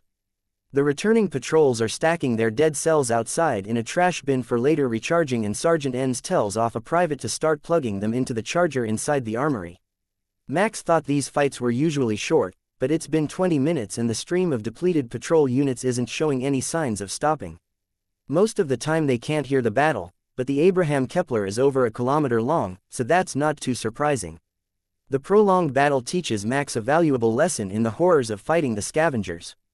One of the units that comes back are infiltrators, a squad killed by the scavengers, with their dead bodies controlled from the inside by the mechanical tentacles of the attackers. Once they get closer, they burst out of their disguises and attack. The front rank doesn't hesitate, blowing them apart with massed firepower, but everyone takes at least some damage, with one soldier losing an arm to a razor-sharp claw. In the aftermath, everyone rushes to help the wounded, sending the most seriously injured with the next group that returns towards the medical wing. Max is helping load wounded on the stretchers when the sporadic fire turns to fully automatic ammunition dumps and the acrid smell of a flamethrower fills the air. Max looks back and a hippo-sized scavenger has burst open and dispersed hundreds of small octopus creatures. They're small, but far from harmless. Max can see that the steel floor is deeply gouged where they have passed by. The flamethrower troops check the area, making sure they got them all, but that seems to have been the last hurrah for the scavengers.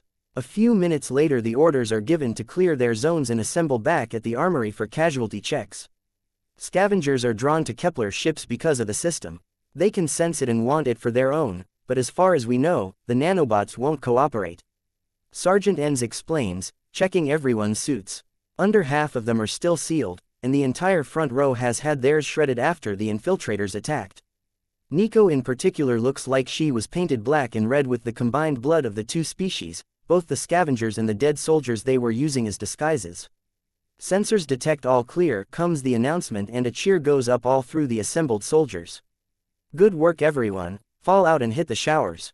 Chapter 40. Cleanup. According to the data that was provided for the cleanup efforts, the scavengers breached an airlock on the port side, towards the front of the ship. That area should belong to the 2nd Field Army assigned to the ship, but currently the Abraham Kepler is very short-staffed. That meant that there were no immediate casualties from the loss of pressure in the area, but it also meant that the infestation had time to spread before the teams could respond. Sensors say there are no remaining threats, but every square inch of the ship is to be visually scanned to ensure nothing survived. The cadets aren't cleared to access most areas of the ship, so they have been excluded from the cleanup efforts, much to their dismay. They did help kill the scavenger infestation, but military regulations say they're not allowed to help out with the aftermath. The group of Special Forces cadets other than Ibanez and Russo are the most depressed about it. They were sealed inside their training area the entire time and didn't get a chance to do anything at all. Now, normally safer is better, but they've never seen combat, and they have to endure Ibanez and his inflated version of his own heroics at every single mealtime. That man was never meant to be a soldier, Max decides. He's much better as a storyteller, and would make an amazing teacher. But unless he gets crippled in a way that not only an alpha-ranked system and the very best of Kepler's treatments can't fix, that's not going to be an option for at least 30 years. He's on his way to becoming a Special Forces mecha operator, and retirement doesn't come easy for them. One area that didn't get breached was the mecha training area, so the 4 most advanced cadets are back to their usual training schedule the next morning, minus one of their usual instructors. General Tennant, as well as the Shining Darkness are needed to help blast apart the remains of the scavenger ship, while the line mecha remove it from the hull so the Abraham Kepler can be checked for damages. Not that Colonel Marino will allow that to be used as an excuse to slack. He's been given specific instructions on what level of performance he is expected to hold the cadets to while the general is away. If anything, Tennant has set even higher expectations for the cadets than he did the day before the attack. Colonel Marino writes that after having seen most of them in unarmed combat against the real soldiers, but Nico and Max know that's simply how the general is. Every day the expectations increase and it's up to you to keep up or get reprimanded for falling behind. He does quietly adjust his expectations if you fail at a task he set, but he has perfected a guilt trip that would make any mother proud. The palpable sense of disappointment has been enough to drive dozens of cadets to work hard enough to make the elite ranks of the Kepler Special Forces during the years General Tennant has been in the military. Cadets, today we will be training for group patrols. Short Straw leads the mission. The colonel says, holding up 4 sticks in his right hand. Max draws first, pulling a half-length stick with the number 1 and a line drawing of a battle cannon on it. The others pull their sticks, looking intently at the sticks before Nico begins to smile like she won the lottery. Your number is your squad position, the drawing is the primary weapon of the mecha you'll be piloting. You've been getting too comfortable with only one setup, and that's not going to always be viable in the future. It's my duty to see you have a well-rounded education. Colonel Marino points to the simulators and the cadets all rush to get buckled in. Max boots up his simulated mecha, finding that he's been assigned a battle cannon and a fist hand with energy-type anti-aircraft carapace weapons on top of the Crusader's top shell. Ibanez and Russo also share the anti-aircraft guns, making Max think watching the sky will be important. Ibanez got the same pattern of mecha that Max did, while Russo got an ion destroyer and a demolition claw. The oddball mecha is Nico, with 2 demolition claws fitted with thermal lances and no top carapace weapon. Instead it has a large fuel tank for the thermal weapons. They're more often used as cutting torches, but in an emergency can be a flamethrower. That design is better suited to construction crews than mecha combat. But that's what they have got to work with, and Nico is happily snapping her claws and spinning up the internal teeth used to shred anything they grab. The outside of the claws are bladed, but Max isn't certain how she intends to fight using that unit. Nico and Russo, you've got the front rank. Russo, if you're not familiar with the claw, stand back of Nico until you've seen how she uses them. Ibanez, you've got the rear. Everyone watch for incoming air assets. Once they're in position the mission parameters come through. Compliance mission. Eliminate resistance by recently added system. Mecha presence light, conventional military assets unmanaged. That doesn't really narrow down what they'll be facing, but it does suggest that most of what they'll be facing won't be mecha. That could mean tanks, armored vehicles, fighter jets, any number of things, so Max will have to be ready for whatever the simulation might throw at him. The scene around them changes as the scenario begins, and they find themselves inside a burned-out lander in what sensors determine to be a ruined city, as far as Max can tell. For once the scenario isn't jamming the mecha's radar, or the satellite feed from their presumed transport ship, so they've got a pretty good idea what the layout is, just not much about enemy strength or the actual condition of the city at this time. Chapter 41. Not the good guys. Max uses his innate talent to see what Nico is up to and finds that she's got every single sensor mode pulled up on her screens at once, some overlapped, some separated. Once she's done, and has determined that the area around the lander is starting to get busy as the defenders recover, Max orders the mission to begin. Vanguard forward, don't give them time to fully recover. Nico charges the door at full speed, light arms fire ringing off her hull. She has her thermal lances in flamethrower mode, burning everything near her as she runs.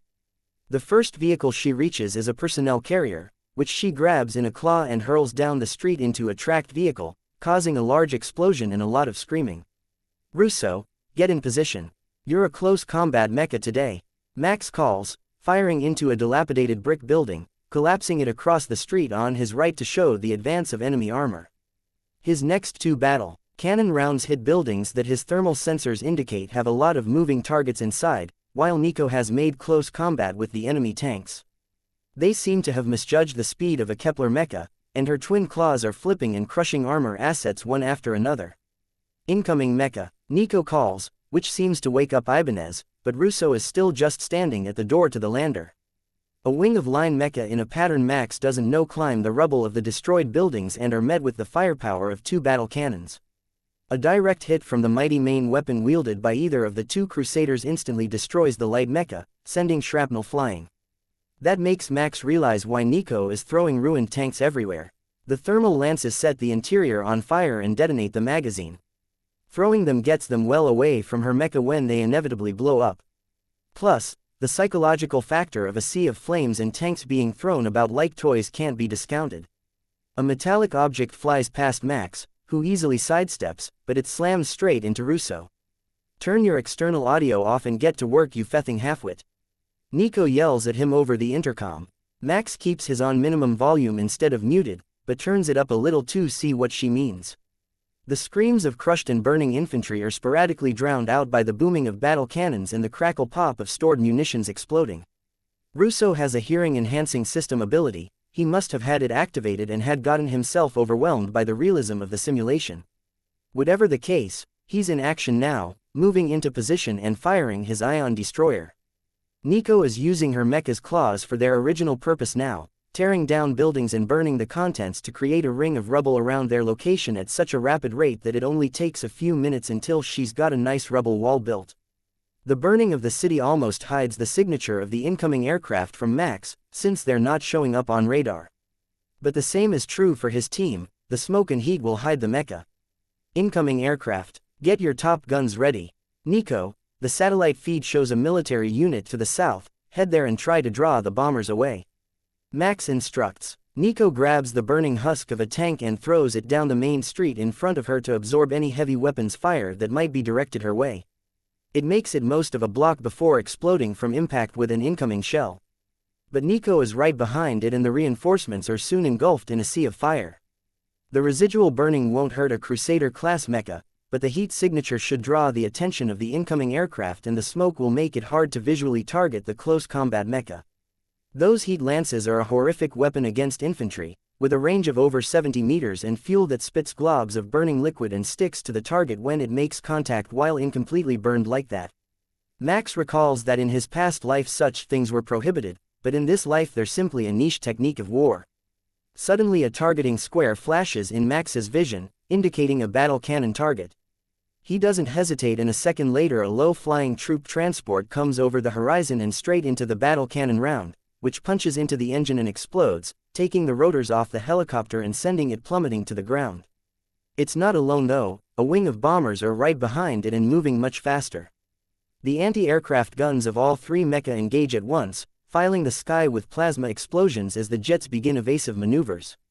His tracking talent couldn't seem to lock onto them, until Max recognized that pattern as a set of Kepler standard evasion maneuvers.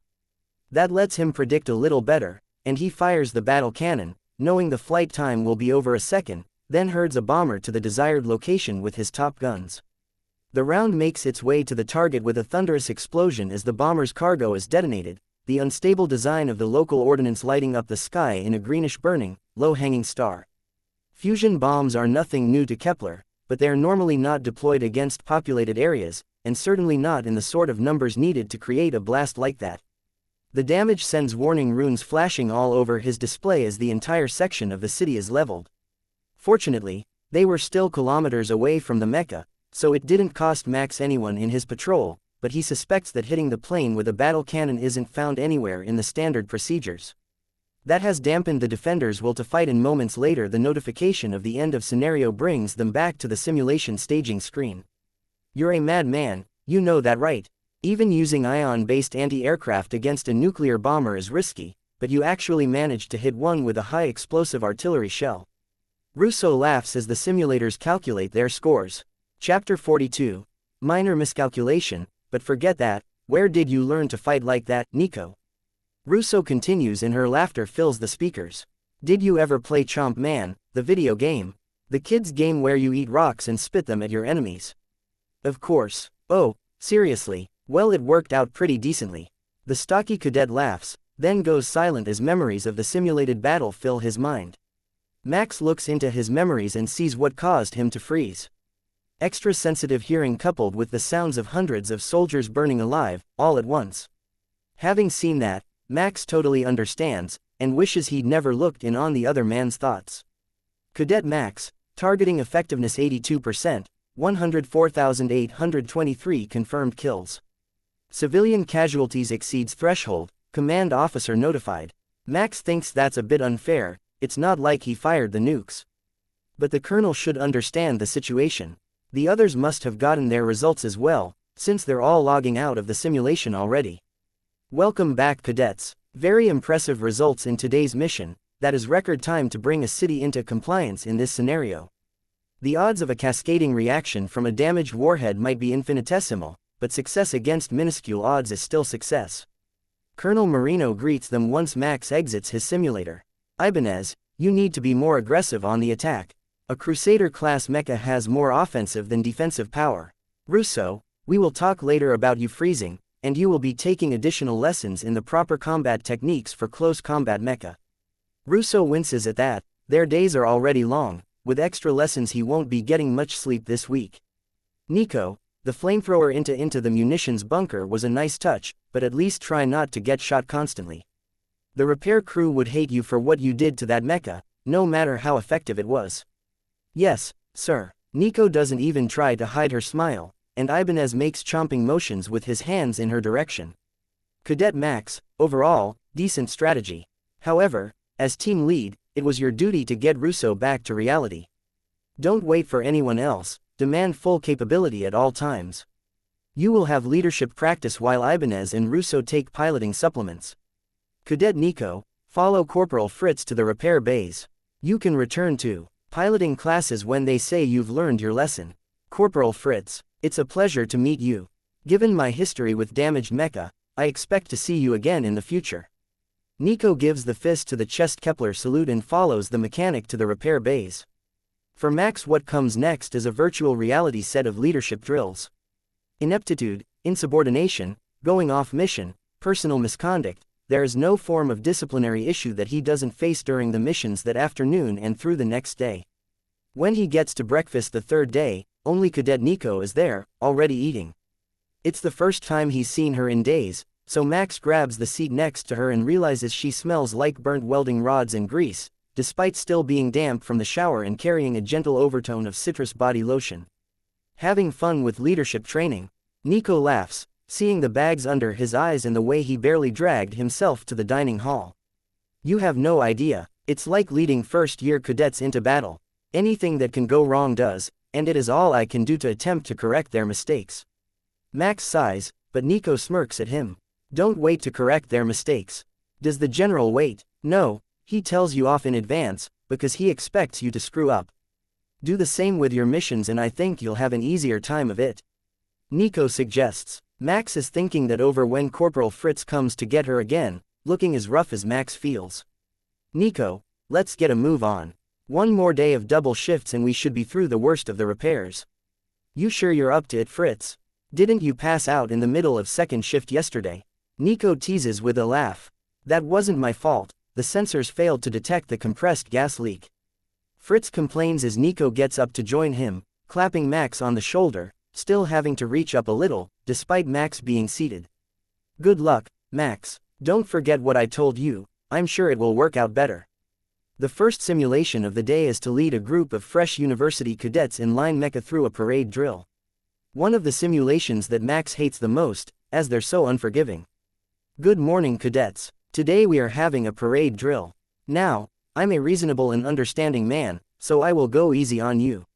The entire unit will do one lap of the academy at parade march for every time a step is missed during today's drill. You're awfully quiet, aren't you thankful for my mercy? Sir, yes sir. The cadets call back, and Max can hear the change in their voices from the times he gave orders over the past few days. The advanced reminder of consequences has made them all focus on the task at hand. Cadets fall into parade formation, double file. Face right and march, knees up cadets, you're on parade not creeping through the swamp. Left, right. Keep your timing. Unit C7, your other left. Do we need to go over that again? Get back in time with the others. Thankfully that's the only mistake the simulated unit makes this time, and they finish up without further incident. Good work everyone. Now thank Unit C7 for your extra lap of the academy in March. Colonel Marino, who is watching the simulation play through, smiles at Cadet Max's drill instructor impersonation, but the results are impressive. Only one failure to keep time is impressive, given the limited skills and the personalities that these cadets were programmed to have. Russo and Ibanez are not having any easier time of things. They've been running the most nightmarish of combat drills 16 hours a day the past few days, and this morning, both slept in. They thought that the colonel assigned to watch them was strict before, but today, he's not just strict, they're also on punishment detail for showing up late. They've been blown up in ways they never thought possible, shot in the back by incompetent allies, sent on suicide missions and basically tortured all day. But the worst of it is, they know they'll be doing it all again in the morning. Chapter 43. New mission. It has taken an entire week of intensive training before any of the cadets are cleared to return to normal schedule. Russo and Ibanez are still having trouble meeting General Tennant's insane expectations for pilot performance, but Max has been achieving consistently positive results the past few days. Max had been using a more positive reinforcement method than he did the first day, finding that the more experienced pilots respond better to it, while the cadets need the verbal equivalent of someone slapping the stupid out of them. Either way, warning them of common mistakes in advance is the way to go in terms of effectiveness. Cadet Nico was cleared on the same evening, despite the objections of the repair bays who wanted to transfer her to their unit full-time. Her mecha modification skill was a big hit among the repair staff, as she could diagnose in an instant, and give instructions that left a mecha unit better than new. When left to work with the junior techs, who didn't have any repair-related system talents, the increase in efficiency was incredible. Every time a mecha repair was finished, she simply walked down the row and gave everyone a task list as she went to get another unit to fix. Quite a few mecha were damaged in a variety of ways during the scavenger attack, and since they were headed on a mission, getting everything working again in a hurry was top priority. If they needed help while Nico was in the middle of a repair, the junior techs would just call for her attention and bring over their diagnostic tablets to explain their problem.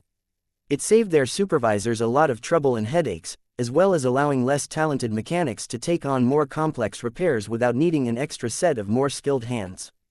While Max is practicing his hand-to-hand combat with some of the infantry soldiers, a notification comes through to everyone's smart watches and the ship's data screens.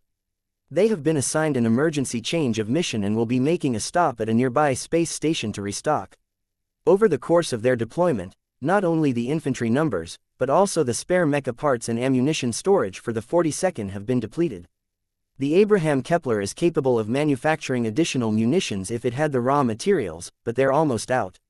They're also still down a number of mecha, mostly spare units, but General Tennant has requisitioned mecha for the cadets, now that they're going to be headed into combat.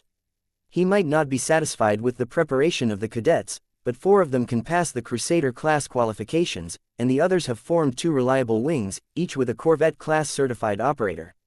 The destination for resupply is a space station in the orbit of the star officially known as Kepler 142. The 42nd are all excited to arrive at the station, as it offers a variety of luxuries and opportunities for relaxation that the Abraham Kepler doesn't. The system has a long and storied history with Mecha, and the planetary capital is called Terith. Max can't recall if he was told about Nico's family once being important or if he read it in someone's memory, but to have a planetary capital named after them is pretty impressive. After his daily training, Max rushes down to the repair bays. If they're going to be getting new mecha, the storage and repair bays should have information about them to check the units in. Sorry, Cadet, I know, you're excited, but until the official deployment orders come through, all we can tell you are the names of the unassigned units.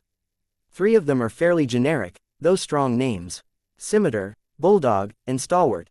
The final one is a bit of a surprise. The unit is named Terith's Rage. He sees Nico coming over to check the list, the same as he did, and her eyes go wide at the mecha names. I guess we know where one of them is going. She laughs, and the tech with her gives her a strange look. How do you figure? He asks. Cadet Nico is from a branch of an old noble family. The main branch of her family is from right here on Kepler 142. Max answers before a voice from behind cuts them off. Fun random trivia time, General Tennant announces as he enters the mecha repair bays. Cadet Nico's family is a branch family of an ancient family line whose main branch died out centuries ago. The soldiers nod. That has happened a lot after so many centuries of interstellar war. The important part is how every single adult in the main family was a mecha pilot.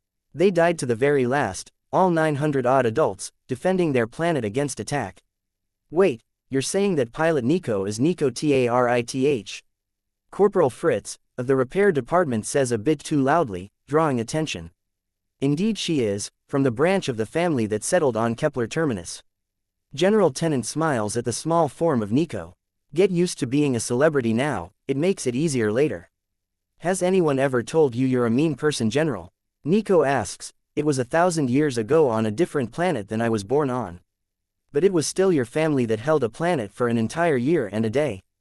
Corporal Fritz laughs. He's originally from Kepler 142, we picked him up a few years back as part of a troop transfer.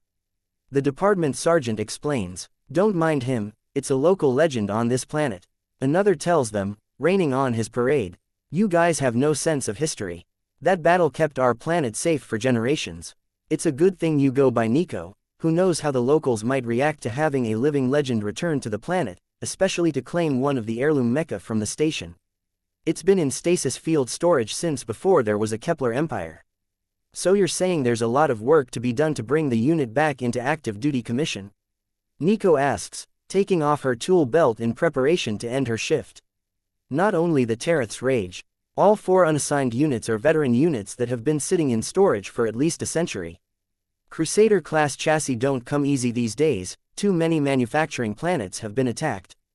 General Tennant explains. Chapter 44. The station. When the Abraham Kepler transitioned back to maneuvering velocities with the same stomach-turning lurch that marked the transition to light speed, every cadet rushed to a view screen to see the first new star system that they'd be visiting.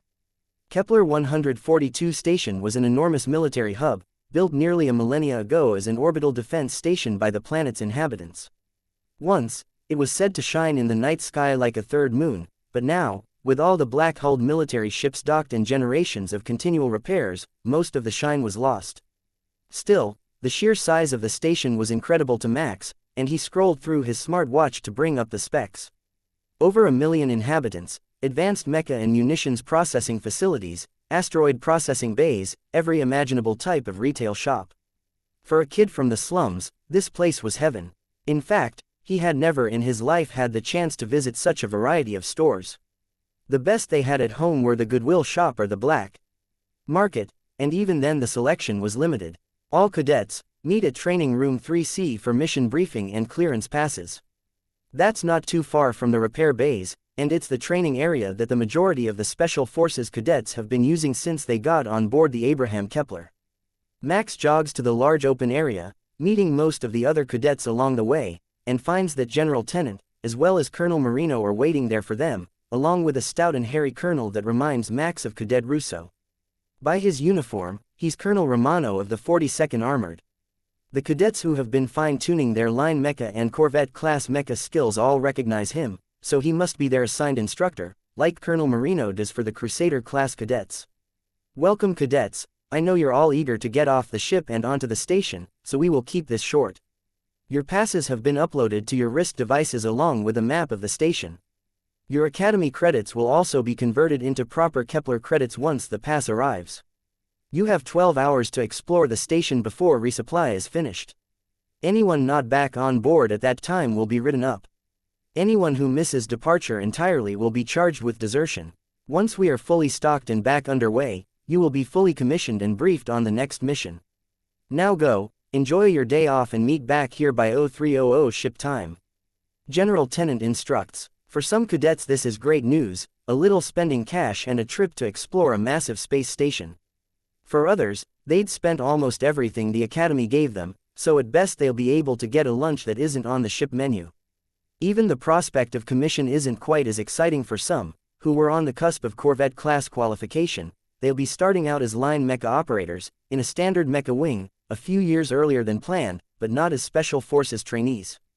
There's not much they can do about it now though, so they're all determined to make the best of their day off before beginning whatever unit drills they will face to integrate them with their new compatriots. Max wonders what sort of deployment he will be given.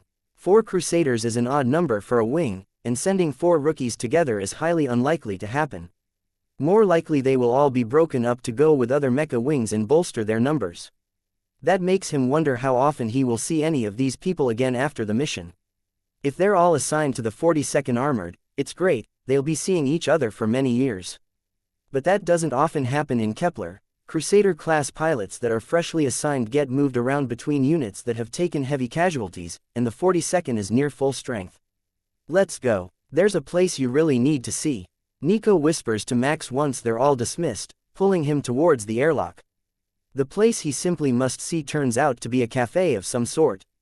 Nico walks up to the counter and talks in a low voice to the clerk, who comes out a few minutes later with 2 fancy coffee-based drinks that smell faintly of caramel, as well as 2 slices of pie.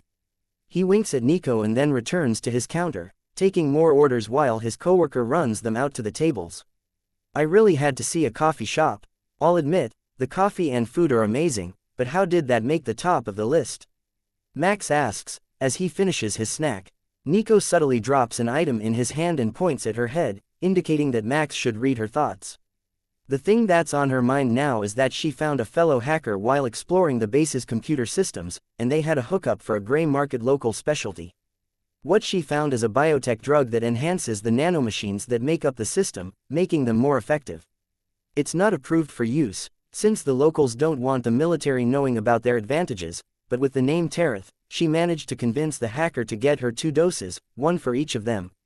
Max is pretty skeptical about putting unknown gray market drugs into his body, but this planet is apparently just as well known for their pilots as Kepler Terminus, where he was born in this life and where the system originated. That's got to count for something, if they've been enhancing their kids for better performance. Nico took hers with the last sip of her coffee, and as Max is watching her thoughts, all memory of the drug disappears behind a firewall that he recognizes as the system. Max decides to hold off for a moment, to make sure she's alright, but Nico has already moved on to talking about the next stops they should make on the station. Best to hold off for now, he decides, and make sure nobody is messing with her body or anything before they leave. System notice. Non-integrated nanotechnology found. Assimilate now. Chapter 45.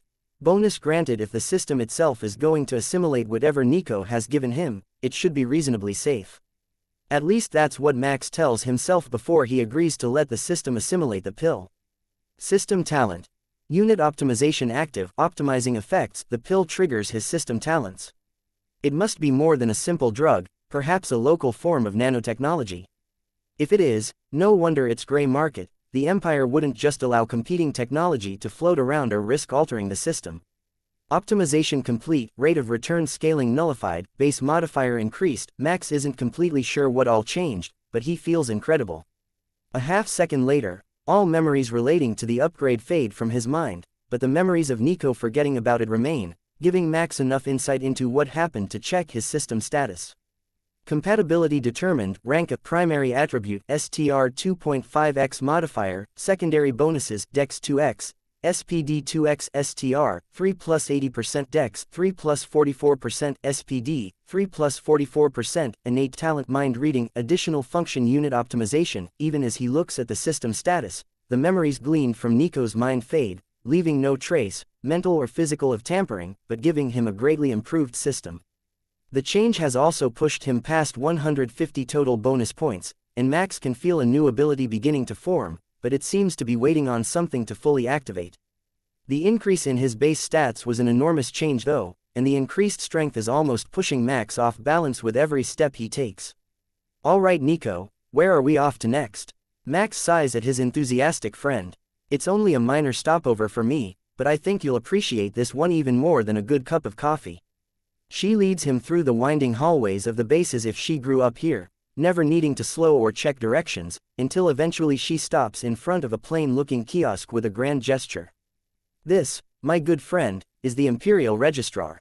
From right here, with just your signature and a witness that you have conveniently brought along, you can officially change your name.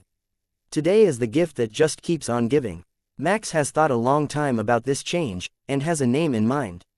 He's gotten used to using Max as his family name and usual form of address, so he will make the title that served as his family name in his previous life his given name in this one. Got yourself a lousy name, did you? Sign the sheet and we'll get you all set up. The worker tells him, having heard their conversation. It's not uncommon for new soldiers to leave behind their old name, and it's the primary reason this particular station near the docks exists. I did. Where do I sign to change it? Max asks, and the worker laughs quietly at seeing his official name come up on the data tablet. Max signs the consent form with his new name and the system sends him a message. Name setting updated. Welcome Karis. Max, not a bad choice. Kerr is a common name on my world, so you'll fit in with the common soldiers when you're outside your Mecha. What about you, Cadet Nico? Did you get a good one? I'm Nico Tareth. The family reverses it on the official forms. All of our given names are officially Tereth. Nico explains and the man nods in understanding. Wouldn't want to go through the service with the weight of that history chasing you. Best to leave things as they are. He agrees. Max mentally celebrates all the way to the arcade, Nico's next stop of importance inside the space station. Max sees that they've got snooker tables unoccupied, so he pulls Nico over for a game, noticing that there are two different versions, standard and 3D, which is played in cube-shaped gravity field. That looks way more fun than the regular version, which neither of them is likely to miss a shot at, given their current status and system compatibility. What's your system rank, cadets? Deltas play at setting 0, Gamma at 2 and Betas at setting 4, unless they're really good. A nearby soldier explains the options. What do the settings do? Nico asks, examining the cube. Altered gravity pockets. The higher settings are both more intense, and the gravity wells begin to move about the table. Only balls in motion will be affected though. Wheel, I'm new at the game, so how about we start out at setting 2 and we can increase it if it's too easy for Max here. The machine picks Nico to break, and she puts on the game gloves, grabs a cue and floats into the zero-gravity cube. The gloves let you maneuver and stop, so you don't run into any of the balls. She gets an intense look on her face and Max gets the distinct feeling that he's been played. After a final look around the game area, she drives the cue ball into the cluster of red balls and the strangest thing happens. One goes flying out at high velocity, bouncing between the colored balls, its trajectory curving as the ball passes the gravity wells, sending them all flying towards the scoring pockets before sinking into the top center hole. The game is scored the same as traditional snooker, 1 point for red and increasing points for every color with the black ball being worth the most. But in this game, every shot must always hit a red ball first, and the colored balls are reset to their starting positions after every shot. The game ends when all red balls are sunk. Over and over, Nico rotates through the red balls, using the same trick to sink everything, so Max looks through her memories, finding that she really hasn't seen the game before, it's just that her calculation abilities are so high that it's not a challenge. She finishes the match with a perfect score and the soldiers in the arcade cheer for her as she waves to them. I hope you didn't wager on this. I've never seen anything like that before. The woman nearest to Max laughs. Neither have I, but then she's always doing strange things, so I should have expected this to happen. Chapter 46. Supplies have arrived. They only have time for a few rounds of 3D snooker before Nico's wrist device blares with an alarm. It's supposed to be an off day, but the alert is likely to be important. The new units have just arrived at the hangars. That was Corporal Fritz sending me the message. Nico clarifies for both Max and the curious audience that has been watching their matches. Your first personal mecha, cadets? One of the onlookers asks, enviously. Yeah, we're being graduated early along with the whole class of Special Forces cadets. Max nods. Good luck then, hopefully you get a nice relaxing honor guard mission for your first. Just come back safe, we want to see who was going to win this match. The private jokes as the two cadets say their goodbyes. The ship's crew is not at all surprised to see them racing back towards the airlock a few minutes later. It hasn't been long since they received the new Crusader-class chassis, and the guard recognizes the small cadet from her recent time at the repair bays. It's no secret that 4 of the new units are for cadets, in fact the entire 42nd Armored is excited about it. Piloting cadets good enough to start their careers so high up the ranks are 1 in 10,000. So having 4 on board at once has attracted the attention of a good portion of the other pilots. Both cadets raise their wrists to have Tereo devices scanned in as they run by, ignoring the short line of soldiers headed in and out. Being called to duty while docked at a station is something they've all faced, and standing around chatting in line when you've been summoned isn't an option. Max and Nico aren't headed to official duty, but for them, it's just as exciting. Once the mecha are in their bays, they will finally know for sure what units they'll be assigned to.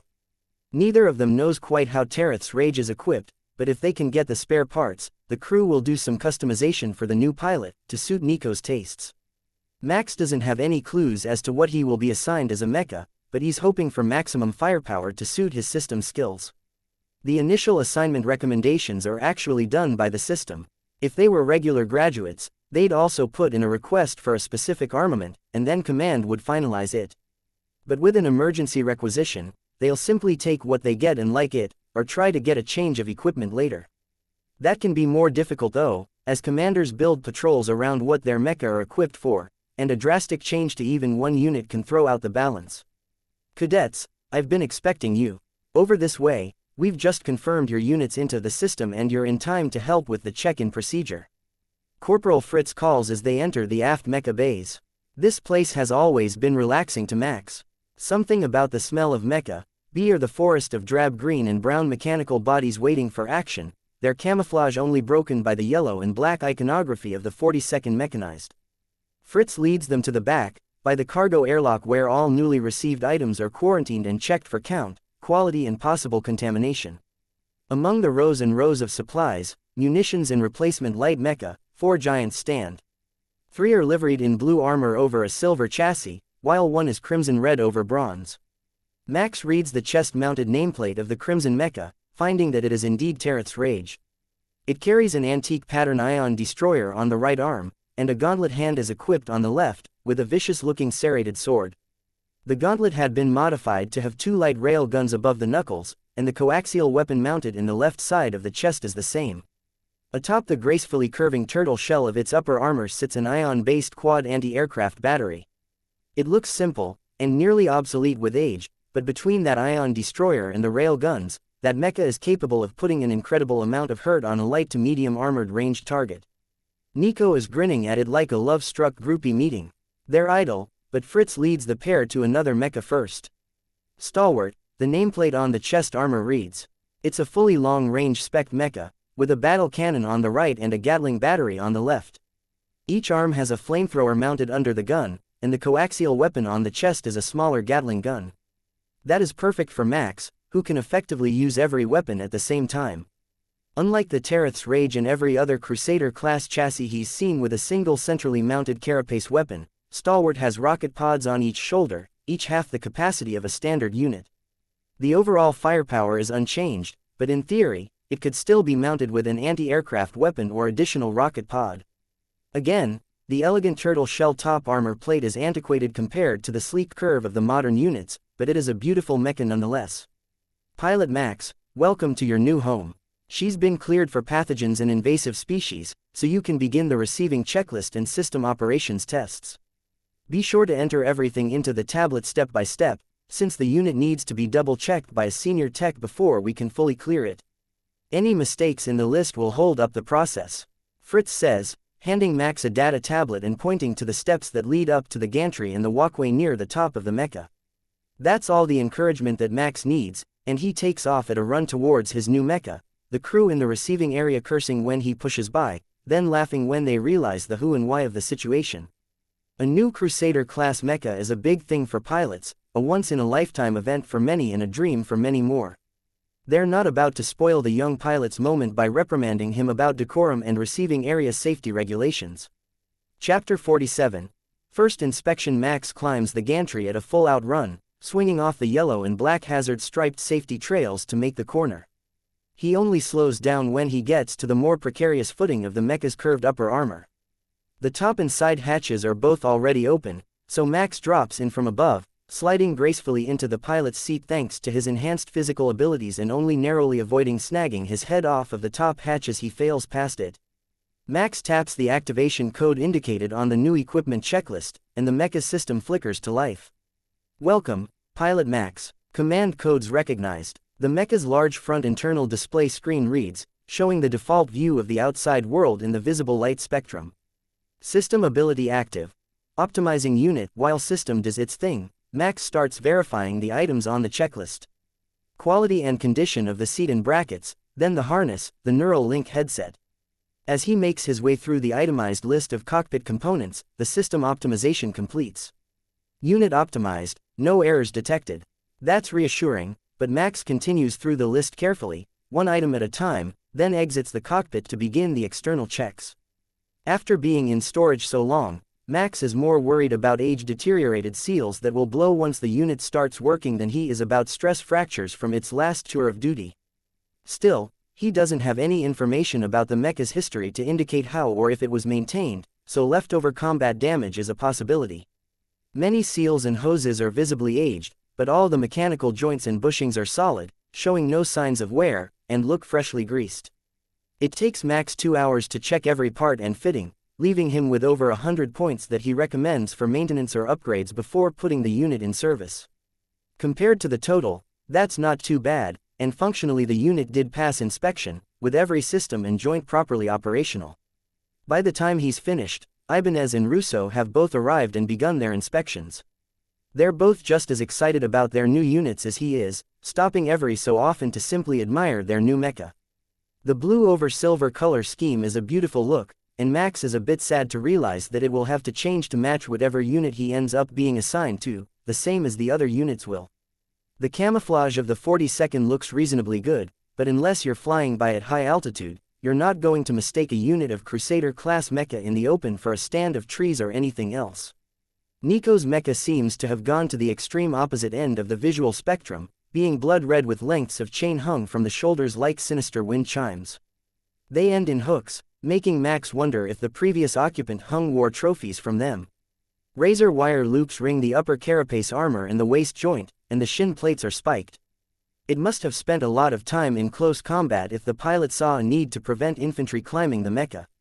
As the name suggests, everything about Tareth's rage is designed to intimidate, and Max wishes he could have met the pilot who did that to his mecha. It's all so deliberate that there must be a story behind it. All done the inspection, pilot? If you are, I'll take the checklist and do the verification so we can get Stalwart moved to the base for upgrades and renovation.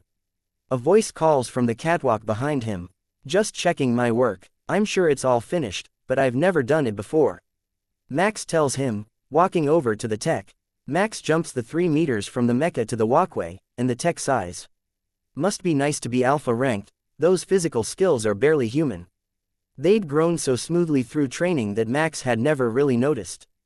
Still, with the recent increase in his base stats that he could not recall being notified of by the system, the cumulative effect was incredible.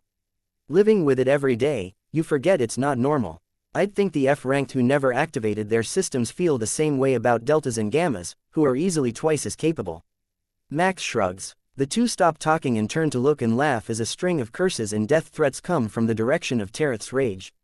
The tech doing the second round of checks got tangled in the razor wire at the edge of the carapace armor. How he managed it, they're not sure, but he's so mad he won't stop moving so his comrades can rescue him, which is only causing more damage. From what they can gather, the crew who cleaned the unit after storage waxed the armor so well it's ice slick. The only ones in the receiving area who aren't entranced by the spectacle are Nico and Fritz, who are more interested in arguing the merits of the so-called light rail guns. They're light compared to the main armament version that fires a 10-kilogram projectile, but they still send out a half-kilogram round at nearly 20 times the speed of sound. Fritz thinks they're overkill and should be replaced with a more practical weapon. Nico believes they need a higher capacity munitions storage compartment and a higher rate of fire. Unlike a standard unit such as Stalwart that uses a rad engine, the ancient design of Tareth's Wrath uses a much higher powered thorium reactor. Even with the ion destroyer, it has the power to spare. Power that rail guns use a lot of. Max wonders what exactly she's planning to shoot with those fist-mounted railguns. Even without her modification skill, they fire once a second and can punch a hole in a line mecha with relative ease. If it weren't for the crazy power usage and lack of flexibility, the rail guns would have been one of Kepler's most popular weapons. The battle cannon, Gatling battery, and ion destroyer all have the option for high explosive area damage, the rail guns do not. It had been tried, of course, but either the magnetic field or the acceleration caused issues with every explosive they had, so the project was abandoned. Chapter 48. Mission details. Once all the units were cleared and double-checked by the senior staff, a path is made to walk the Crusaders to their berths in the maintenance bays for refurbishment. Max knows he's got a lot of work ahead of him to get everything perfect, but it's going to be worth it. By the time he's finished he will know every nut and bolt on his new mecha. Initialization complete, unit optimized. Before he starts to move, Max uses the sensors to inspect the other units, to see if there are any major differences between these units that were made centuries apart. Design evolution isn't covered in class or in the simulators. They're very similar, right down to the structural alloy composition, except Nico's, which has a number of rare elements in the structural alloy that give it that bronze color. It's also slightly different in structure under the armor, an ancient design that his system identified as being slower, but more durable than Stalwart's more modern design. Having seen how aggressive Nico is when she gets the chance at close combat, that's probably a good thing, even if the speed difference hurts her potential. The oil-based coating on the armor is strange as well. According to his sensors, it's mixed with the blood of a species Max doesn't recognize. Even his mecha's database only has their name and no details. For that reason he can't tell if it's a local manufacturing technique or some sort of battle ritual. Max isn't a superstitious man, but polishing your mecha with the blood of your enemies seems a bit extreme. He will have to ask Nico about it later and see what she has learned. Soon after his startup checks, Stalwart received the clearance to move and a route appeared in his heads-up display, leading Max to his storage berth, not far from the receiving area. The staff all cheer as he begins to move, showing their support for the new pilots, and Max can see that in the crowd both Sergeant Fritz and the local workers from the station have teared up a little from the sight. These heirloom mecha must have a special history, so Max requests all historical documents on Stalwart be sent to his cockpit. He's reached his berth before Nico begins to move, giving a salute to the station with her sword and stalking through the bay. Her mecha looks more predatory than upright and proud the way most mecha do, and Max notices that along the structural changes, it also has an extra leg joint, hinged the opposite direction as the normal knee. It makes the gait more animalistic, with a larger range of motion for climbing obstacles. It looks like a very functional design and Max wonders why it didn't catch on. Could it be that the extra joint was discarded for ease of control? He pulls up the records for Tereth's Wrath to check, but finds the only things recorded are that it was taken from stasis for the Unification War, but no suitable pilot was found, so it was returned to stasis storage without ever leaving the Kepler 142 station. Stalwart on the other hand has over 100 years of battle records after the Kepler Empire was founded, mostly defending this system with the Planetary Guard. It has faced every sort of enemy Max could imagine and reigned victorious. Max gets to work replacing aged parts once the spares begin to arrive, making solid headway before a notification comes through. To his smartwatch, all cadets report to Mess Hall 3A for briefing. Max climbs down from where he is working, descending the scaffolding to the ground. The other 3 cadets are just as reluctant as he is to leave their mecha, but this should be the briefing to get their official commissions and their orders. It's not something they can afford to be late to. As they enter the mess hall, they see a number of officers gathered into 4 groups, along with a few dozen pilots of the 42nd Armored. Each cadet is handed a uniform in a sealed storage bag and a data tablet as they enter, falling into face General Tenant. You will all get a chance to return to your mecha tonight, but first, orders and assignments must be made. Our destination this trip is KX-117, a mining colony locally known as Belmont that is facing an attempt by insurgents to wrest control of the munitions supply mines from the Kepler Empire. Your assignment leaders have been color-coded, and your specific missions will be revealed by your group leaders. Both wings of Special Forces cadets in line and Corvette-class mecha get red screens on their tablets and join Colonel Romano, while Russo and Ibanez get green and blue, joining separate Crusader-class pilots that Max doesn't know. He gets a black screen as does Nico, and Max notices the other commanders making a little gesture that many soldiers believe wards off bad luck. Colonel Cortez of the 111th Infantry, as well as Sergeant Enns of Bravo Company and a lieutenant named Becky from the 42nd Armored are waiting for them with a grim smile. We will get right to it. You have been chosen to accompany Bravo Company for the landing on Belmont, in the vanguard wave of landings.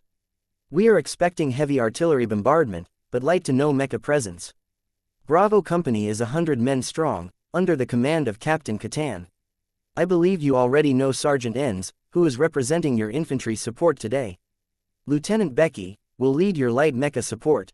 As the senior command units, you will be leading the mission, and Captain Max has been chosen as mission commander, with Captain Nico as his second. That's enough to nearly give Max a heart attack. His first mission is a vanguard strike into occupied territory, leading a single wing of line mecha and an infantry company. From what he understands of Kepler military strategy, mixed units are usually reserved for special forces missions, and being in the vanguard means nobody is coming to assist you. They'll be so far beyond the front lines that their mission is what the Empire calls a success-only deployment. Your maps and unit details are on the tablet. I'll leave you to it, Colonel Cortez declares, getting up from his chair and leaving the room. Chapter 49. How did this happen? Max inspects the details in the map he has before addressing the others. Can anyone tell me how this assignment was chosen? Sergeant Enns looks around and smiles. You see, escort mecha are chosen by their history. You two are in the mecha that have the most illustrious histories among all unassigned units, so you got the nod direct from Central Command. Bravo Company are the finest soldiers that the 111th has, and Becky here is on punishment detail. The heavily freckled, ginger-haired man flips the infantry soldier off, then laughs. If I wasn't so fething good they would have busted me to private by now, like they did my wing. But no fear, Stalwart, we know what we're doing. You make the orders and we will follow them. That's a relief. I was worried they would give me a bunch of incompetent washouts who could manage to shoot their own crusaders in the back. General Tennant would call it a leadership test. Max jokes. Looking at our landing zone, I'm thinking doors. East, Tereth's Rage will lead with a battle shield, Stalwart will follow at full fire volume. Light Mecha will clear the north building, infantry goes south. That looks like a vehicle storage to me, commandeer as much as you can. The obvious danger of this plan is that they will be exiting the lander towards what is likely to be a group of tanks and artillery guns. They will need to clear them fast, but going the long way around and using the lander as a shield would just increase the amount of time they would get shot at. They don't have any good options, so the unit leaders are fine with Max's plan. It looks a lot better to them than the usual plan of use the infantry as cannon fodder to soften the target before the big guns come out. They are still inspecting the satellite feeds from Belmont when the departure notification comes through and the Abraham Kepler makes the transition to faster than light travel. This time Max is ready and the feeling isn't so bad, but he's certain that feeling won't ever be one he actually manages to totally ignore.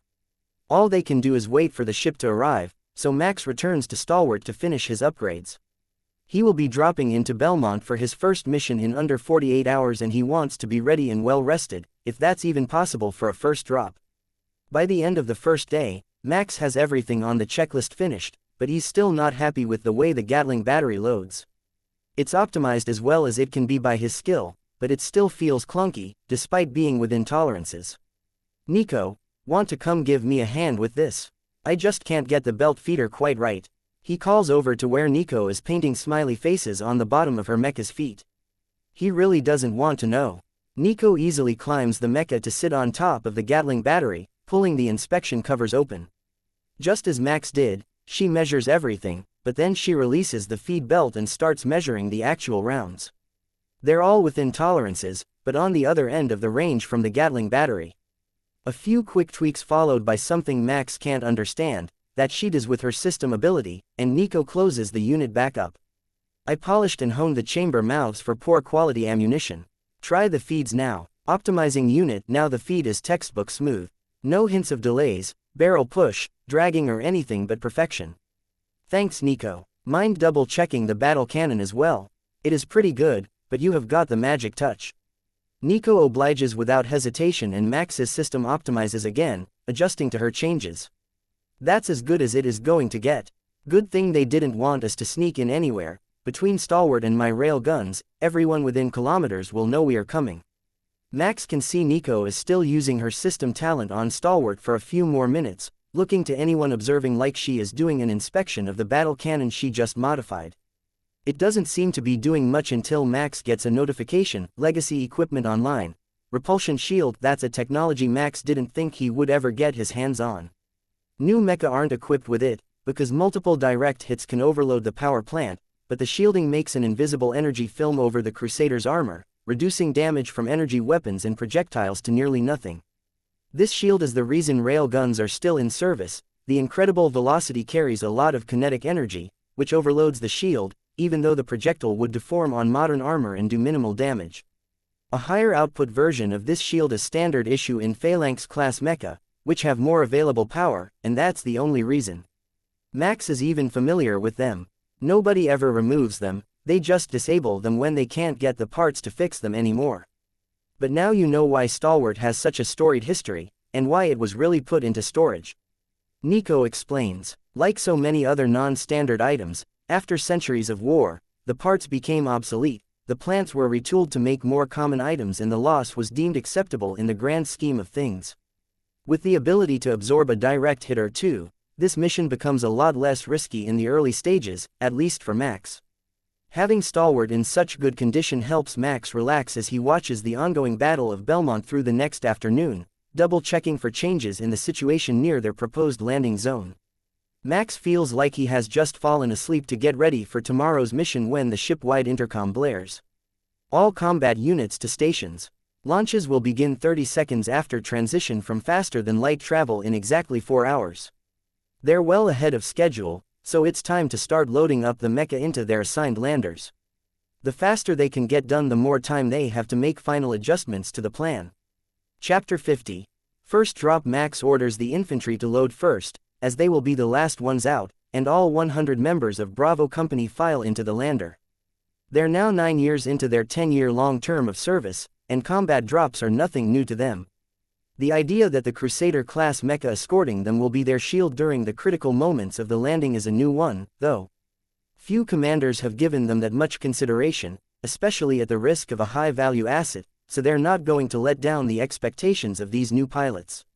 Captain Max has faith in them to take the right flank and is willing to draw fire himself to ensure that they can reach the suspected vehicle storage warehouse. To the much-abused infantry, that's well worth their very best effort. The lander is loaded and ready with 2 hours to spare.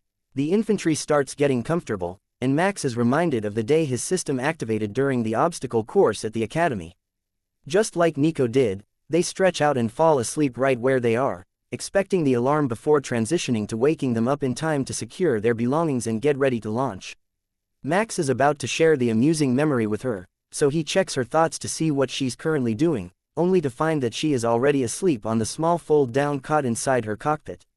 Looking at the rack stored above his head, Max realizes he would have to stand and lean up against the far wall to deploy it so he could nap, but Nico is so short that she could leave it locked in the deployed position above her head. It's worth the hassle, though, so Max sets the alarm on his smartwatch for 10 minutes before they're scheduled to drop out of high-speed travel. That should give him enough time to get everything stored and ready before doing sensor scans, searching for any changes in their landing zone, and updating their plans if necessary. It is not the alarm he set but the 15 minutes to drop time ship-wide alert that wakes Max up.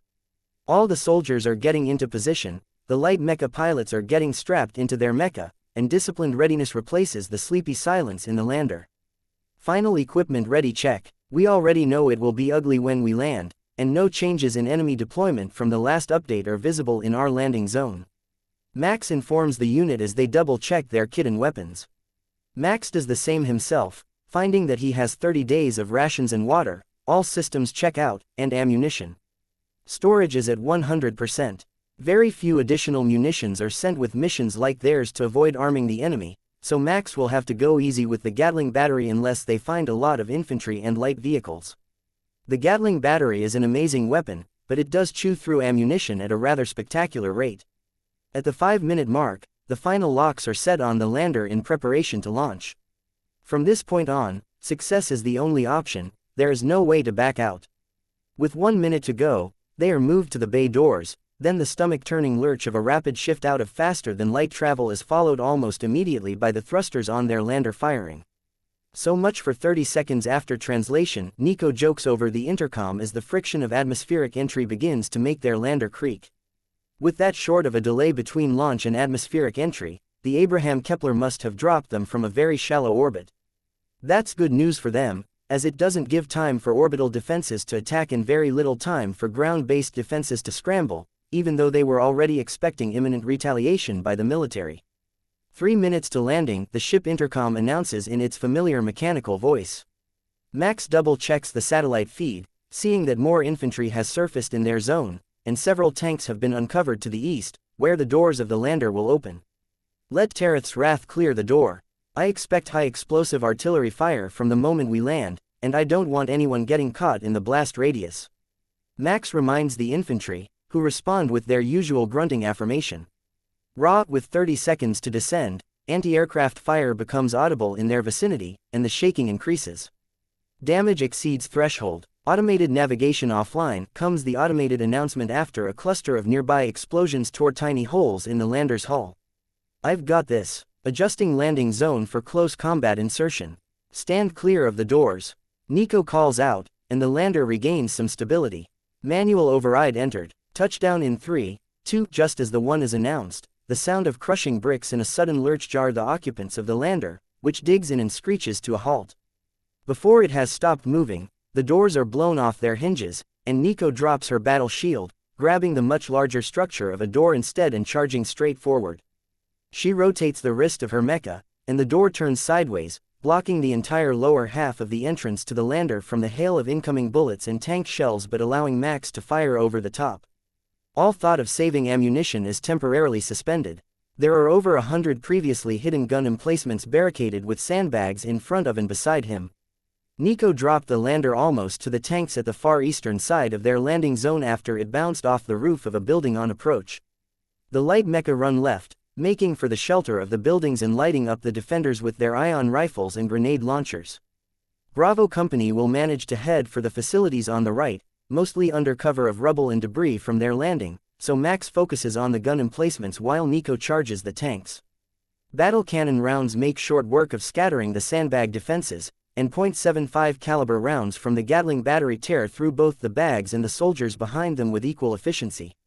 Tereth's Wrath is a faster runner than Max expected, and the lander door has been discarded as it reached the tanks. Those furthest from her feel the wrath of the ion destroyer while the multiple rail guns are punching holes in the tanks closest to the Crusader.